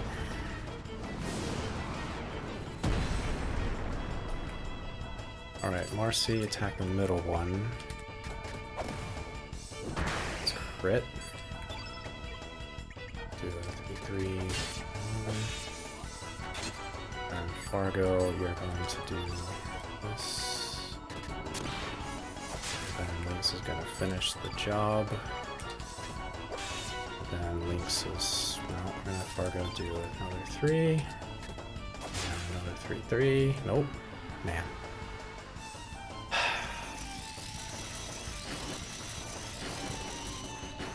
We're losing so much time. So much time. And we lost our Eagle Eye. Gonna do this.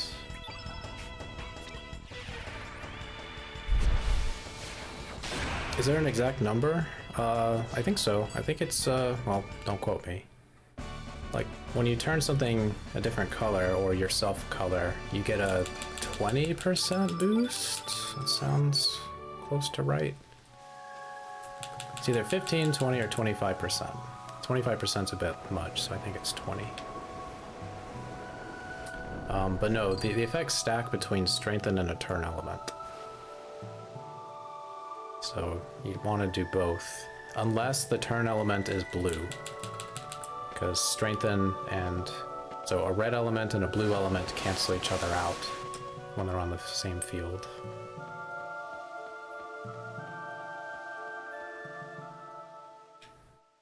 So that's the exception. No, it's not better. I think it's either the same or slightly less than strengthen.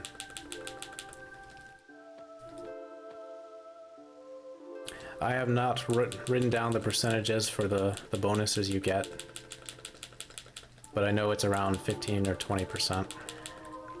So.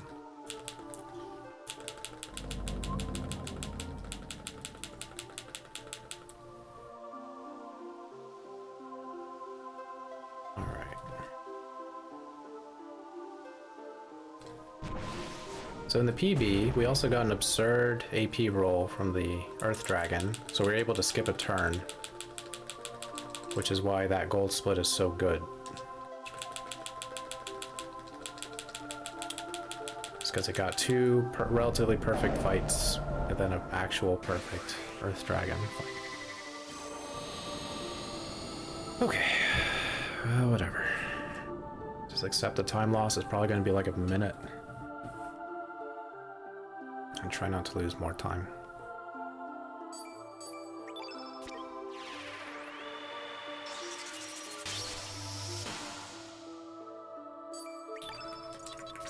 So you could look right now, we're going to do a 3-3 and look at the damage, and then we're going to strengthen Lynx after this. 576, 576. Oh, we actually did get a good start here. We might skip his turn. Might skip his turn. Actually, I think we will, because I could just glide hook with Lynx if I need to.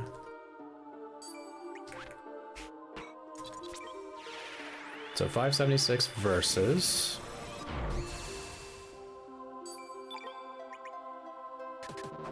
$723. That's the buff we got from Strengthen with 2 green elements on the field, while we are green element ourselves. So you could do the math, figure out how much of a bonus that was.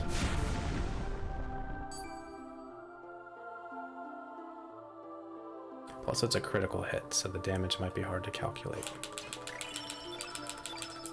Or might be a little weird to calculate. Thank you for the follow, appreciate it. So we lost a minute and a half, and what we did wasn't that bad. The second fight we had was not great, but the first fight was normal, and this fight was really good. But that's just how it goes. You just get bad luck on one fight and lose a whole bunch of time because the game says so. So, gonna do our best. We could save time on the next split. Not gonna be a whole lot, but it's a little bit. And then the split after that is another tremendously good one. And if we could get through that, either saving time or keeping our current pace, then we have a good chance of getting a PB. So, could be our next block. But before we could get to the next split, we have to deal with this one. This one is also pretty bad, but for a different reason. There will be one enemy guarding the water dragon that we cannot get around. We have to fight it.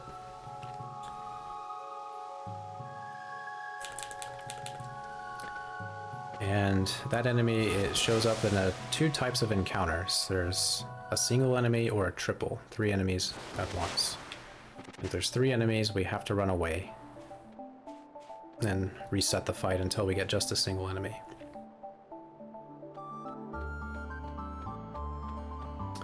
Every reset is about 20 seconds of time loss versus not having to reset. The PB didn't have to reset, I think.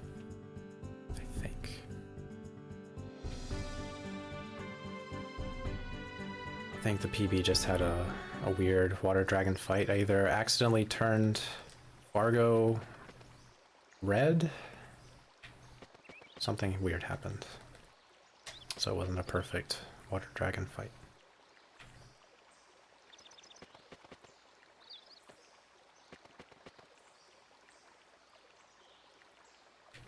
It's so rude for the game to give us triple rock roaches, because that's not a very common encounter. It's even more rude to have them both use spin-off. At least we got one of them. That would have been really bad if all 3 had gotten an action.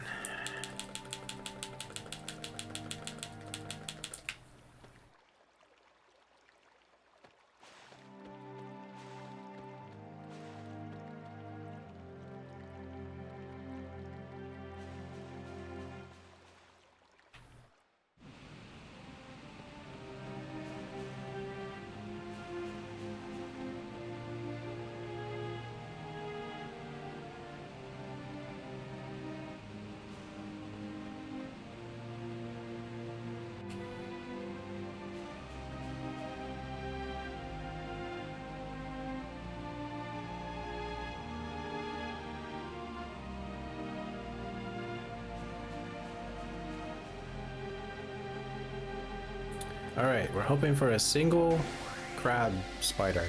Sidestepper, what it's called. Got it. No, we didn't. I saw him, and then I saw the Lagunites, and I'm sad. So there goes 20 seconds. So we can no longer save time on the water dragon fight. But if we get it next time, then we won't lose much. Perhaps. Alright, it's like a 50-50 chance to get a single enemy. Alright, there goes 20 more seconds. Thank you, game.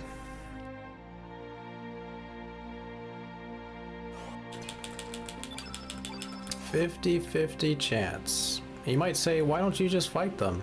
Because if you did, you would be stuck in that fight for a very long time, no matter how strong you are. It is deceptively difficult. There it is. So it's not worth doing.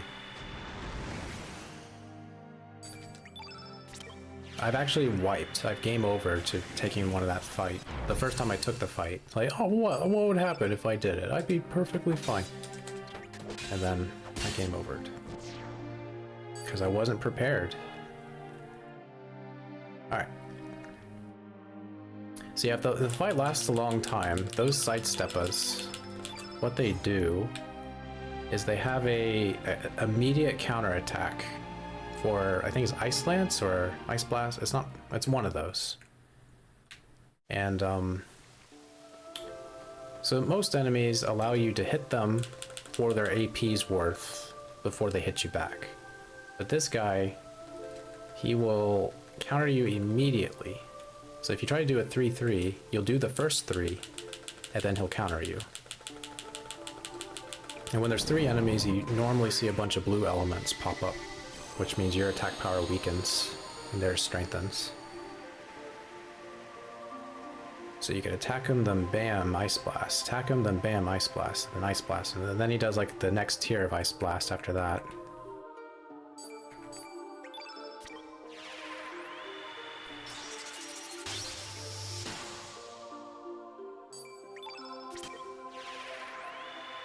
Alright, but if this goes really well, I think we'll only lose a little bit over 20 seconds. Go.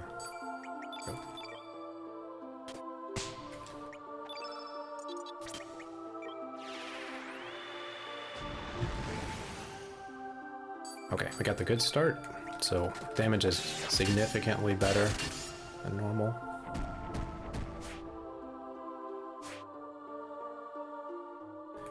So So most strategies eliminate using Eagle Eye in this fight. I don't like doing that because I missed so many times in the past. But when you use Eagle Eye at the start, your attacks are much stronger because there's the blue element gets pushed off the field. There's 2 reds.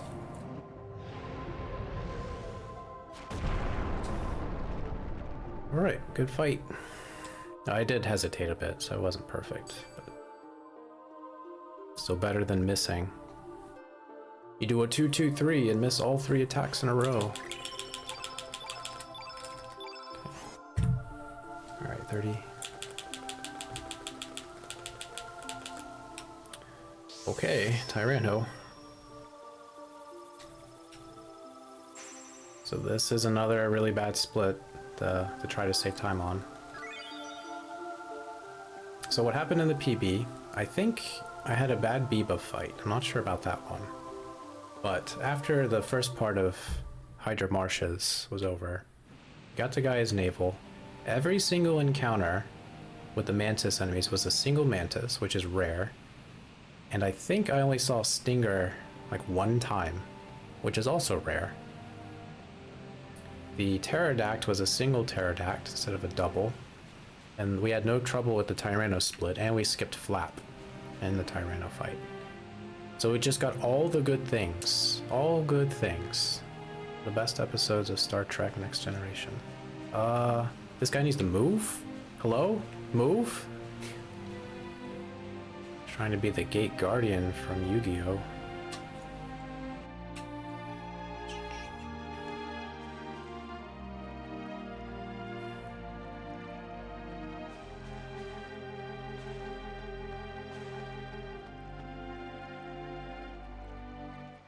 Okay.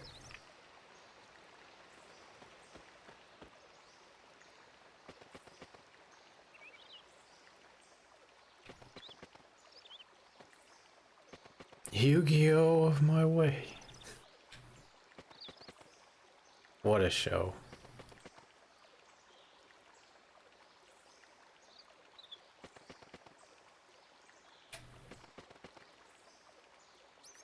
The show made the card game interesting, and then you realize that the show never followed the card game's rules, and then the card game became dumb because it's so rule heavy. But the art was good, and all the cards.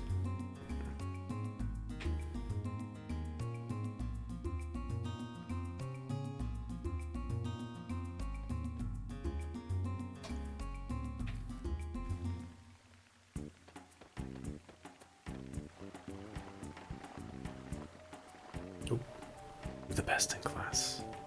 Also really liked the original Pokemon card art. That was one of the things I really liked. It made me like Pokemon in general. Was some of the artwork on the cards. I don't know why I cared so much for it, but I did.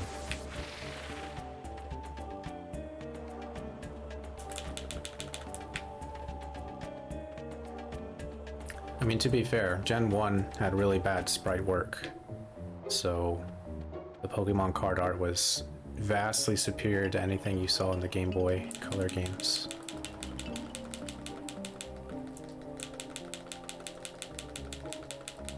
Collected Yu-Gi-Oh! And Pokemon cards, didn't play the game. There's like, probably, man, wow. I played the Pokemon game as a kid. There was a little club at a bookstore where they officially had sponsored Pokemon tournaments.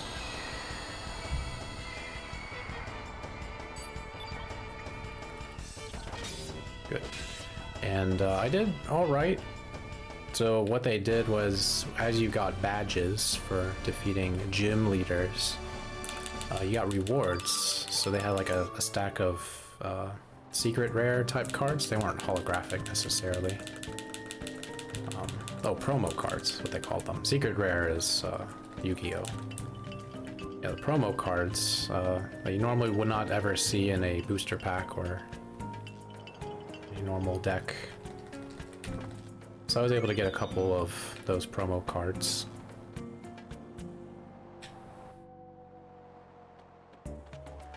I used Pidgeot, the original Pidgeot. It had an attack called Hurricane, and it was really strong for the Pokemon game. Because in that game you have to stack energy cards on a Pokemon card. And some attacks use energy, and some of them don't. But Pidgeot's attack had the ability to blow off energy cards like a hurricane, which made your opponents unable to attack you if you did it enough times. So we had an epic battle between Venusaur versus Pidgeot, and Pidgeot won. I remember that very vividly. Don't ask why.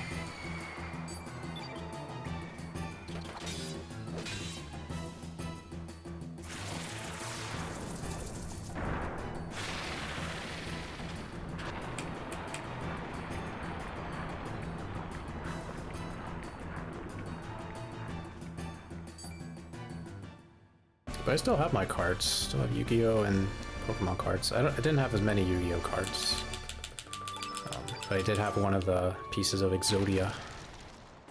Not that that matters, because they're like, oh, Exodia, he's banned. Tournament play, it's banned. Pot of Greed, it's banned. All the good cards are banned because you become too strong. Boring, is what I say.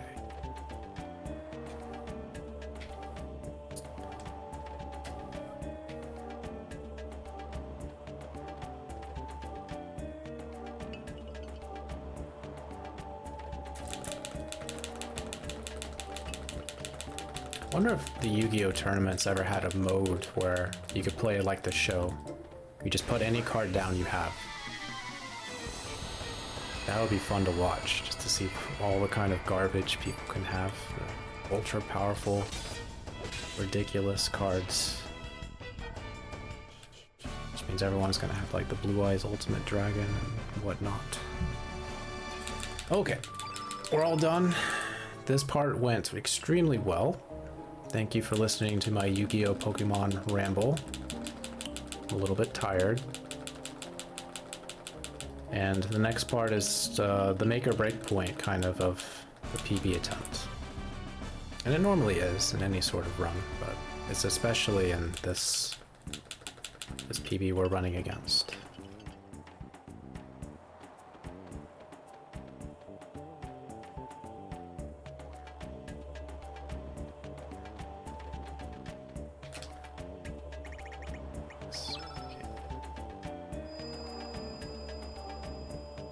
So, good news, we are very strong, which means we don't have to use Strengthen on any fight except the double Mantis, which you always use Strengthen in that fight.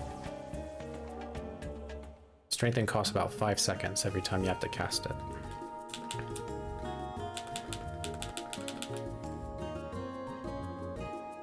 And we don't have to worry about damage ranges, because we're as strong as we are expected to be, just 36 strength. So sometimes I attack the male Mantis, do a 2-2-3, and he's left with like 10 HP, 20 HP. So that should not happen as long as I don't miss.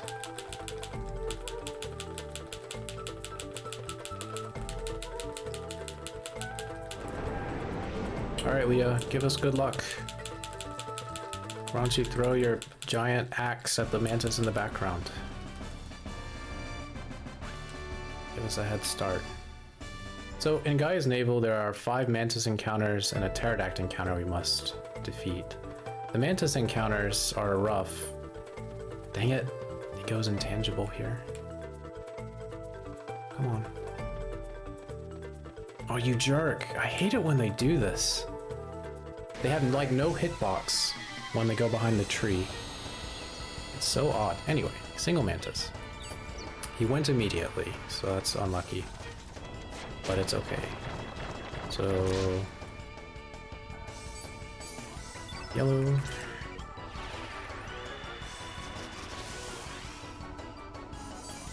2-2-3. Might not knock him out now because a stinger attack happened. Marcy will slap the bug. Good job, Marcy. Okay, so that was a 1 in 21 chance that the Mantis would attack immediately like that. 1 in 21 chance. very unlikely to happen, and it did. Okay, anyway. Alright, this encounter will be our mini star, and it's any of the Mantis encounters that you take second. Alright, this is a double. Strengthen. Always use strengthen because you're expected to see 2 stinger attacks. The yellow isn't enough usually when that happens. Alright. 1, 3, I missed. Oh, I crit, didn't matter. That was good. 2, 3. Then 3, 3. Nice. Alright, that was a really good 2 Mantis encounter. It's about as perfect as it gets. Lynx could have gotten a critical hit on the second one. Alright, we didn't get the second mini star, but that's okay, because we're already really strong.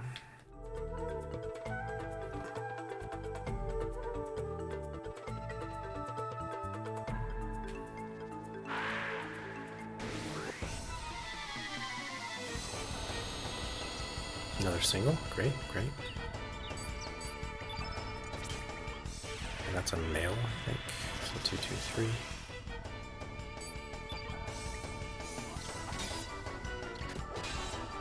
Nice, perfect. All right.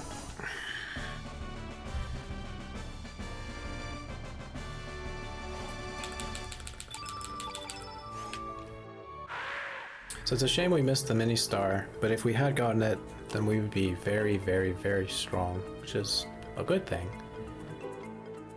But the stronger you are in this game, the more likely you're not going to get a strength up going forward. So you want to just kind of keep up the pace rather than jump ahead and then stop growing at all. Alright, we're hoping for a single pterodact. Sometimes we get 2, and rarely will we get 3 enemies. Alright, perfect. Alright, turn wings blue. We're hoping the pterodact doesn't go. It also has 21 AP. Please don't miss. I think this is okay. Let's see. Fargo has higher strength than Marcy. There we go. Alright. So almost perfect, but made a miss.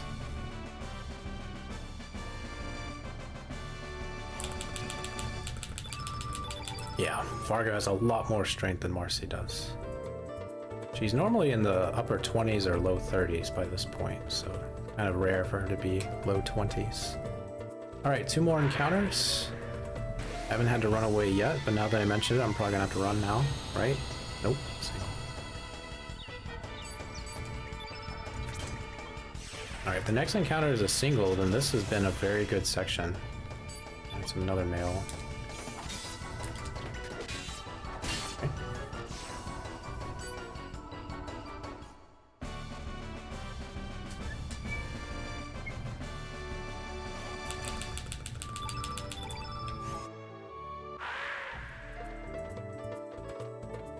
Alright, last Mantis.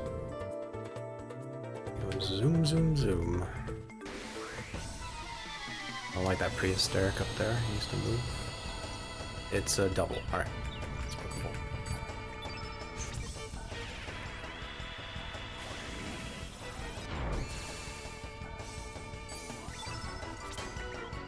So if this goes really well, we're probably gonna lose about 30 seconds off of what happened in the PB.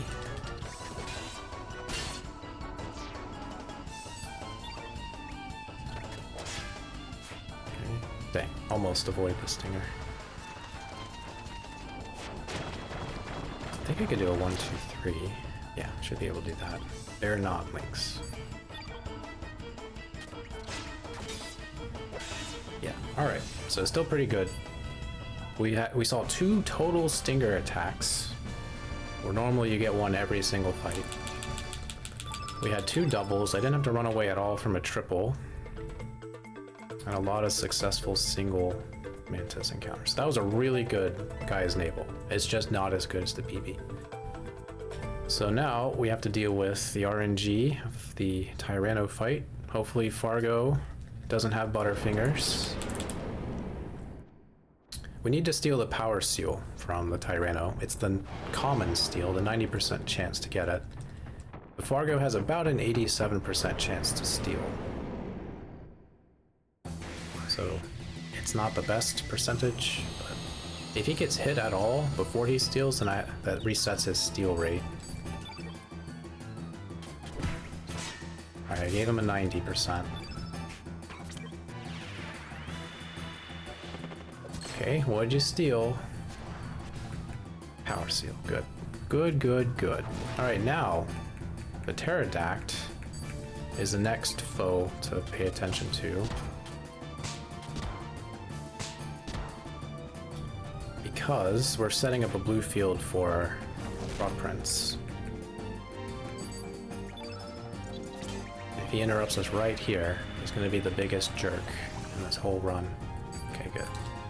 Alright, so that knocks out the pterodactyl, and then Lynx can finish the Tyranno as long as he doesn't miss.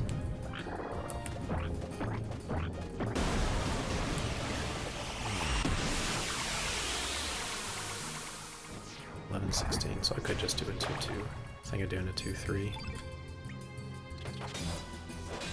Alright, so that was a really good fight.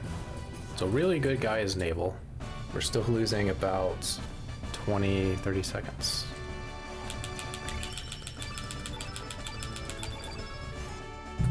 Yeah. Amazing. Okay, so we do have a chance of PBing. It's small, but we can do it. I don't know if it has any chance of getting a world record, but we'll see. Probably not. Alright, antidote. So you get the power seal, sigil B. Could be sigil C too, it doesn't matter which sigil.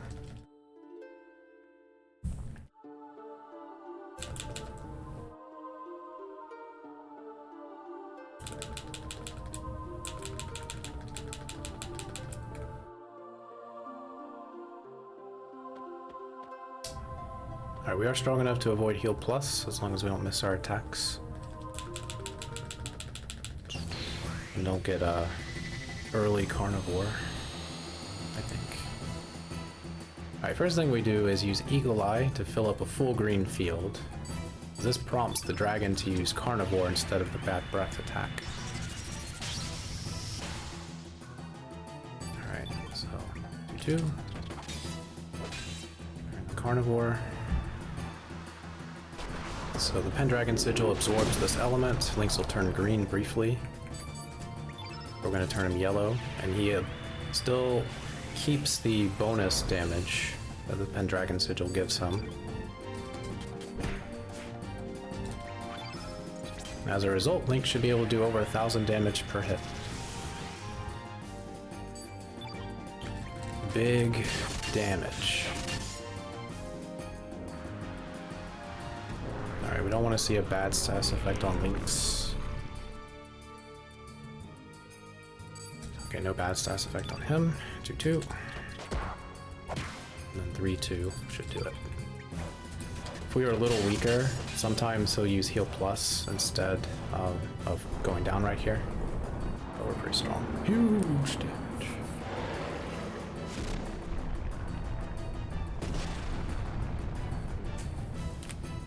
Pendragon Sigil. It's a weird thing. It's weirdly described, but in the right circumstance, it's a very strong accessory. I did not get more strength. Okay, saved a little time. Okay, the next big time save is the Sky Dragon, because in the PB I hit a dog, and I think the Sky Dragon was a jerk. So I think that's a pretty free time save, as long as I play well. I love timing that. Bunch of time in all characters. I haven't even applied the Pendragon Sigil strats to all characters yet. We'll look at that later.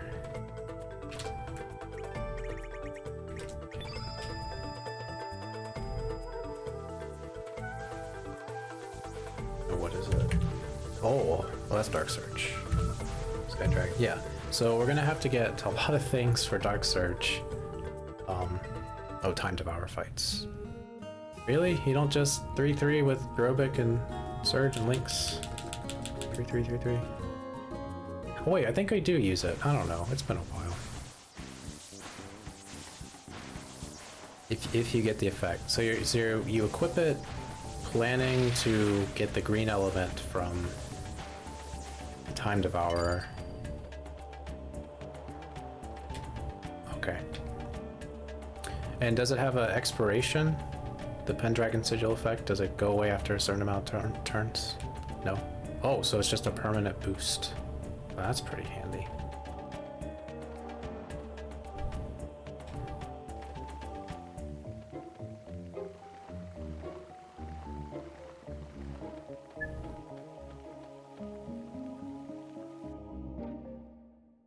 Alright, to Opasa Beach.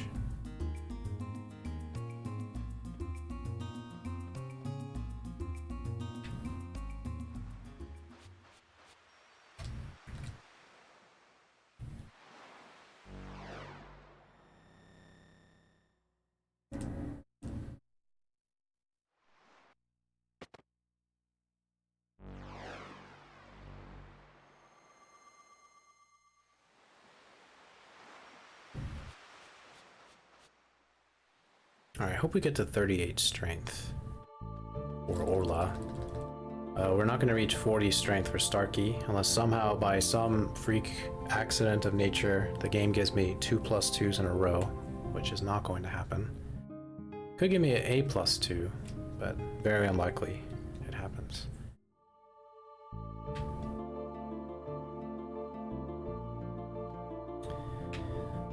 So we're going to need to get a critical hit on Starkey to save a little bit of time there. And then we need to get Feral Cat Skip. If we get all three things, then we save a minute or so on Dark Surge. It's a lot to ask for, but it's kind of what we need.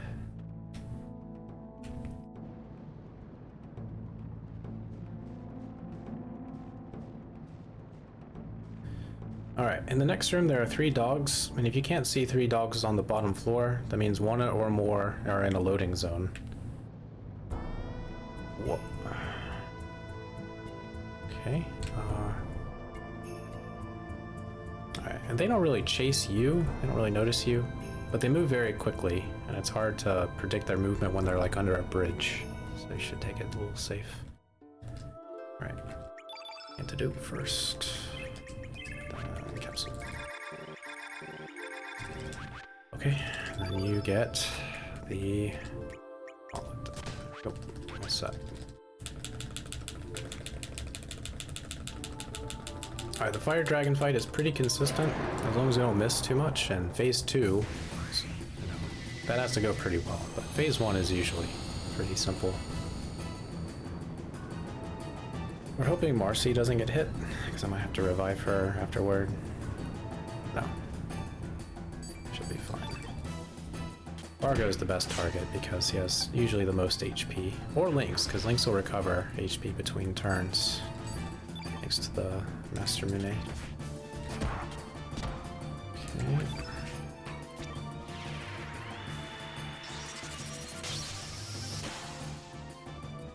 Strengthen. 3-3. So although we auto-crit dragons with the Master Mune, little fire dragon is not considered a dragon. But when he goes to Phase 2 and goes even further beyond dragon, that's when we do auto-crit.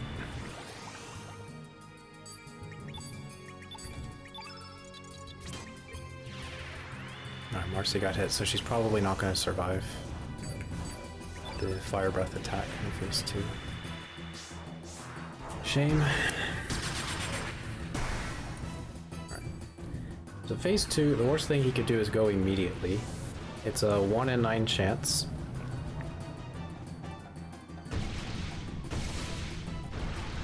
Normally Lynx gets to go first, and then we don't have much trouble if Lynx is strong enough. If you're like under 32 strength, you gotta be cautious. The game really, or the speedrun really expects you to be over 32 by this point. Bye, Marcy. Oh, this is kind of bad because Fargo. Ah, dang it. We could have skipped this attack, but Marcy didn't survive. She did not survive long enough for Lynx to, you know. Also, that was a little graphical glitch. Lynx had 99% chance to hit, but sometimes, especially late game, what is displayed as the percentage is not quite right. It's usually easier to spot with Vigora. Vigora will show you like a 20% chance to hit, and that's just wrong. So, or maybe not. Maybe I did lose Eagle Eye. I don't know. Maybe I just got really lucky there. Strength. Alright. I lost 2 seconds. 2 seconds because of the run up from the dragon. Okay, now let's not hit a dog. Oh, I can't believe I did that. Dang it. I got too afraid. He charged right at me. So stupid. See, that dog, you cannot see what direction it's facing as soon as you exit the room, so you gotta watch him. And if he charges right at you, you gotta be ready to move in some direction, and I wasn't ready, so I messed up. So, no time. Well, I could still save some time here, just not as much. Remember getting negative accuracy. Oh yeah, bad eye. I think that happens. I don't know what it gives you. I don't know if it's just half your accuracy or if it goes in the negatives. Oh, the visual glitch. Okay, well, I've never seen that. But to be fair, I haven't really looked for it, so if you tell me where it happened for you, I could be on the lookout for it in the future. You know, it was like in Dragon God fight or something.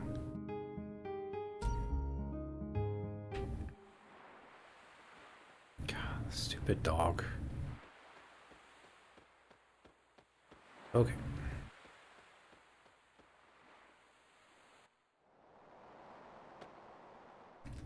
No burns. Surprise, surprise.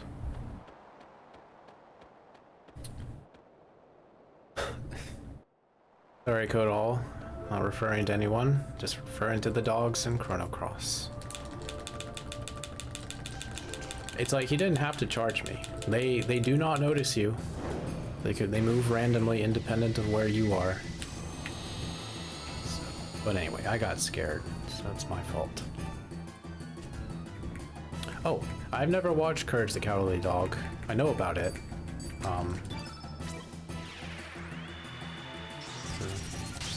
Cartoon Network wasn't what I normally watched as a kid. It was more Nickelodeon. And then WB. Kids WB. Alright, 2-3. Okay, so we might get Holy Healing skip. 37 strength should be possible. We'll see.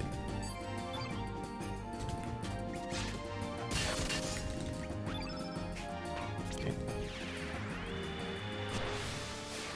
Yeah, like Billy and Mandy and Courage the Cowardly Dog did have a vibe about it that was a bit dark, I guess you could say.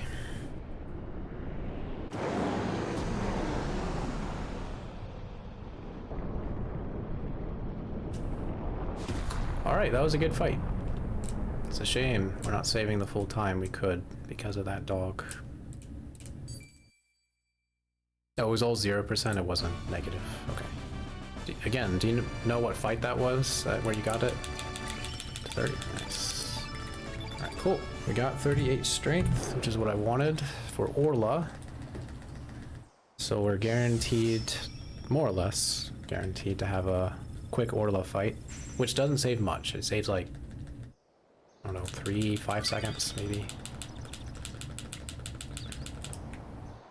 It was just a random fight, doing a save for 99 stars. Gotcha. Okay. So Not likely to see that in a speedrun, probably. Because I think the lowest I've ever seen it is 20%. And I think that's on either Polis Police. No, it's on Polis Police. It's the only other Vigora fight we use it.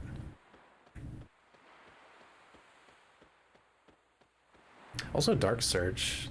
If we get a certain type of setup for the Dark Surge fight, we should see the graphical glitch there. Which I'm just calling it a graphical glitch. It's probably like a display glitch. I don't know, but...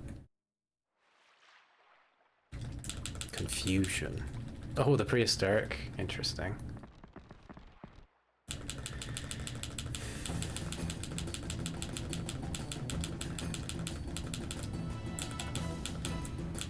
I'd be curious what would happen if an enemy used Bad Eye on you, or some sort of blinding move, and then you set up Vigora and have the shenanigans. I wonder what it would say.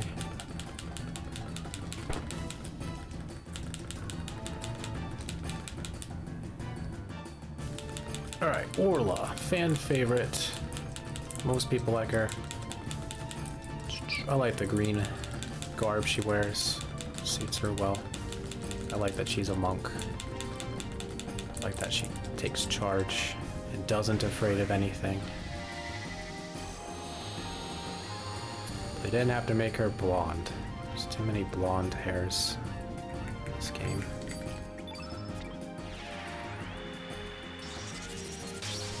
Alright, if Orla doesn't go here... Great! We're not saving time! Lovely! Unless she doesn't go after this.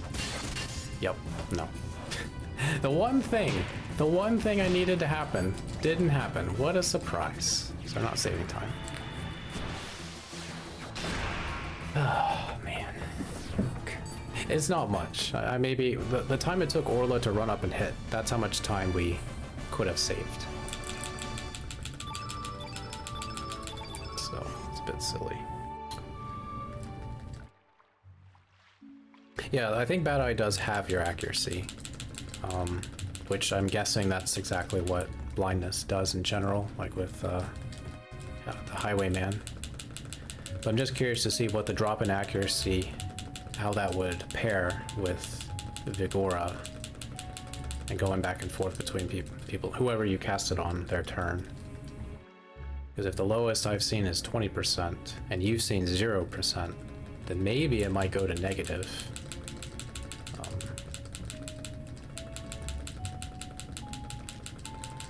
But anyway, it probably serves no purpose unless somehow doing that warps you to the credits.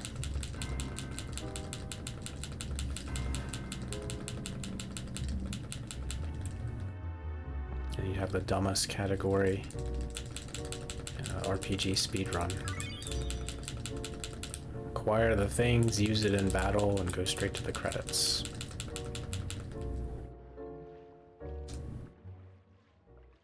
Okay, so do a few things, go to the tier.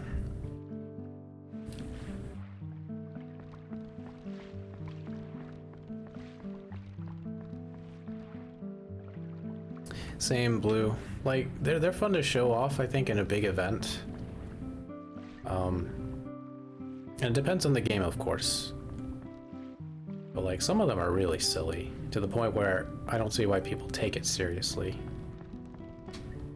So it's nice when someone who runs it is lighthearted about it. They're not really trying to be super competitive.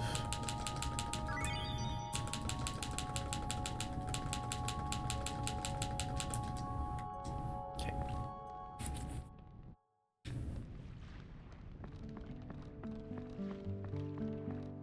I remember I think it was Paper Mario 64, when they found arbitrary code execution, I think that's what it's called, where you put in an OOT, Ocarina of Time cart, and then take it out, and that messes with the RAM values, and then you just play the beginning of the game, then you warp to the credits, I think.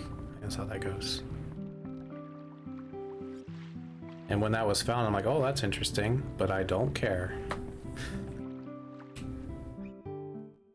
Alright, let's go see Starkey. First, we need to go to the beach.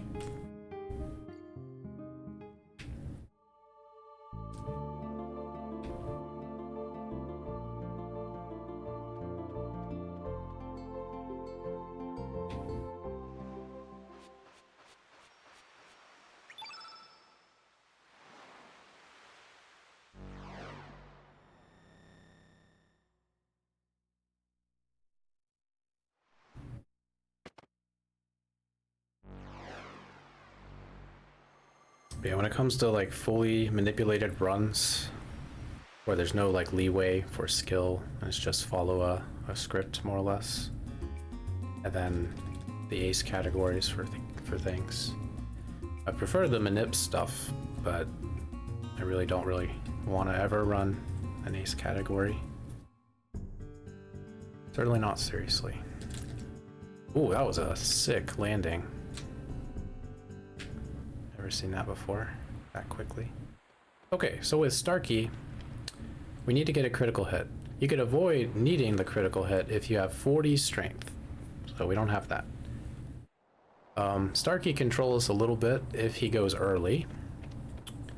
So Orla did that, but Orla was really fast. Starkey's attacks are a bit slow, so it's a lot more impactful if he does troll us. Starkey has a 1 in 8, or 2 in 8 chance, I should say, to go before Lynx. So it's a little more likely he does than Orla. We can't really blame him, but at the same time we don't want to see it. Eagle Eye. Also, Starkey is our last mini-star. We'd really like Lynx to get another +1.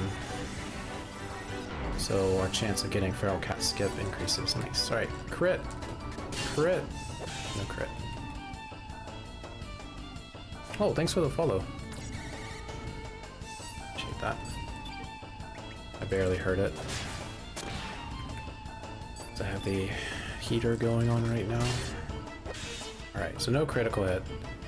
Yeah, so we'll proceed like normal. So you could skip this attack if you're strong enough and get a good enough start.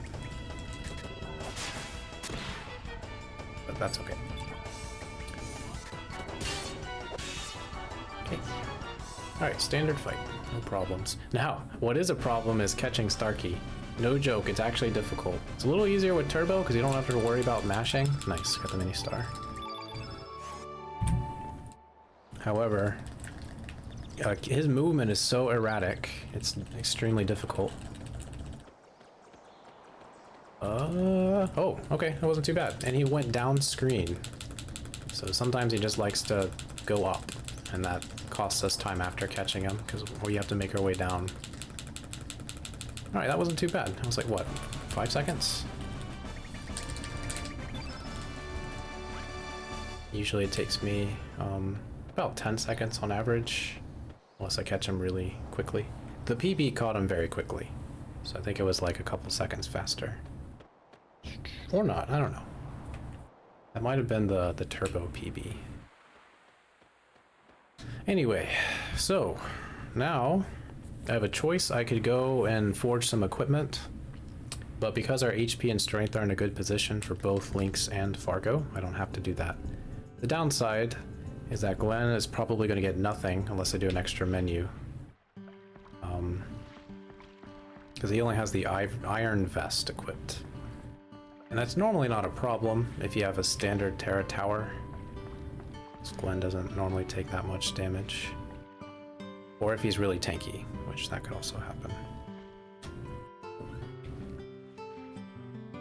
Is a safety thing. Yeah, you could. I could either swap out General Viper's mail or Marcy's mail, but it costs time. It costs time to do. So you gotta say, is it worth so many seconds? And the answer is normally no.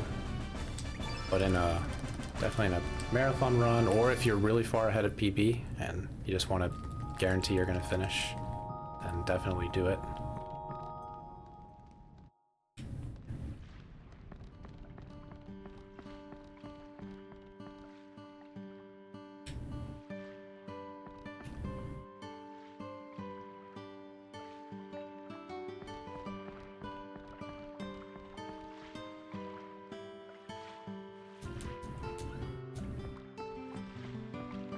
I can make a decision later. I don't have to do it now. If he is like really low HP, then I'll do it, because if Luxator Luxator decides to hit Glenn, and he doesn't have enough HP to tank it, and he only has the Iron Vest. He will get knocked out, and that is a big problem. But the first boss, Territor, which is normally very strong against Glenn, like, that fight, just have it go well, that's all. If he hits Glenn, then you've already messed up or got really unlucky, so you shouldn't feel bad anyway.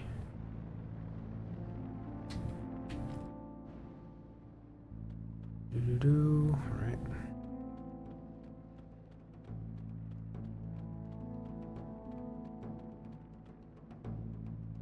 Yeah, before I had Marcy as trading out her Mithril Mail. But that's not a good idea before Vita Unos, so you would have to pick someone else, like General Viper. And I think General Viper is towards the top. Stop it! I did not mean to run into that wall. So for whatever reason, that enemy doesn't really have a hitbox up there. I don't know if it's even possible to trigger an encounter. But... okay, nice. But you could just go behind him. I used to think that I had to avoid and wait for him to go.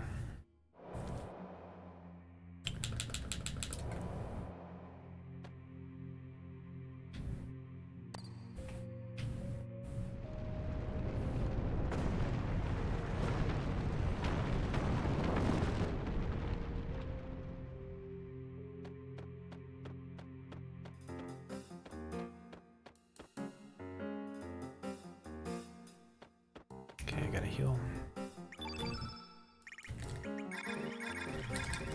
Okay, so the next thing we have to do is get Feral Cat Skip, which at 39 strength, we are somewhat likely to get.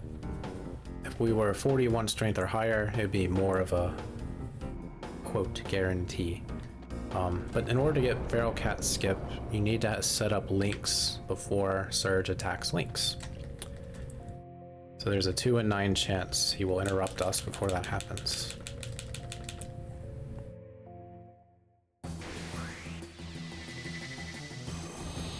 So we'll see. Alright, Eagle Eye. And turn white, and then we pray.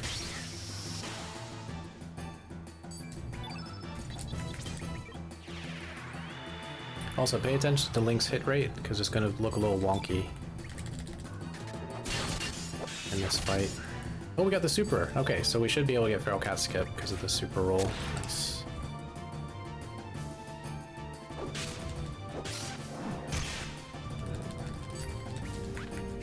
Alright, strengthen. So Link's gonna run up, do it to Marcy will defend, and Link's will do 3-3. And look at his hit rate when that happens. 72%, so it should be 99.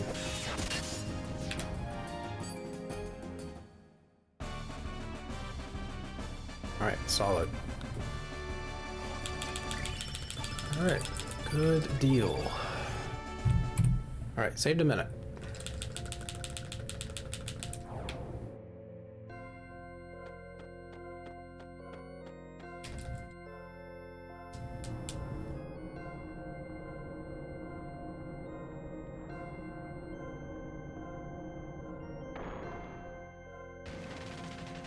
Alright, I think the rest of the time saves are Terra Tower, maybe Royal Jelly. That's a difficult time save to get because that's just RNG that I can't control. I think Polish Police might have done something. I could look at that. I know Fate was okay. It wasn't perfect because we got 0 rolled from the robots.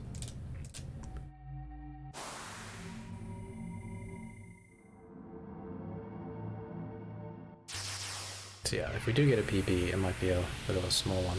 But that would be nice, because this PB is a lot nicer to run against than the one I'm currently up against. This PB has a terrible start, which is kind of funny.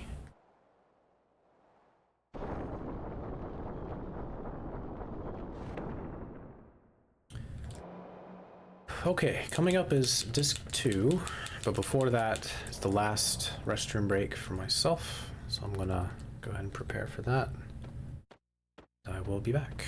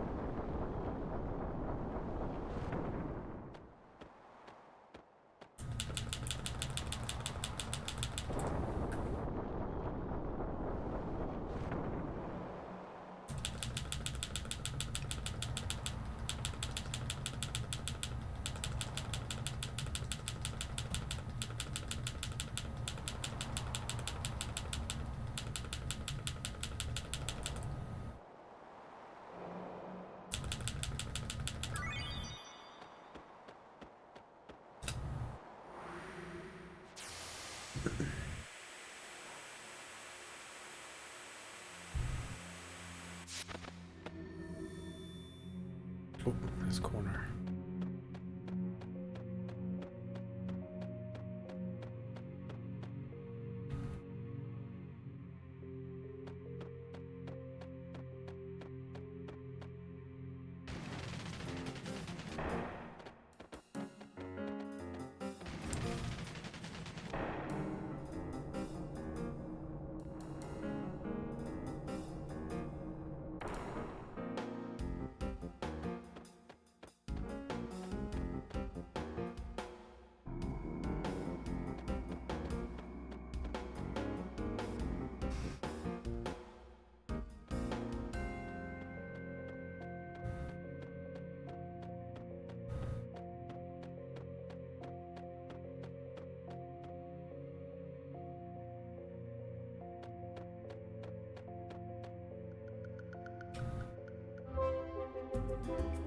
Oh, KG.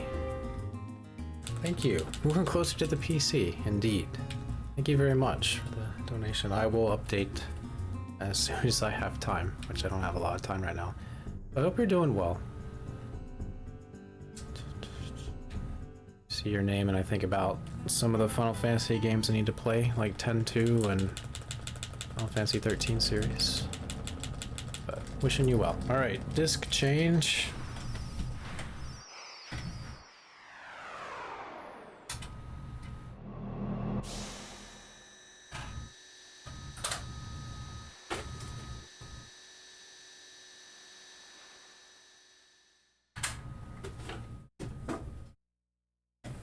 Alright.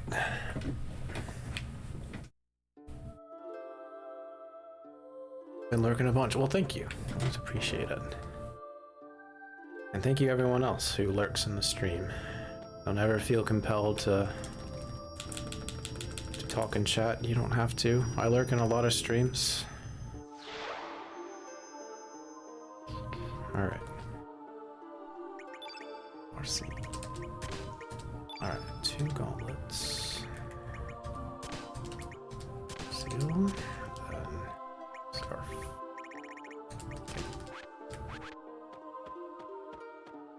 Big time lurk. Yep. Yeah, there's just some chats where like, or some streams where I feel like, yeah, I could talk a little bit. It feels pretty comfortable. Like Blueser stream. Goblin Butler stream's another good one. And others, like, I'm like, nah, I have nothing to add. So I'll just let the stream happen. So just enjoy it.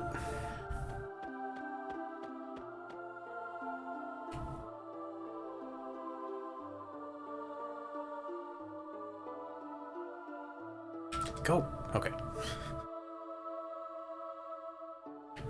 Alright, so Vita Unus is a pretty interesting boss. Depending on the order you visit the islands, you're going to get a different type of element, and it changes how it looks, too. So we're going to get a red element.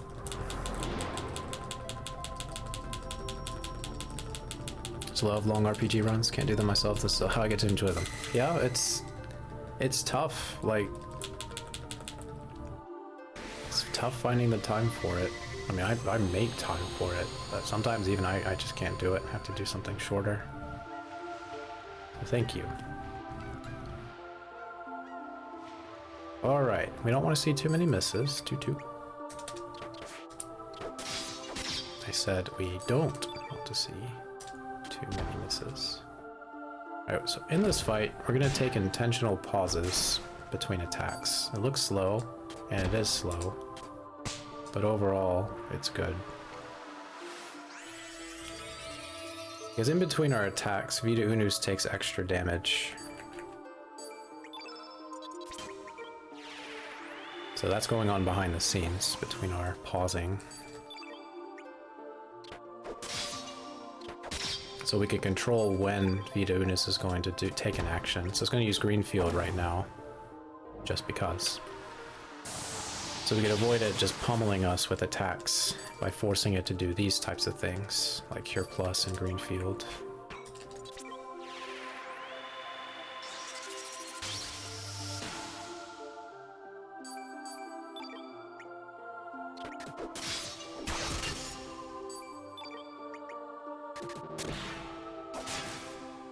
like how Fargo plants his feet when he attacks. Like he kind of almost jumps. Just plants his feet. Alright, there we go. Should do it.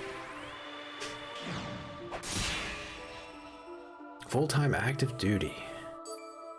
I'll do short runs. No, not worth it. Sounds like hacks, yeah.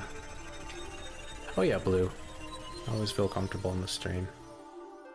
It's got a very friendly vibe. So if anyone wants to see some cool speedruns, follow Bluezer. I don't know how much more Chrono Trigger he's going to do. But that's what he's been... What? What? No, it's not a gold. It's not that good. Whatever. It's not. My menuing wasn't good, so I don't know. Anyway, whatever. Just accept it and go on.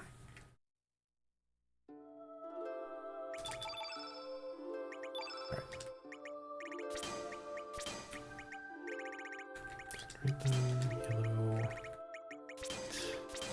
Thanks. Minded. 5. Minded. Unify. Gora. I'm amazed I could do this without looking at notes. Okay. It's such a weird menu to do. It feels weird. It doesn't look weird, but it feels weird to do it. Okay. Alright, we are 41. We could skip strengthen, so we could actually save time here. We might get a second gold split if things go really well in this fight.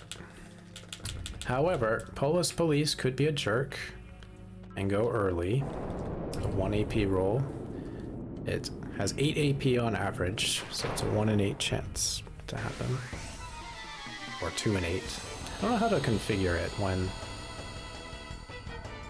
they have 8 AP, but they never go first, because that would be a genuine 1 in 8. Alright. Alright, Megaton Fist, it normally hits Marcy. If it does, I'm sorry, girl. Sorry. She just can't survive it. She just does not have the HP.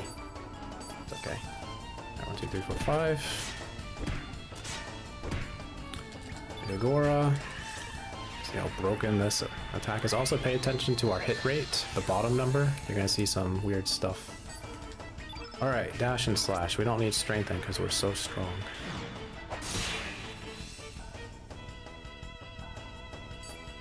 %. That's not right.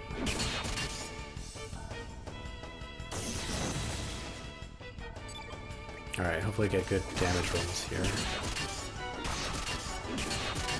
That looked good. Yeah, nice. Perfect. Yeah, put the buffs on the lower trees, yeah. I agree. If I had known all that stuff, my playthroughs as a kid would have been very different. Another gold! Who would have thought? Yeah, I thought we could get a gold with being really strong, so that's good. Alright, there's a tiny bit of time to save here. The Fate fight went really well, so it's not the actual fight. It's the enemies encounters up to Fate. But Fate is the last big troll of a speedrun of Chrono Cross. Because if you get unlucky, you're just going to lose time.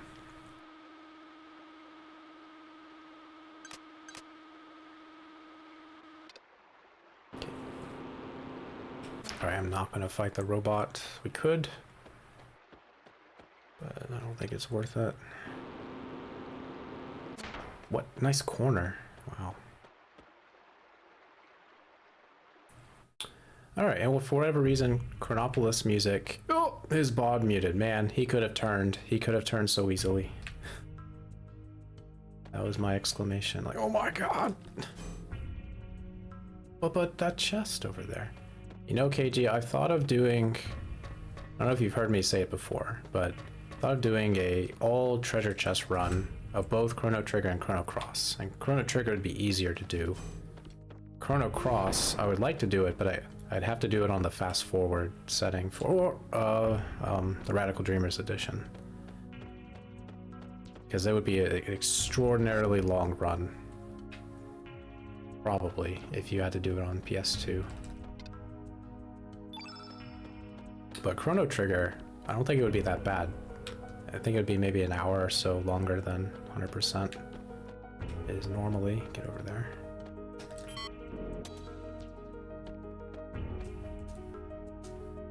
The only bad thing about Chrono Trigger is getting Reptile Lair treasure chests. You gotta get that elixir. It takes forever to get it.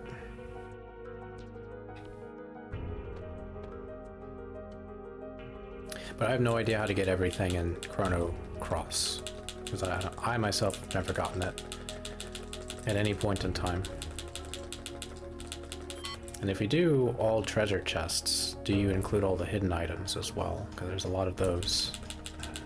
Like all the frames and different things you can interact with that give you an item. I don't know.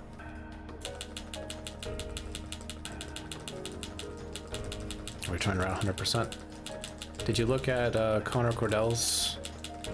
I don't know if he saved them, but he definitely put a lot of work into 100% in this PS2 version. So imagine you could apply most of that stuff to Radical Dreamers if you haven't already. I don't know. Doing it from scratch. Oh, well then all the power to you. All right, we're going to floor 1. Very bold, very daring.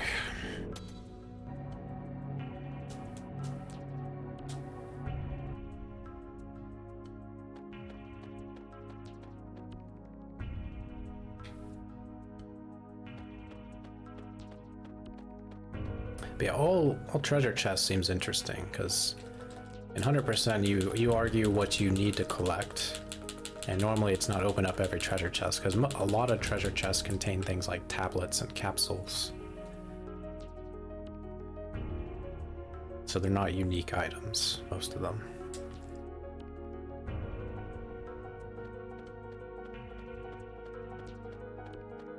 So it could be a cool category just by itself, because you would play a lot of the game you don't normally see.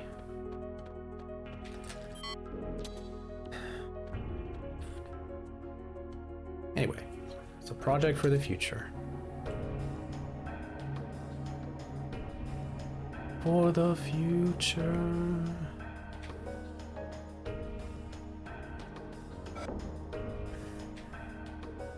Alright, so this guy, we're gonna do a little fancy movement. If it's a single robot, I could fight him. 222 dash and slash. It's not a single robot, so definitely don't fight it when it's a triple. I'll heal up. Well, I'll heal up Marcy on the second encounter. So that was a 0 AP roll, but it was a fast attack. In the PB, we got a slow attack. I think we got maybe 2.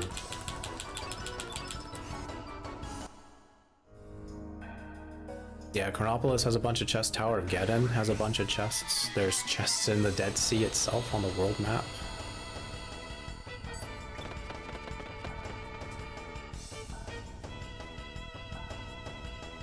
So yeah, you have to pick what to pick up and what to ignore. 100%. Oh! Okay, not punished. I don't know how, but I hit up on my D-pad at the start, and that's not what you want to do. Definitely don't want to hold up. Okay, success. We have one more enemy to encounter. We purposely get an encounter here.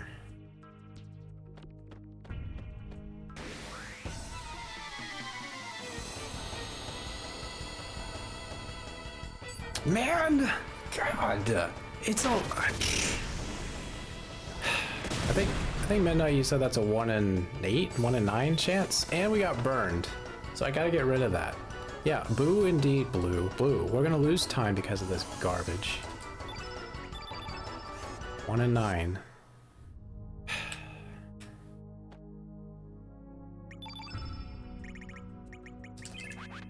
Okay, maybe not heal up Fargo with the ointment. Yeah, so we got 2 0 rolls,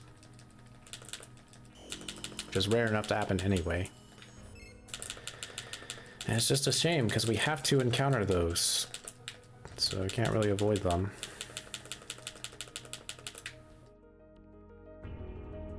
Alright.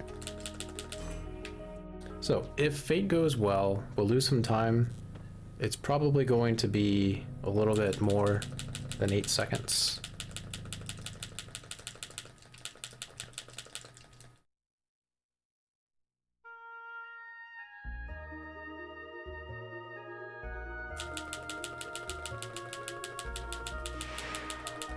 Yeah, with the combat, one of my factors for fighting him is if Marcy is low HP, which she almost always is, because Police knocks her out more often than not.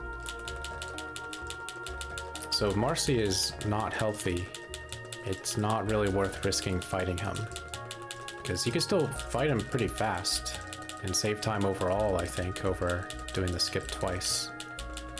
But if Marcy gets knocked out again, which is likely to happen, then you have to open your menu and heal her up. So it ends up being a little bit of a time loss if that happens. And if he uses that attack you just did, go ballistic, and people get burned, then you're in the same boat. You have to get rid of the burn. You definitely don't want people burned in this fight. I think Fargo could be okay, but not Marcy and not Surge. No, you can do a 2-2-2 and dash and slash. You can get that. You need 41 strength to do that. If you don't have 41 strength, then you need an 8 roll, which is strength and 2-2-2 dash and slash with enough strength. But in either case, it's not in your favor to get it. Alright, Fate, don't be a troll. But if you're going to be a troll, I understand.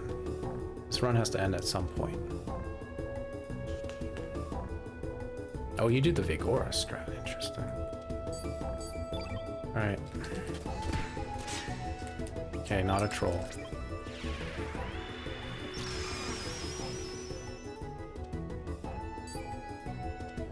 Although, we got this.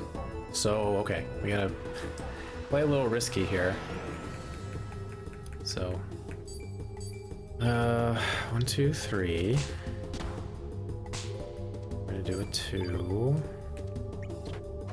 2. 1, 1.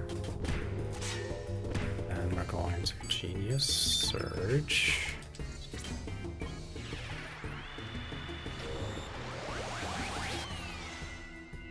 And then not miss. Okay, we hit 1.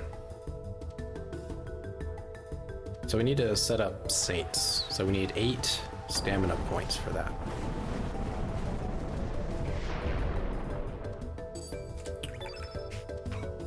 And normally Surge has the ability to attack at the beginning of the fight to build up some stamina points.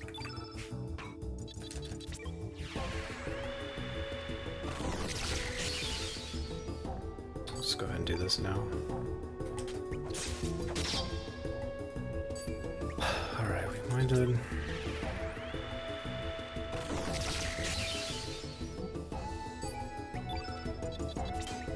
I think our magic's in a good spot, so it should be okay.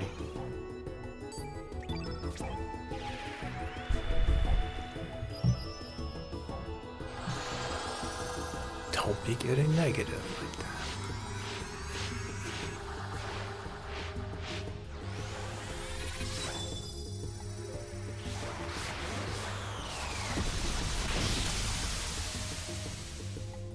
That should be enough. It's not, so Fargo finished the job. Okay, I'm glad he didn't miss. Alright, so a little bit slower than normal. Saints is normally the finishing blow. It's an extra run up. Actually, a lot of extra run ups because our stamina was weird. But we got through. Can't believe he didn't miss. 42. Good strength. Alright, we lost 11 seconds. Okay. So we're coming down to the wire. minute behind PB. This next split I could save 10 seconds on, if we get lucky. Territor. Let's see. Territor, there's some... Alright, Pyrotor is the big time save. And Animator. And then Cravator is like our last thread. Potential. Oops, went too far back. That's okay.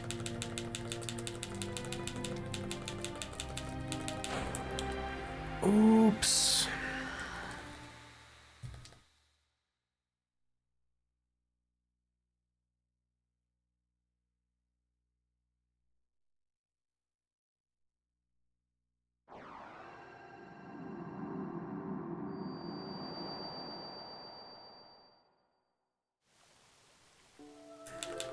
Alright, so yeah, PB is possible. We are pretty strong, so we shouldn't have too much trouble with strategies against bosses. But one factor is we don't know what Glenn's strength is going to be. So if anyone wants to guess his strength, now's the time. Although I'll bring it up again when we're all in the Invincible. But he could be anywhere from 31, which is awful, to 45 is the highest I've seen. 3. We're just gonna assume we're underflowing Glenn's strength, so he could be 46 with that 3. 42, 41. He left us with 25 strength for reference, which means he could be probably low 40s to upper 30s. Alright, now I have some time to add $5. 32. Thank you again, KG, for the donation. If anybody wants to continue to see me run Chrono Cross, I'm raising money for a new PC, and one of the reasons is so I can actually play Radical Dreamers Edition. My current PC it has trouble. It crashes when I try to boot it up, essentially. First thing it says is not enough VRAM, and then my PC crashes. So if anyone's interested in supporting that, I do appreciate it. And for everyone who's already done so, thank you. It's come a long way. Started this fundraiser at the start of the year, last year. So we're almost at the goal by the end of the year. 40 for blue, 39 for midnight. I'm gonna guess, you know what, I'll go with Bloozer's guess, 40. I don't think he'll be more than 40. I honestly think he'll be 38, but I don't want him to be 38. I don't want it. And 2 SSD 4000 series card. I might go AMD. You never know. Let's get a yacht. Yeah. Yeah, if anybody gets me a yacht, I will invite every streamer and every chat user I know to the yacht. I'll also get a captain's license and go sail the world. To be honest, go AMD. Yeah, I think for Linux, it'd probably be better to go AMD for a graphics card. I'm almost definite. Oh, the Prime sub, thank you. Thank you, Beowulf. I like Beowulf too. I enjoyed the book. Thank you very much. Yeah, for all the subscriptions, I add that after I get paid for the month, because I can't really keep track of all the differences between Prime and non-Prime. Yeah, I hope you like the emotes and the ad-free viewing. Does a raft count? A raft is a bit dangerous to go sailing around the world with. I've actually been on the ocean, in the deep, deep ocean. And you know, it's pretty terrifying. It's fine during the day, but at night, holy moly. Oh, sorry, no yacht. Oh, that's just fine. Thank you, Beowulf. Wow. Thank you so much for 1337. I will add that when I have a chance. Thank you for all the generosity, everyone. Oh, if we make a raft as big as a country, sure, we'd be okay. That thing won't tip over. A pontoon raft. I'm just worried. I play Legend of Zelda games, and you know, Link doesn't have the best track record with rafts. He tends to just get drowned, essentially. Oh, okay, Blue, that's true. He's just got a bunch of logs. That's the last I've seen Blackbeard's ship. I haven't caught up with One Piece yet. I left when we saw a very big-brained individual. That's where I last saw things, if you know what I mean. Okay. Glenn, how strong are you?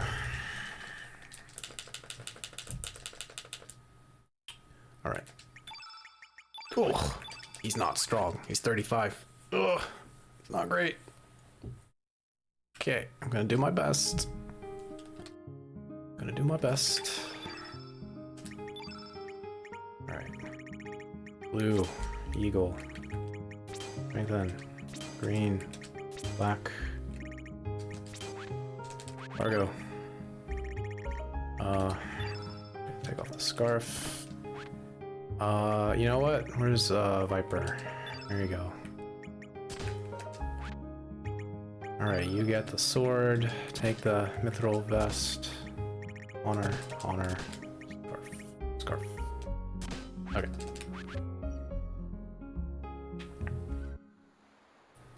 Oh well. It's kind of rare to have this low of a strength. God, get in there. Low of a strength Glenn when he left us in a pretty good position, so it hasn't happened in a while.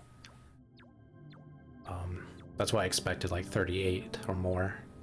So I'm a little surprised, but we can work with it because Surge is pretty strong. So as long as Surge keeps gaining strength, it shouldn't impact us too much.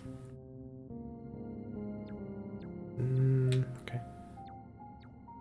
Okay, so for this split, I needed to do a good menu, which I didn't do that great of a menu. And then, this fight. We need to defeat the Royal Jelly before he attacks. And he normally will interrupt us. So, we'll see what happens.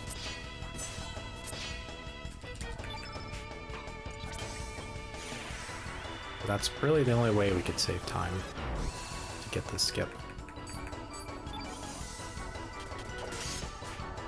Okay. Oh, just barely. We missed it. Yeah, so you can skip all of this. All of this. All of that. All of it. Anyway. Does harm his wallet. He does good in Zelda 1 as well. The raft is a very dependable item in Legend of Zelda. Alright. Oh, Glenn got a +2. That's nice. I think Surge got a... I think both Fargo... No, that was Starkey. So Glenn got a +2. Surge got a +1. Yeah, Royal Jelly's pretty cute. He's like a cute version of Metroid Prime.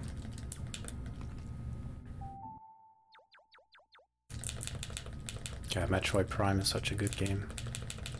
I feel like playing it. I always feel like playing it every winter.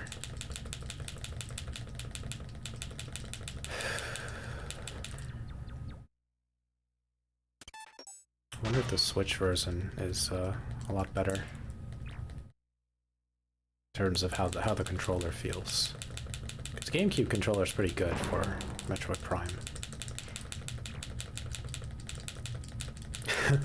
Like on colon on. Whoa, rafts, yeah. Indeed.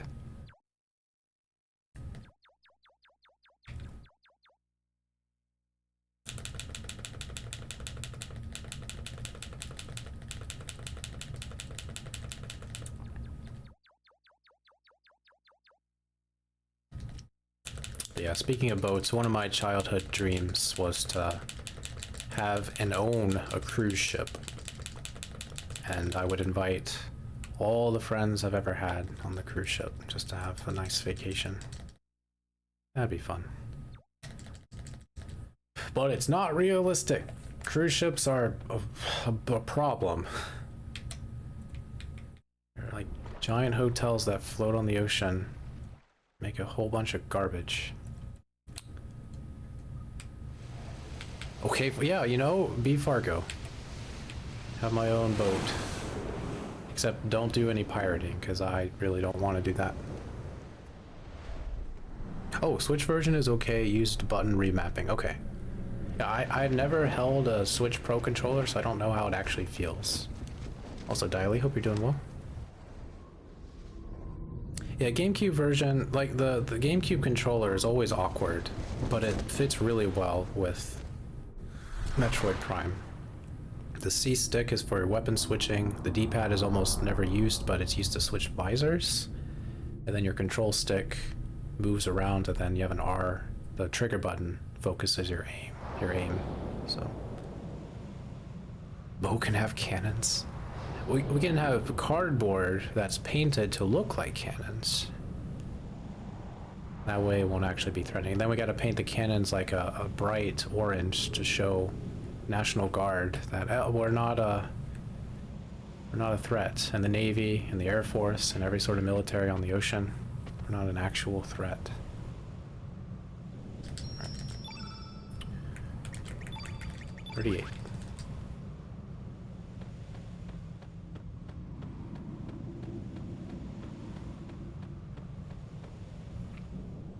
We can take them. Why is Fargo up front? I made a boo-boo. I didn't look. Okay, this is okay. I just need to pay attention. So I think Surge is on the left. On the right. All right. Uh-oh. Okay. Missing there was not good. So I think Glenn's gonna get walloped. It's all your fault, Glenn. It's all your fault, Glenn! What is wrong with you? Holy moly! Derp derp, here goes Glenn, missing 2 94% in a row. Derp derp.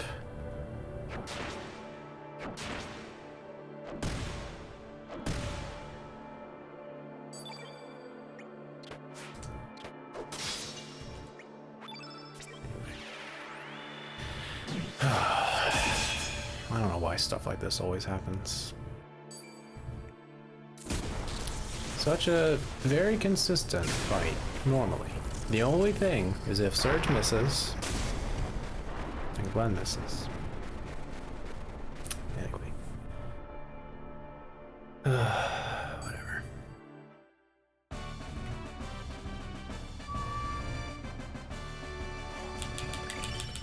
44, 38. Alright, Glenn's starting to appear normal. Alright, but Surge up front. Yeah. So we lost time when we shouldn't have lost any time there. That split is normally very consistent. You either get the really good fight or the normal fight. Okay, so now I gotta dodge things. I'm probably not gonna talk very much. Unless something absurd happens. Oh.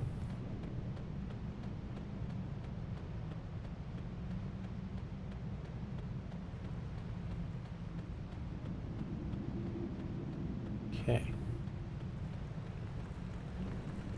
Alright, a little shaky, but a success.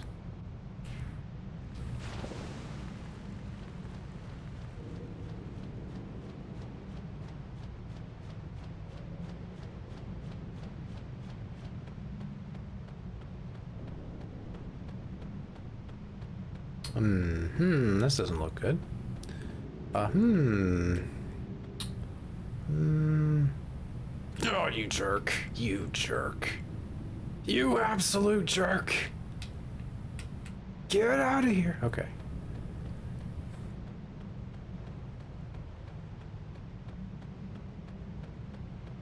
Yikes.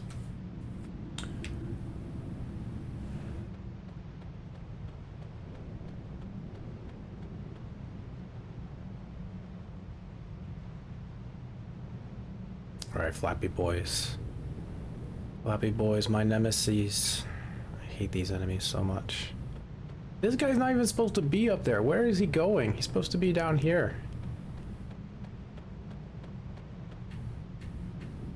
Okay, go, go, go, go, go, go, go. Go, go, go, go, go, go, go. Alright. No, KG, don't ever feel that way. I know you're just joking. I hope you're just joking.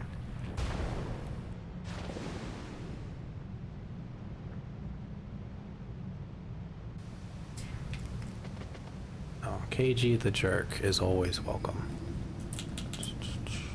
Until all the rules get broken, which so far never really broke a rule, so.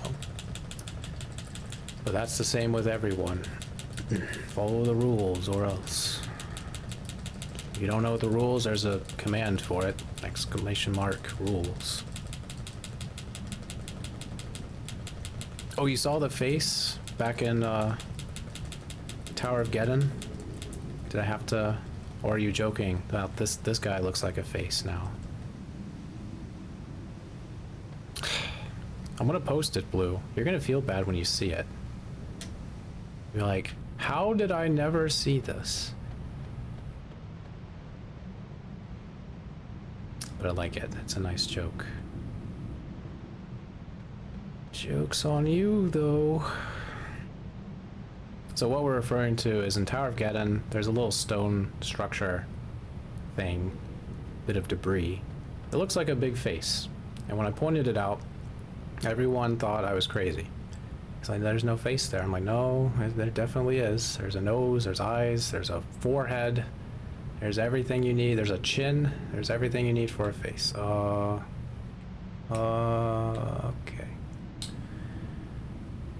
So, I'm gonna eventually post it in Blue's Discord and highlight it. Highlight everything in yellow, just so it's extra obvious. Okay. By the way, I'm rambling right now, because I'm both tired and a little nervous. Mostly tired. Alright, go left. Go left. Left. Left. L-E-F-T. Left.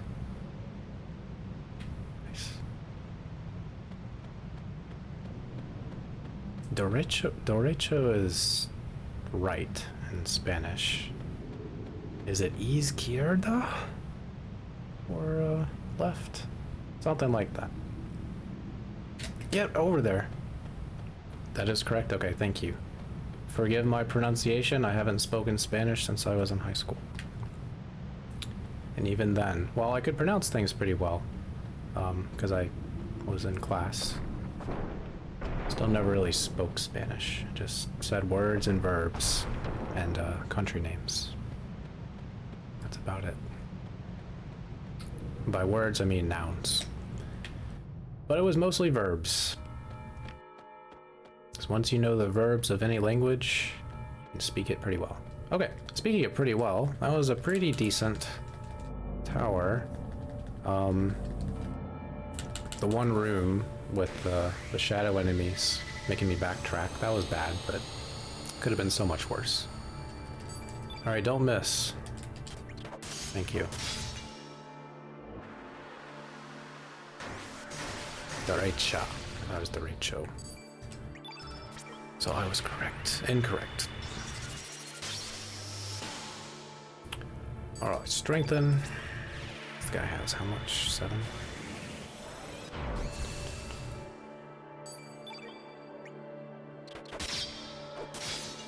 Okay. Got him.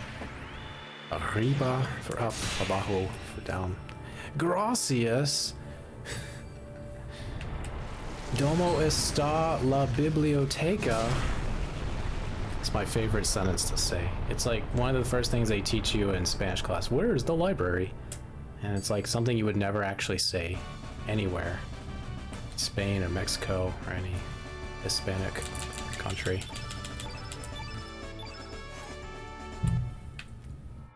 Because you go to those places to eat food and get clothes. You don't go to the library. Alright. Speaking from a tourist point of view. Alright, no clip. Alright, what a jerk. This guy. Alright. There's a clip. Ladder clip. This guy needs to move. Okay. Just spinning around slowly. He's on a mission to view the entire world in 360 degrees. He's got a long ways to go. Okay.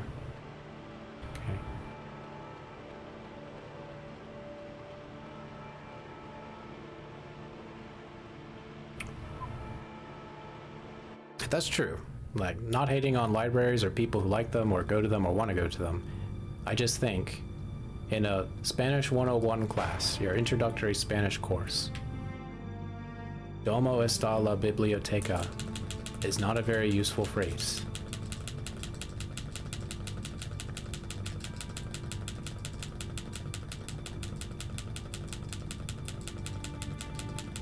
Some say he's rotating slowly to this day. That was amazing. He was there for a very long time. Normally he sticks around for like 10 seconds and then picks a direction and goes. Visited 3 libraries, nice. Let's see, last library I went into was last year, last summer. That's true.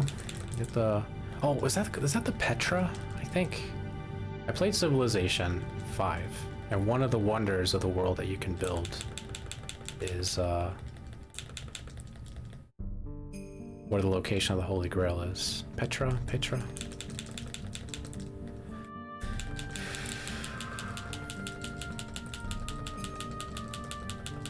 Good stuff.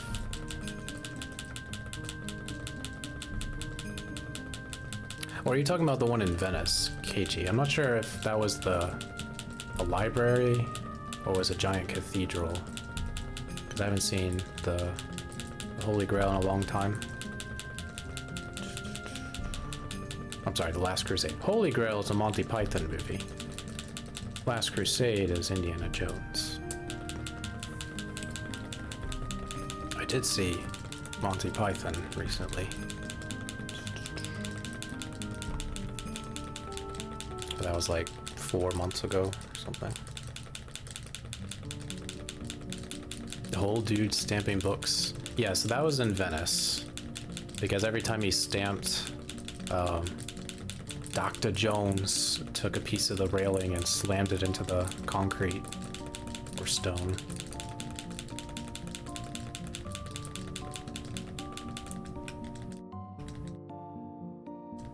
I'm almost afraid to say that because I don't know what it means, Nikoa. I'll take your word for it. I'll have to ask Caroline, because she's from Chile.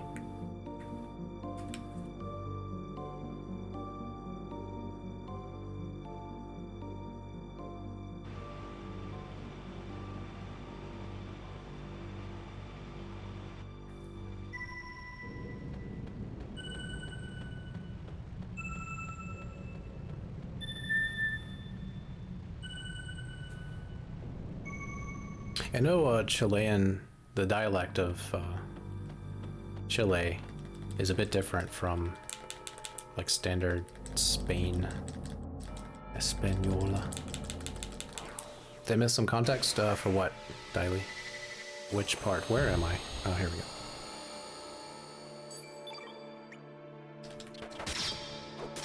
Oh, we got the triple. Nice. That actually does save time. Okay, no joke. If Gravitor behaves nicely, we could actually get a PB. Let's go for it.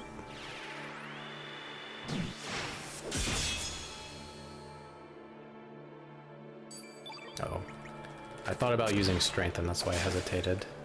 Dang it! Dang it! Arrgh. Punished. So you normally skip this triple info scope. So that's what we managed to do at the very start. However, Glenn is weak. Surge is fine, but Glenn is weak. And because he's weak, we didn't knock him out with the X strike. So I should have strengthened with Fargo. We would have been fine. But I'm tired, so I didn't do that. So we could have saved a lot of time here, but instead we're only saving nothing?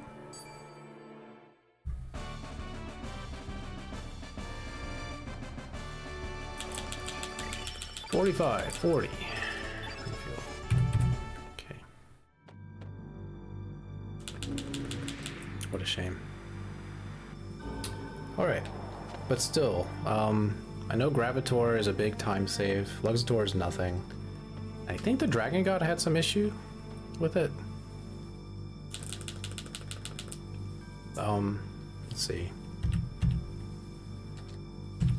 Yeah, holy crap. I didn't realize there was a whole minute on Dragon God. Okay, yeah, this could get a PB. Even if Gravitor behaves like normal, I still could get a PB.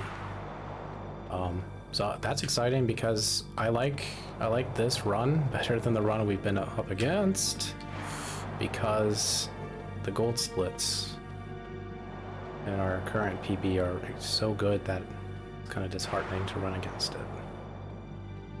Right. Dang.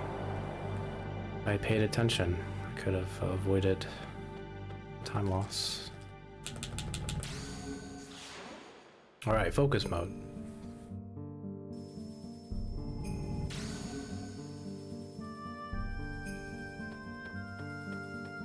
We don't want Luxator to go immediately. The 1 in 8 chance, or 2 in 8 chance he does.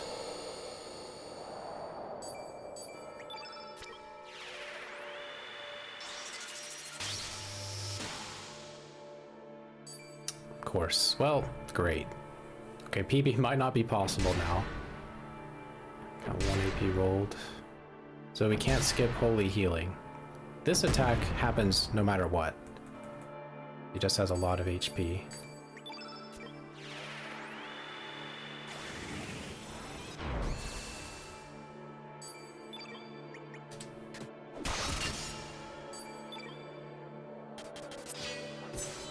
God, he didn't miss.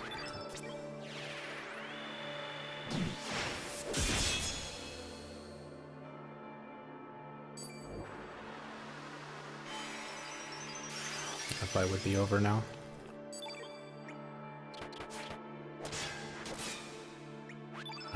Turn black.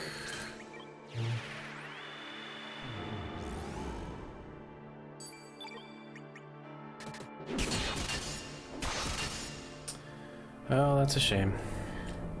Trolled by AP once again.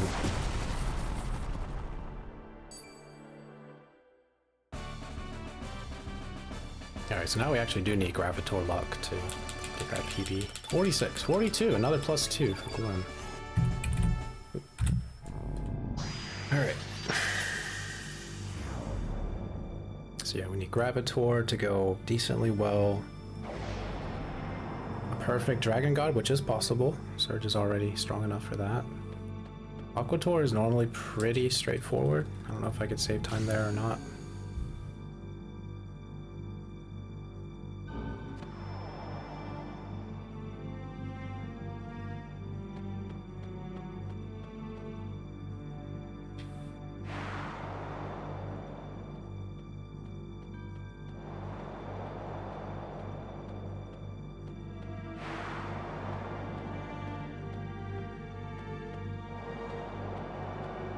Alright, we did it.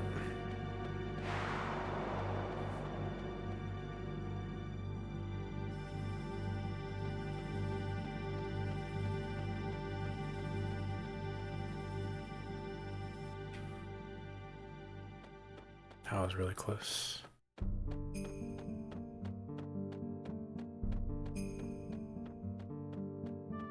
Okay.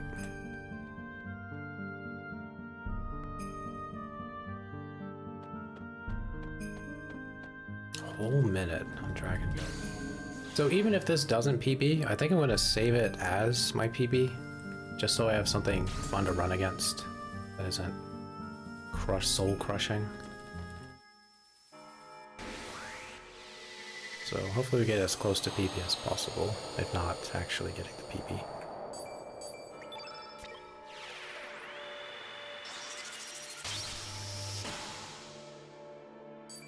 Alright. Will we get the ultimate luck? We did not. Now Omega Black, just don't hit Surge. Okay. So that's better than normal, because normally it hits Surge, we have to revive Surge and then finish the fight. so should be able to save some time, I think.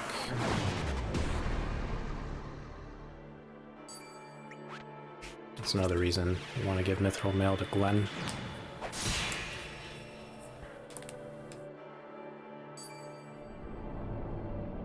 Because he's almost pretty tanky. He's almost over 500. I think if he were over 500 and we had the Iron Vest, he would survive. Another +2 for Glenn, jeez. Oh, I got nothing.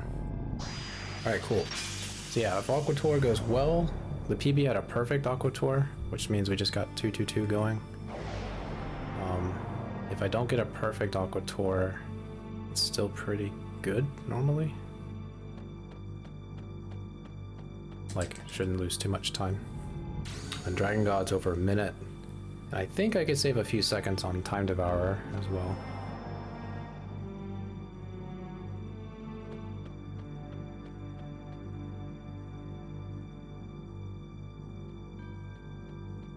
By the way, this run was a Miki run.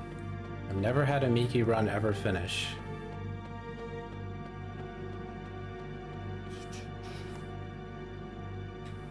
Turns out she's pretty good luck when you could actually get through the opening of the game. Alright. Aqua Tour. 2-2-2. Hopefully it works.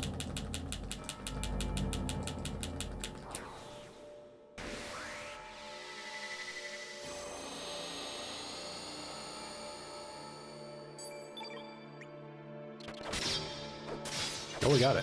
Nice. I have a decision. 47 strength or not. I'm gonna play it safe. You strengthen Argo. Which is what you would normally do anyway, I guess. I'll hit 1 extra time with Glenn. He normally does a 1-1 the next strike. I'll do a 1-1-1. Extra chip damage should be enough. Well. Not Fargo will finish the job. Okay, good. Alright, very good fight there. So if I lose any time, it'll be like a fraction. There's the extra hit from Glenn. Everything else was how you normally do it.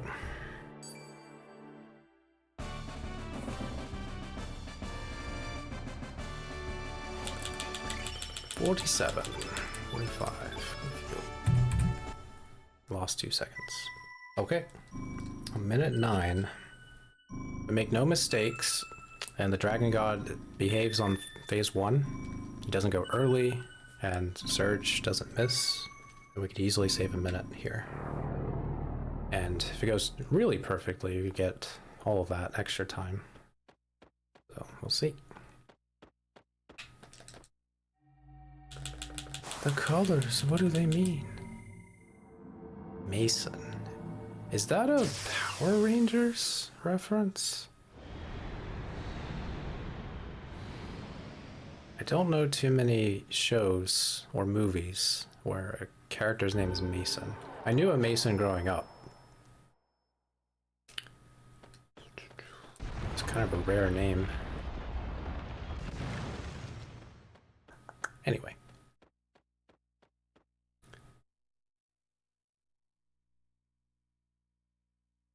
I wonder if Mason's a derivative of saying my son.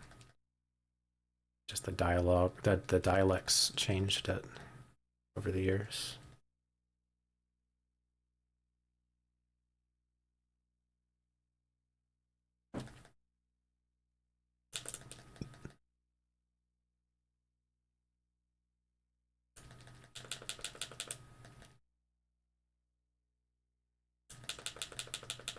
Call of Duty.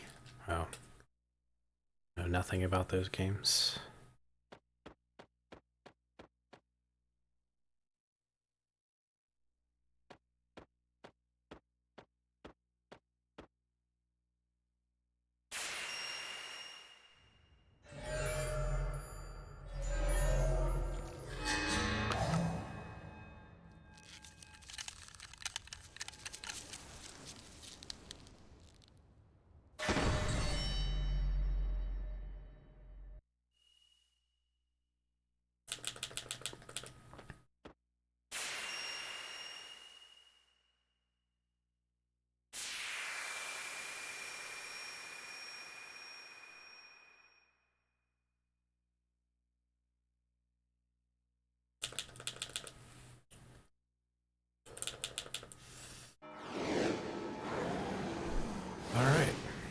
go.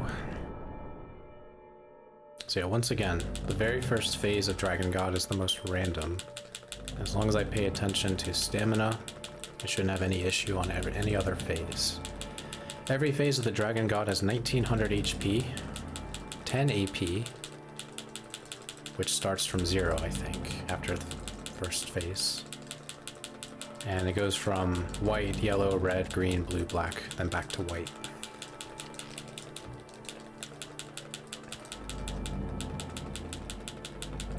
Alright, here we go.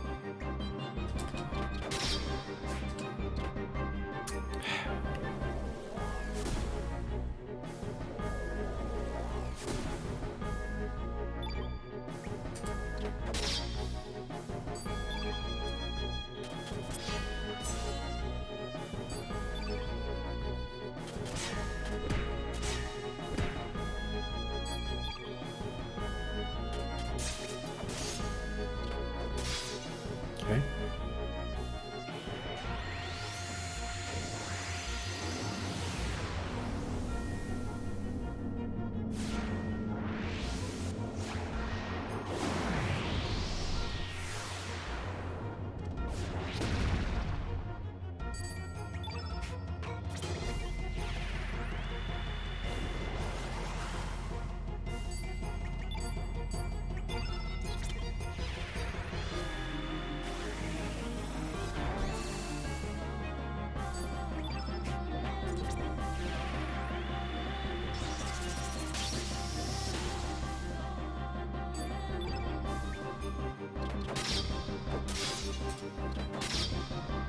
Oh, the legendary hops.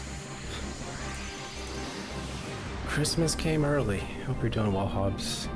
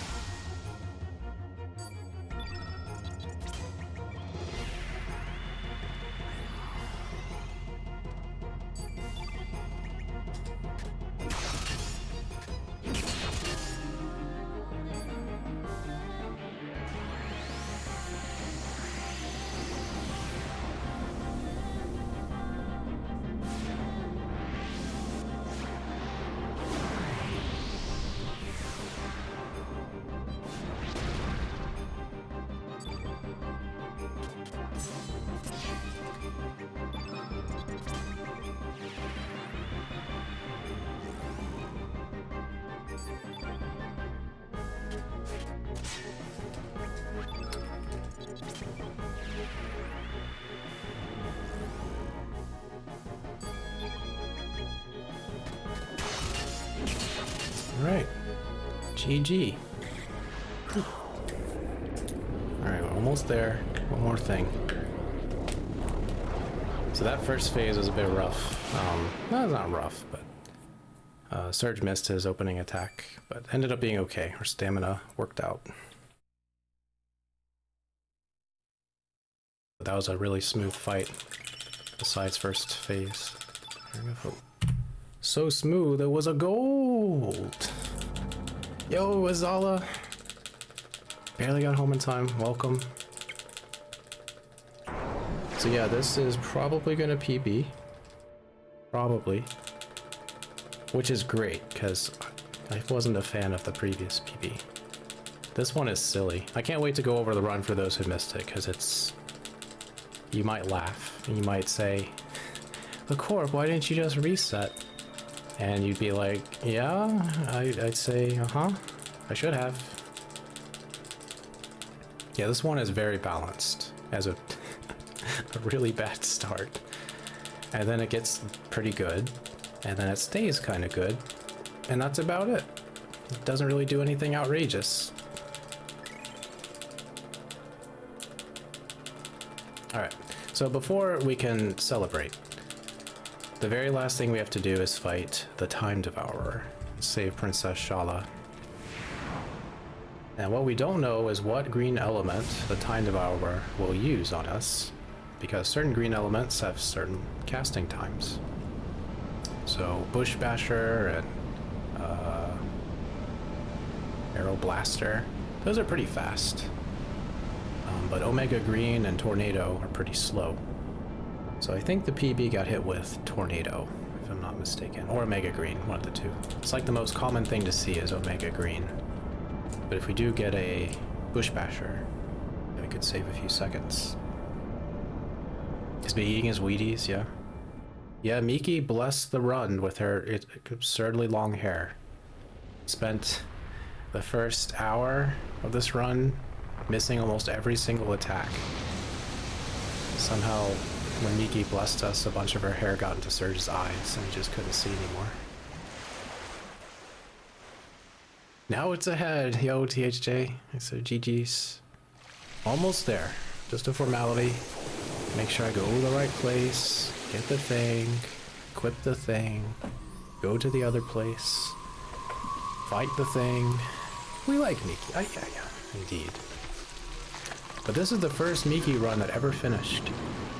So her, Orla, and Mel, none of them usually get past the early game.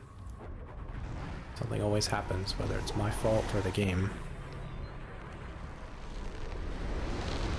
I'm glad she gets her time in the sun. As if she needed it. She's a drama queen. Literally.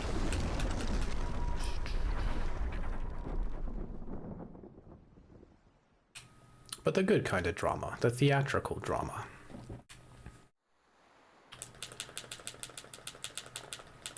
Okay. Let's go.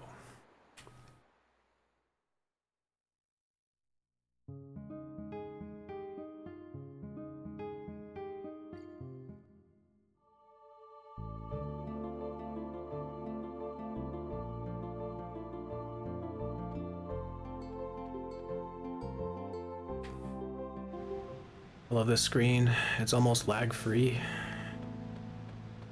Every screen were like this screen, this game would run so much faster. But inside here is not lag-free.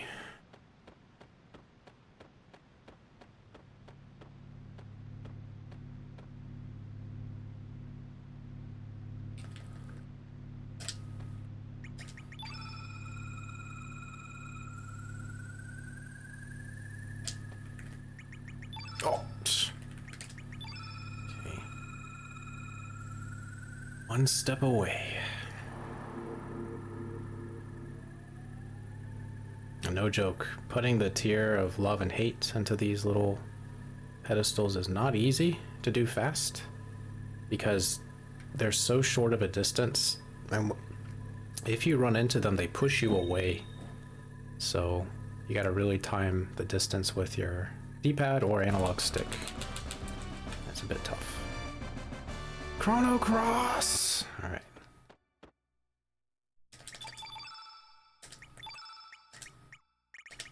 Okay, it's there. I even delayed like 1/10 of a second just to make sure I saw it.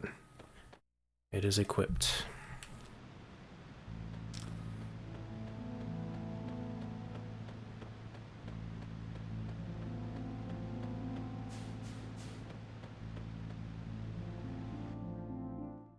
Alright, farewell another world.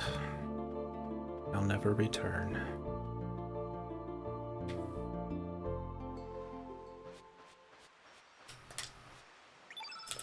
What a setup.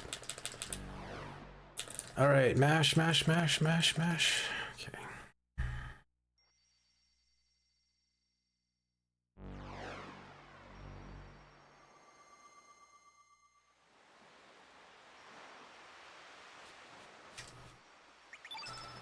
To the darkness.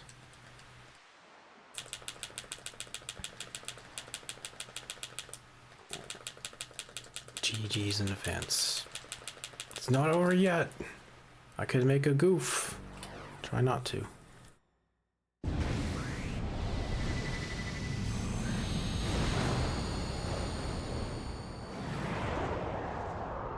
Alright, Serge, don't miss. Just don't.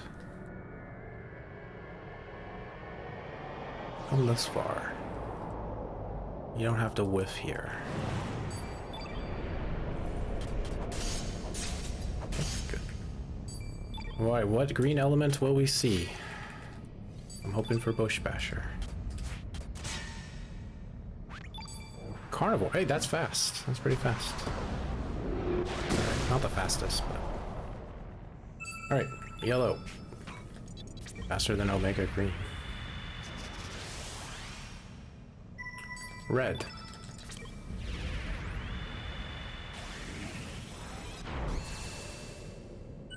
Green.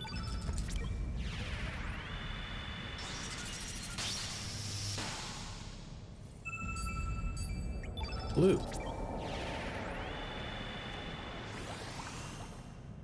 Black.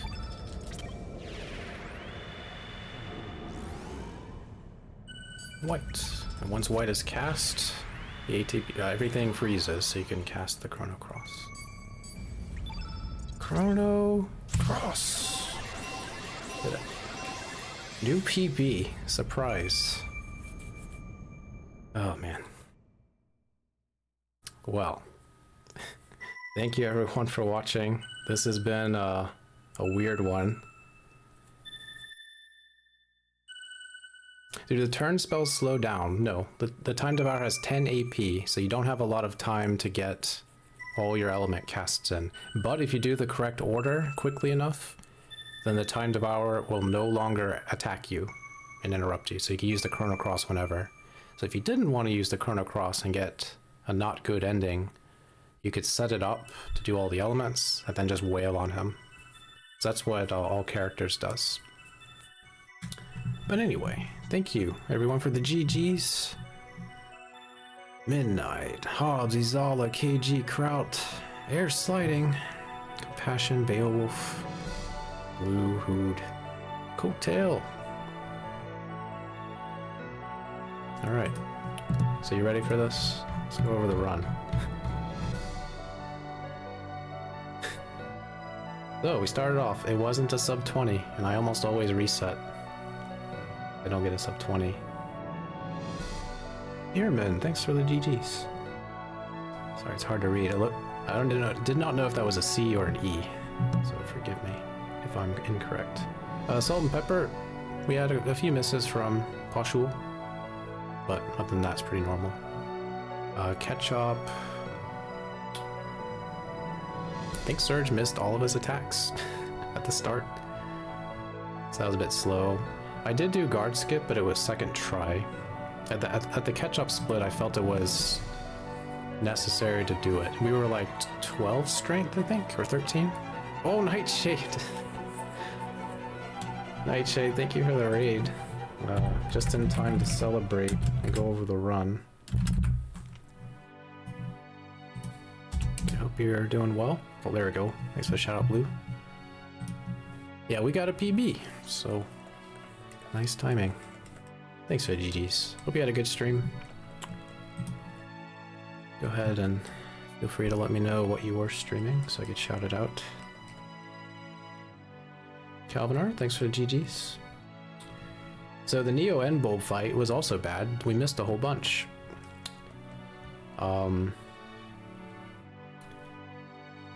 Yeah, you're welcome.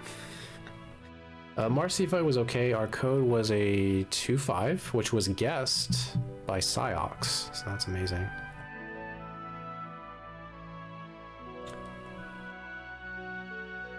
Yeah, I think the Marcy fight was a bit weird, but it wasn't terrible.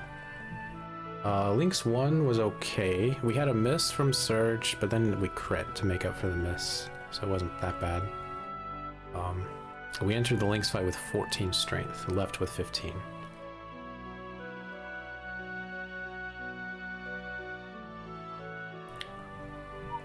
Wait, did it say Nightshade was playing CC? Wow, that's a Stream Elements problem. Interesting. There we go, Final Fantasy 6. That's weird. Yeah, it's not your fault, Nightshade. That's a interface problem. It shouldn't have done that. Spelled it wrong. I spelled it wrong. Hobbs and Nightshade thinking alike. Oh, he spelled it wrong. Wait, Blue? It's your fault? Dang it, Blue. I don't know. I'm tired. Anyway, oh, Diley, thanks for GG's. Okay, so Fargo was... Okay, Glenn joined with 16 strength, Lena with 13 magic. Then after the poly fight, everybody got a +1 to magic and strength. It was great. Fargo fight was good. Deadhead, we got a first key. And it was a relatively perfect boat. We were strong enough to skip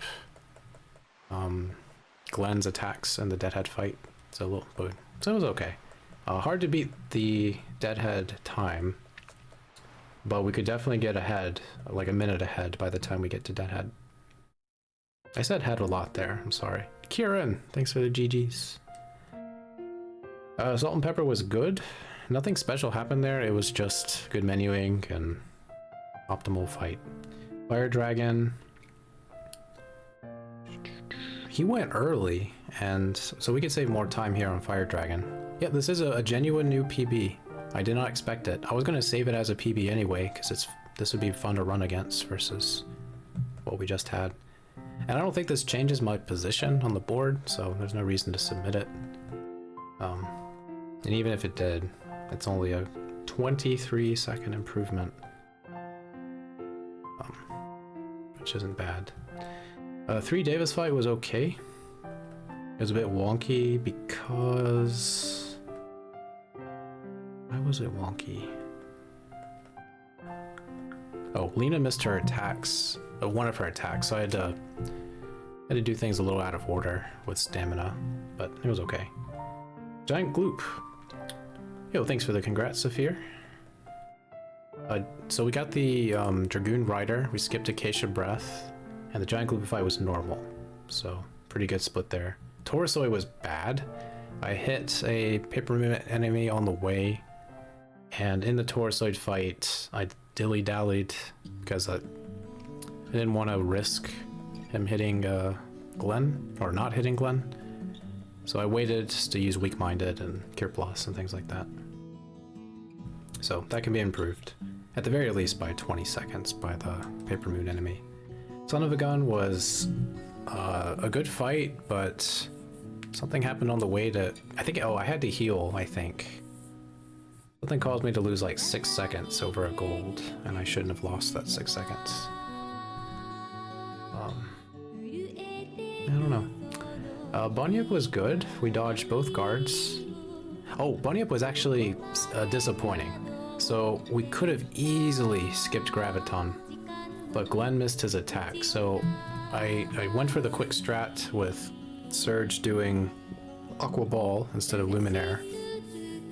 And he was a bit low on damage, so could blame it on me for making the decision. But then Glenn had to do a 1-2. He hit the 1 but missed the 2. Then we saw Graviton, and then Surge went up and hit for 30 damage, and then phase changed. So Glenn would have also done 30 damage. No, he would have done slightly less, but I think it would have been enough to transition. We did not get G-force skip, nor did we get any critical hit in the Lynx fight. So that can be improved a lot. Oh, I mentioned we got a Skygen ring drop from Salt and Pepper, so that was a good thing. Alright, Radius. We had a pretty decent Lynx fight. We got the Arnie Village skip, did a good equip menu. Harley was really strong. She has just 25 strength when she joined, which is abnormal, which is great. We almost skipped Longshot in the Radius fight, so it could have actually been a gold split, but the Lagoonate missed an 89% and then missed it again. So we almost got photon beamed because of those double misses. It wasn't 2 in a row though, it was between the 2 sets of attacks. Sage fight was good. Didn't have trouble with the gambling game. I finally got North. It's been plaguing me since I derusted. And the Sage fight was okay. I think we lost time here because of menuing. That was a little slow. Garai split. So we got a double Will-O-Wisp. It was a little slow, but they didn't use Magma Burst. We had misses from Harley. Then we got a 5 enemy encounter. I ran away from it. Then we got a quad, and I saw double Magma Burst. And everything else, the Highwayman, the White Knight and Garai were perfect, or close to perfect. So, with just better encounter RNG, we could save another minute or so. But still, it wasn't bad at all. The Highwayman was good. We did not get Rampage though, but Sprig didn't miss, and that's the important thing. Miguel was bad. It was so bad. It's just so disappointing sometimes, but the ghostly enemy got in our way, so that cost us a good 15 seconds of waiting for them to move. And then the Miguel fight was going extremely well. Well, Harley got hit by anti-black, so we had to get rid of that, which is slow. But somehow, oh, we missed a 96% from the White Knight. So we would have easily KO'd, because Lynx was really strong, but it didn't happen. So we got Meteor Showered as well. So almost everything bad happened that could cost us to lose time. Star Fragment was pretty good. That can be improved a little bit. The Rochester Sewers, my gold split here is really bad, it seems, because I was like 6 seconds off of gold. And it was not a good experience. The Rochester fight was good though. Orcha was a little slow. We were just up against the gold split. Grobik was good. The soldier fight was a little slow, but the Grobik fight itself was pretty fast. That was nice. Salt and Pepper was a gold. This can be improved with the Giot. Giot gave us a 0 AP roll, or 1 AP roll I should say. So 2 attacks, no hot edges, which is nice, and the Salt and Pepper fight was good. Dario, we had a 20 magic Marcy, no, or 21 with the Skygen ring, no burn.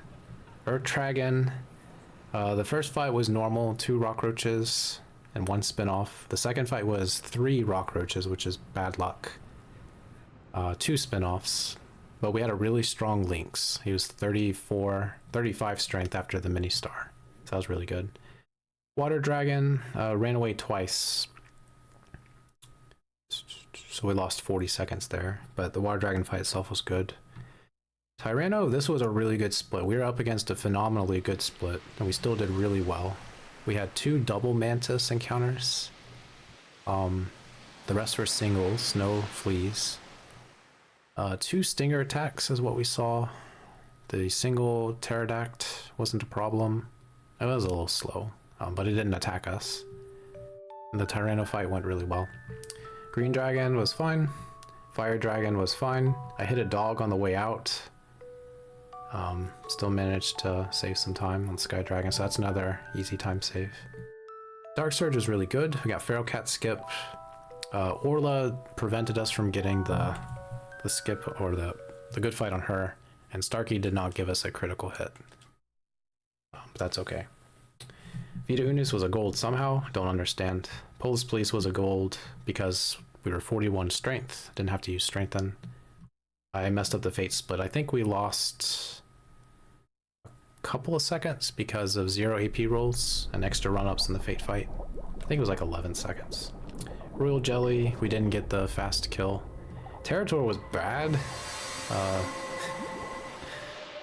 One, I entered the fight with the wrong team order, which didn't matter too much, but I took a risk, I think, and it didn't pay off. Strengthen. Pyrotor was good. I had one little hiccup in the room with the long coral platforms and the shadow enemies traveling along it. Other than that, it was good. Animator,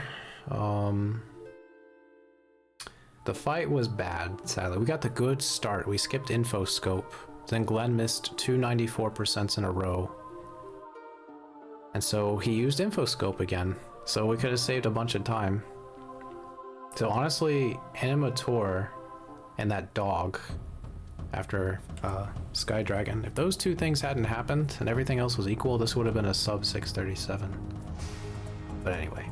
And also Luxator. Luxator went early. That cost us time. Gravitor was good. He used Omega Black on Glenn, not Surge. If he used it on Surge, we would have lost more time. Aquator was okay. Dragon God was really a good fight, except for Surge missing at the very start of the fight. And Time Devourer was good. So, save. Alright everyone, thank you so much for watching. I should be back tomorrow is the plan. I think I'll do another run, but we'll see how I feel. And for anyone who's traveling for the holidays, I bid you happy holidays, even if you don't celebrate. Please be safe along the travel. Have a good night, Hobbs. It's always good to see you. Wishing the best for you. We'll find someone to raid. We don't have to. I think Hannah's still doing Chrono Cross. Yeah, we'll send everyone her way. Hannah's really nice, very chatty.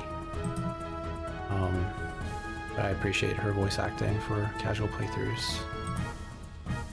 And I don't know where she is in Chrono Cross. I imagine it's before Fort Dragonia, but maybe not.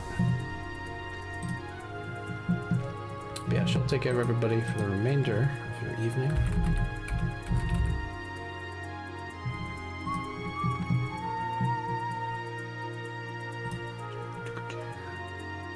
Oh, she is not family friendly, but she's pretty close.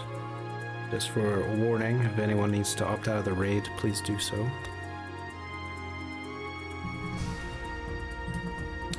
Good night, Azala. Good night, Calvin. This game's really fun. It's really fun when it goes well. Yeah, take care everyone, and hopefully see you next time.